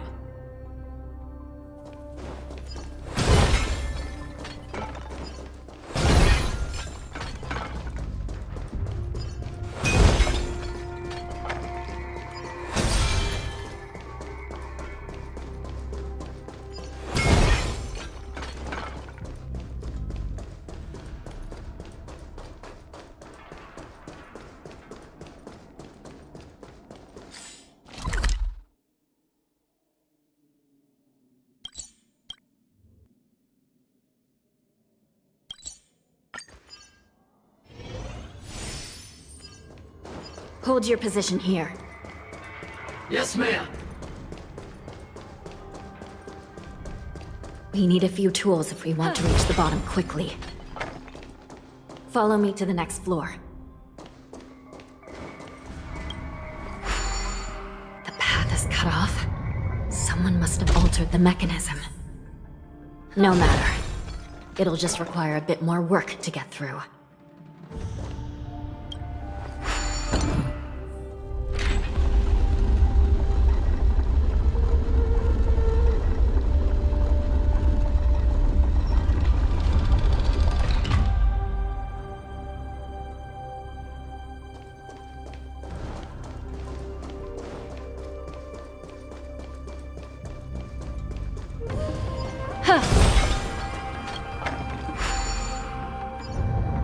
Some Spiritfarers occasionally use ingenia from the Artisanship Commission to navigate the treacherous terrain here. Normally, using devices like the shifting screen is strictly forbidden, as they could help prisoners escape. But, given the urgency of the situation, let's just ignore the usual regulations.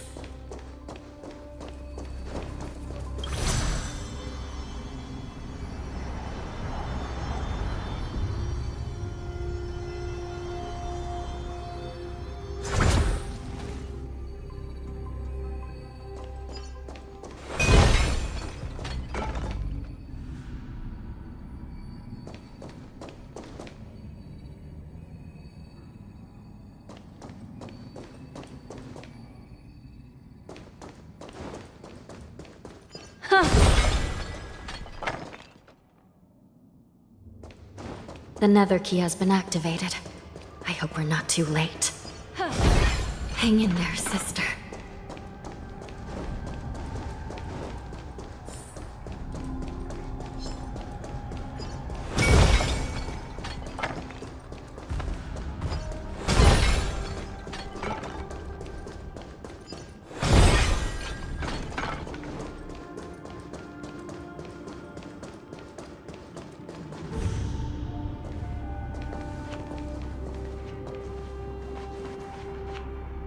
Looks like there was a fierce battle here not long ago.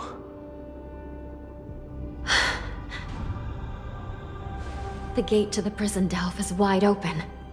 Hule has managed to break free. Where are the Yaoqing messengers? And where's my sister? Are they still alive? Let's look around. Maybe we'll find some clues.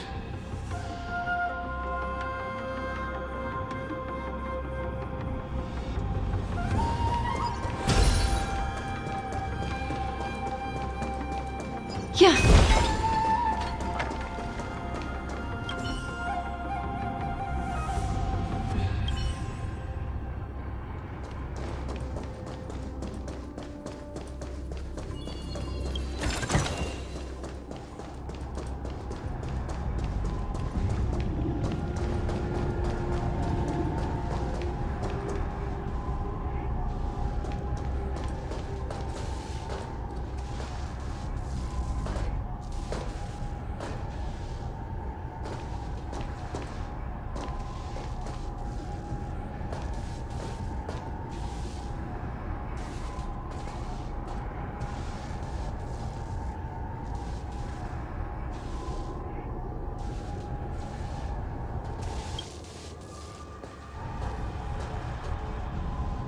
Shui Yi is here.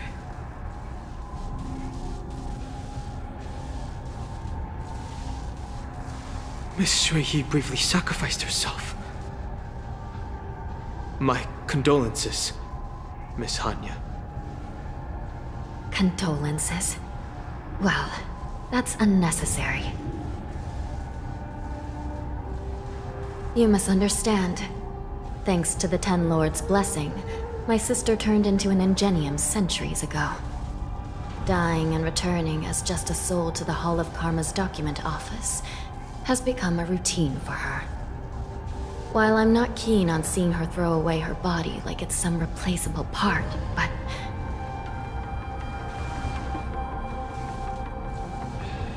By the way, have you seen bodies that might be the Yaoqing messengers? One of them is a Foxian wearing exquisite clothes, and the other wears a dark cloak, like a fugitive. No, I haven't found any Foxian bodies. Only Borisin ones. So, the intruders and Hule are holding the Yaoqing messengers hostage. This is the worst situation. With hostages in their grasp, the prison guards can't do anything about the prisoners. If anything happens to the messengers, the relationship between the Yaoqing and the Luofu could be irreversibly damaged. We must rescue the messengers, get out of here, and spread the news. We mustn't give up as long as there's a glimmer of hope.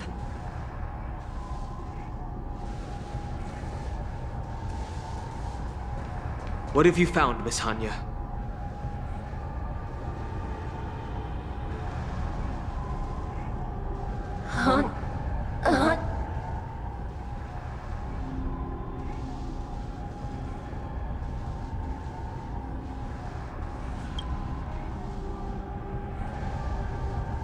Reconstruct. It's my sister. Looks like her soul hasn't returned to the Hall of Karma yet. At such a critical moment, her death can give us information that we can turn into an advantage.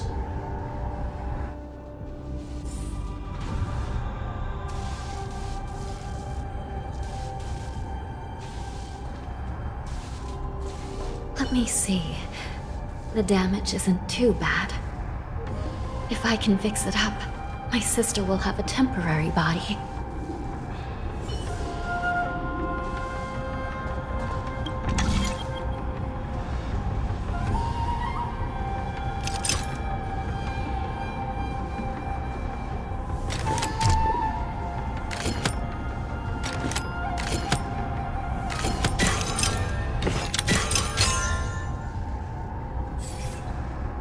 Hanya, I'm back.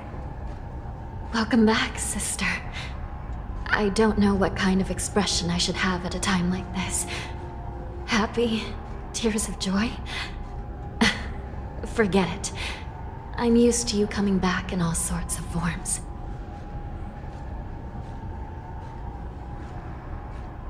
Now is not the time for jokes. This side crane can't hold all of me. Sister, what did you see when you were killed? One of the Yaoqing messengers escaped, and the other one was taken hostage and brought upwards? Besides the Borisin, there were other intruders. Invisible.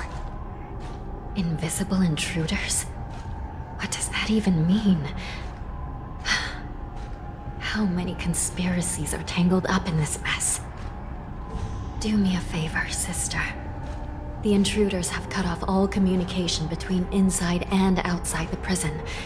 And now you're the only person, the only bird, who can slip out undetected. Make sure you deliver the news to the outside world. I understand. Please be careful, sister. You are different from me.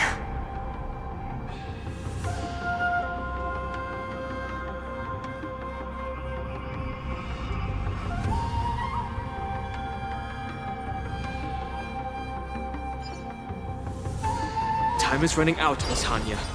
If we keep delaying, those Borisin will escape from the prison. All right. If we happen to come across that Yaoqing messenger who got away... No. Stopping Hule should probably be our top priority.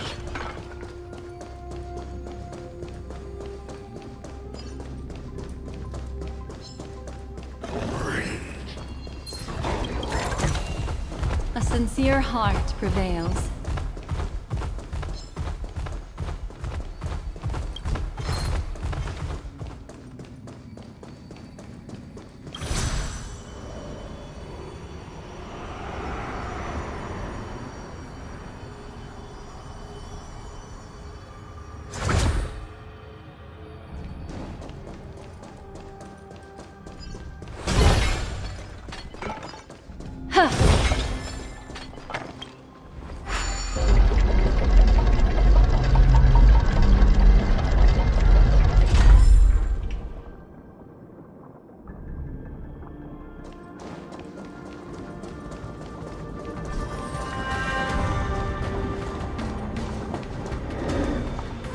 Wait!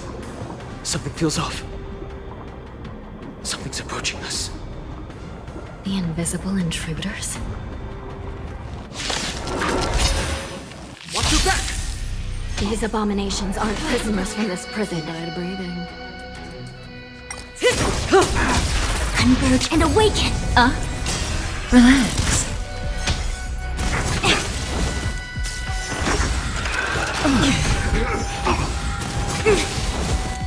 Still waters of oblivion. I weep for the departed. It too shall fall.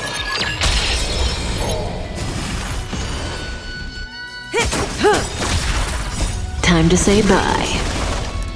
Boom. The prison management on the Lawfu is truly concerning. Who are you? Aren't you looking for me? Stand still. Human creations! Ill fate descends! Didn't hurt. Yin and yang! Destined for oblivion. Didn't hurt. Relax. Time to say bye. Boom. I weep for the departed. It too shall fall. Just focus on the fight.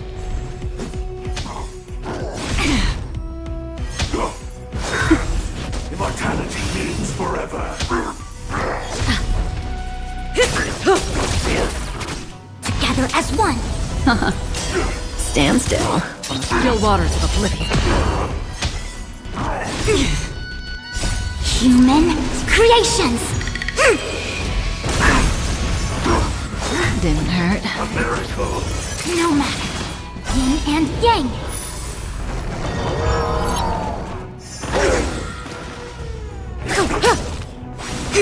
Relax. Ill tidings manifest. Beneath the waters lies an endless abyss.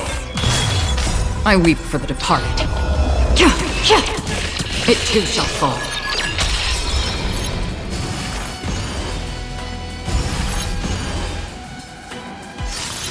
Time to say bye.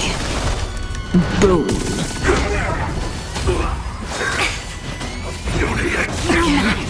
Destined for oblivion. Stand still. Ill fate descends. Secret of the saints. Human creations! Still waters of oblivion.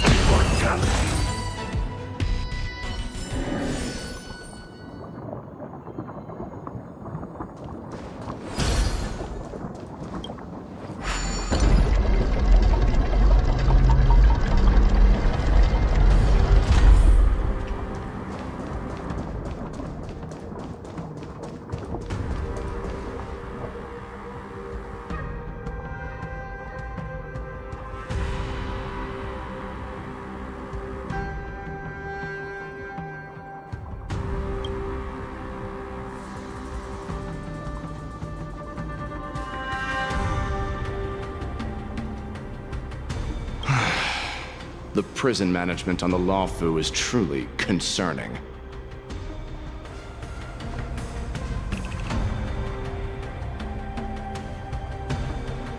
I prefer to be called the Yaoqing messenger who strategically retreated.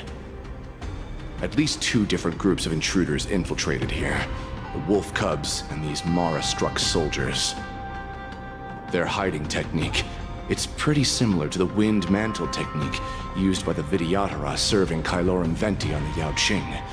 What do you think? Well, never mind if you don't have any clues. Now is not the time to exchange assassination techniques. I'm Waza. My friend fell into the clutches of that wolf.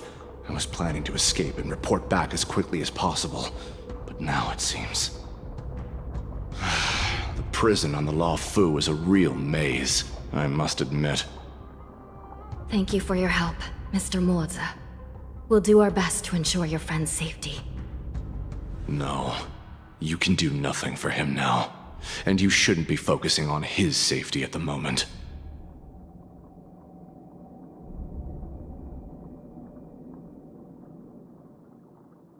Your friend is in Hulei's clutches, and you're just going to leave him behind?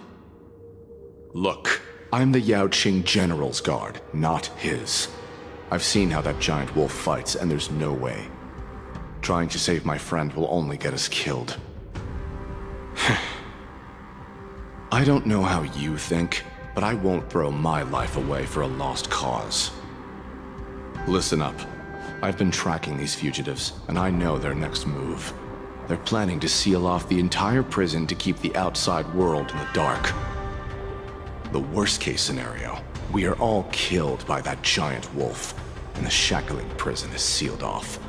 No one will know about us or about their escape until it's too late. And the best case scenario...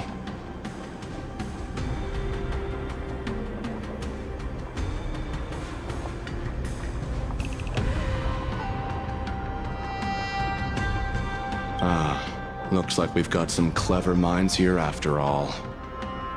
The best case scenario would be we seal the gates and trap the enemy inside with us. We can't let that monstrous wolf escape. Hopefully, someone will eventually notice that something is off and come to help. As for whether we'll still be alive by then, it's not something we should think about. You sure have a way of comforting people, Mr. Morza. As a person of the Yao Qing, I've always searched for something meaningful to give my life to. I have to make it out alive. My companions are waiting for me. As a netherworld dweller, I've already died once.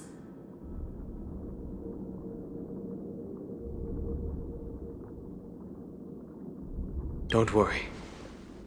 Even if we end up dying here, I won't let it happen to you first. Well, you're just as good at comforting people as Mr. Morza. None of you are part of the Ten Lords' commission, so sacrificing yourselves isn't the right move. As a judge, it's my responsibility to guard this prison, and if someone should step up to stop Hulei from escaping, it should be me, not you. Once we reach the gate, I hope you'll help me seal it. After that, I'll do everything I can to fight the Borisin, and you find a safe place to hide and wait for reinforcements. Now, let's proceed upward.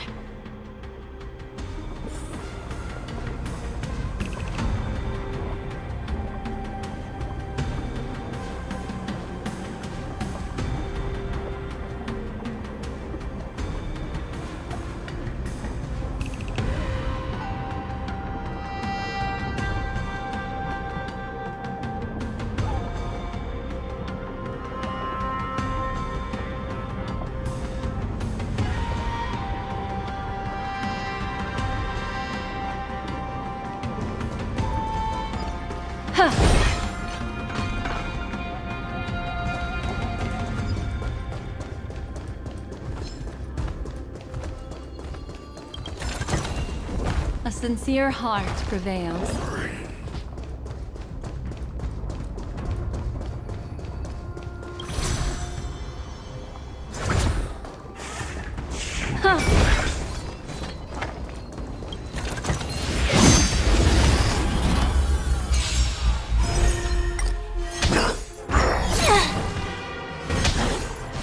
No matter. How familiar. Again. Converge and awaken! Stand still.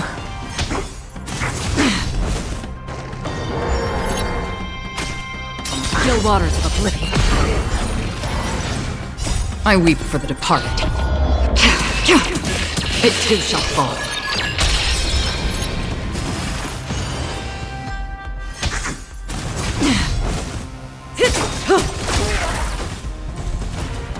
Time to say bye. Boom. Relax. Human creations! Ill tidings manifest. Destined for oblivion.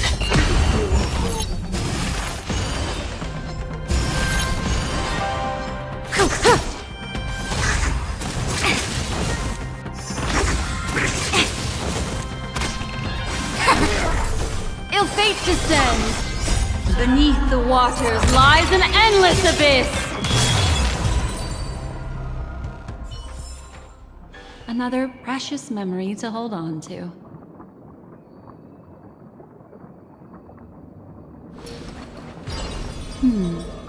Memories seem to be different again.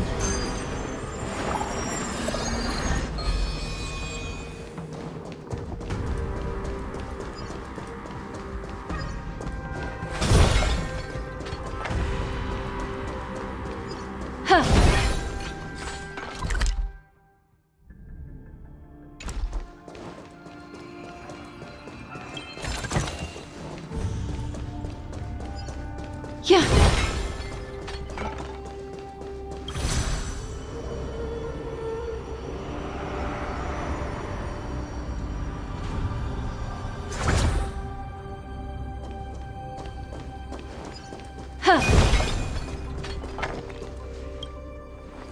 We must seal the entrance before the Borisan fugitives get out.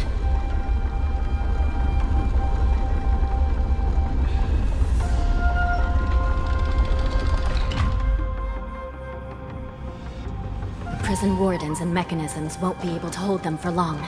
Follow me.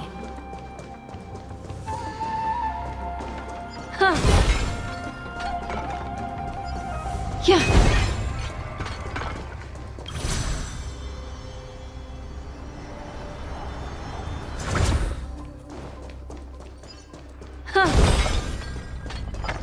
Yeah.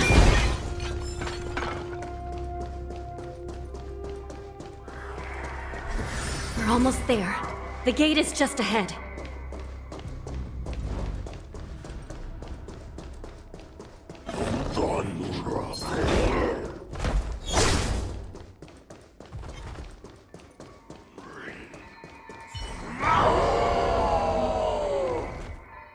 I will hold them back.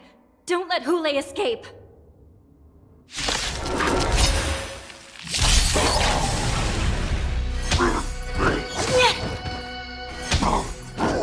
Familiar. Just in time.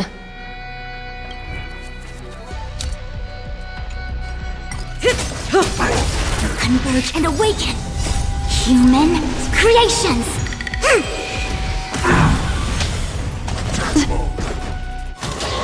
Again.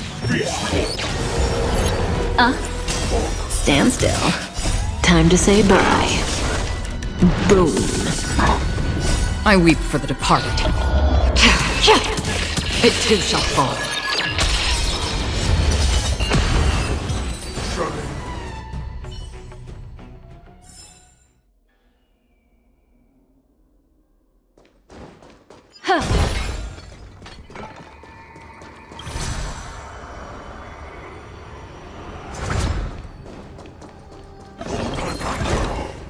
The turn of fate.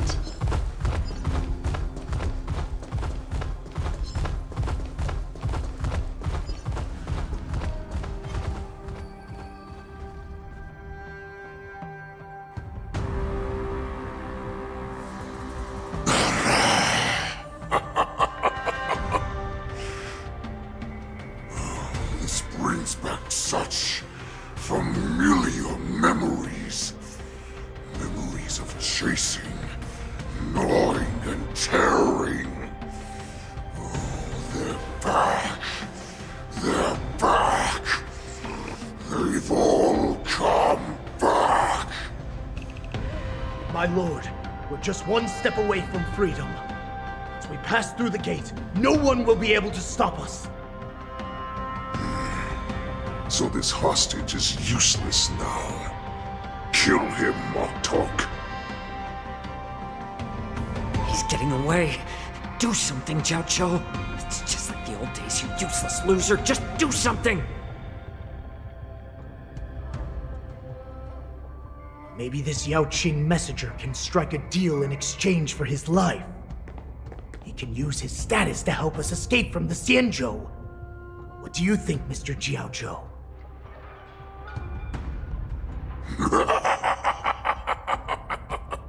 Oh, just look at you.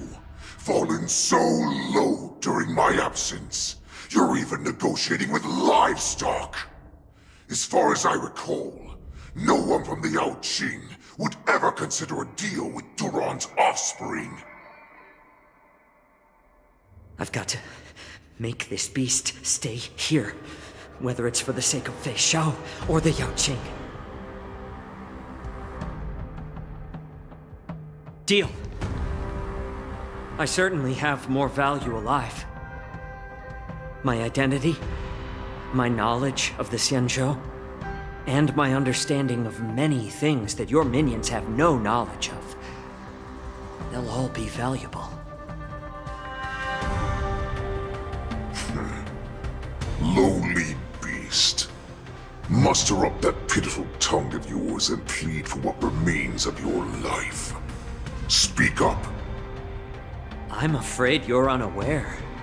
The woman who defeated you, Jing Liu, she has recently returned to the Luofu. Your opportunity for revenge is right in front of you. My lord, this slave is talking nonsense. I've never heard anything about this. May I just kill him now? Silence, Moktok!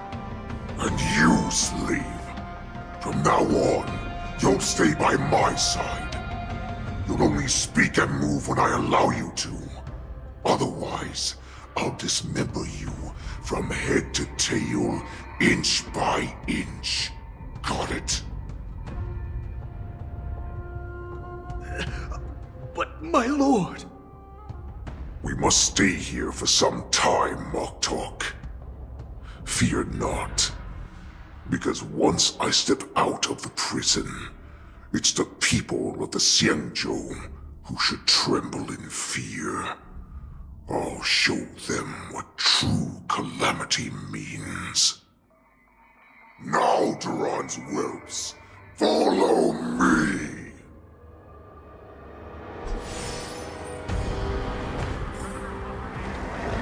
Prison guards, stop them! For our great Lord Hule!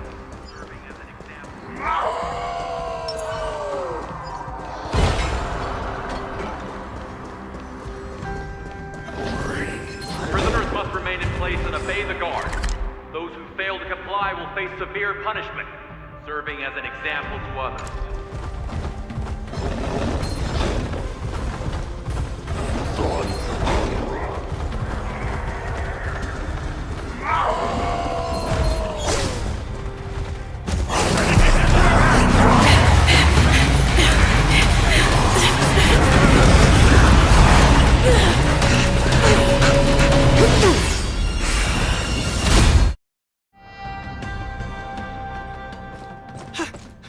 Report!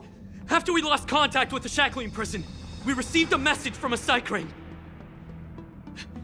The prisoners have revolted, and the criminal Hule is nowhere to be found! What about the Yao Qing messengers? And the Nameless? No news at the moment. We're trying to restore contact with the shackling prison as soon as possible. I see. You're dismissed.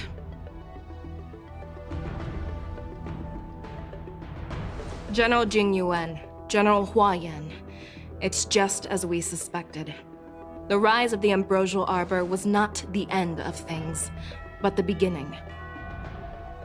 The hand of the Ruined Legion has already sown the seeds of destruction. From this moment on, the Xianzhou Alliance will face an even greater challenge, from both the abominations of abundance and the destruction itself. If this is what they want, I'm always up for a challenge.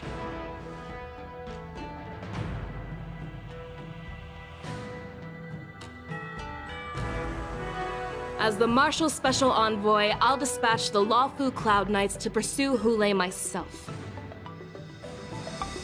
Looks like the hidden dregs have finally come to the surface. And as I said before, it's time to wash them away, once and for all.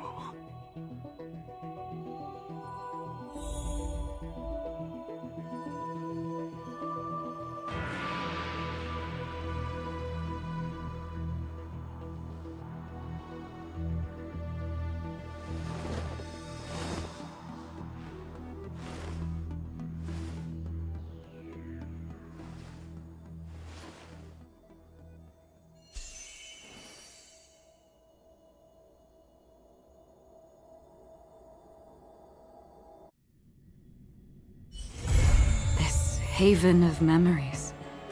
Every touch, every moment is like a thorned rose.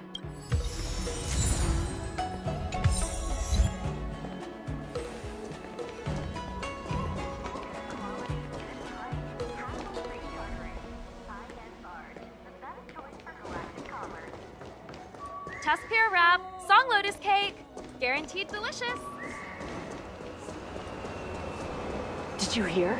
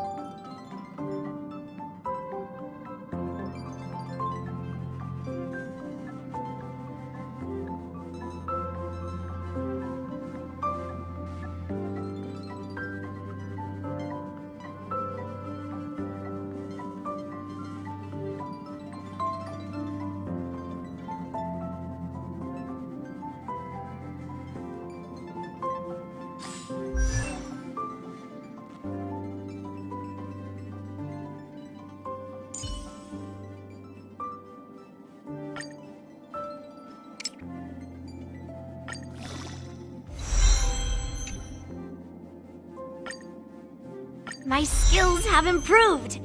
Time to treat myself to some yummy food.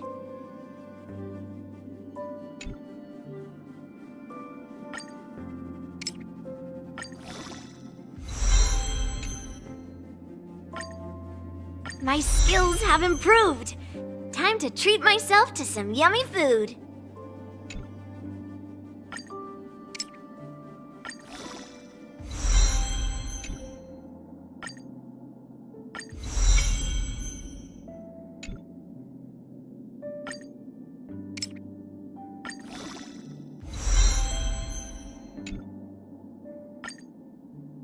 My skills have improved.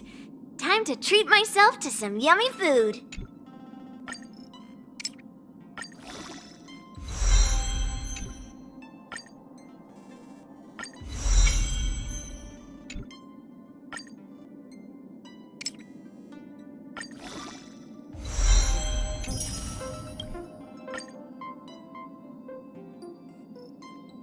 My skills have improved. Time to treat myself to some yummy food.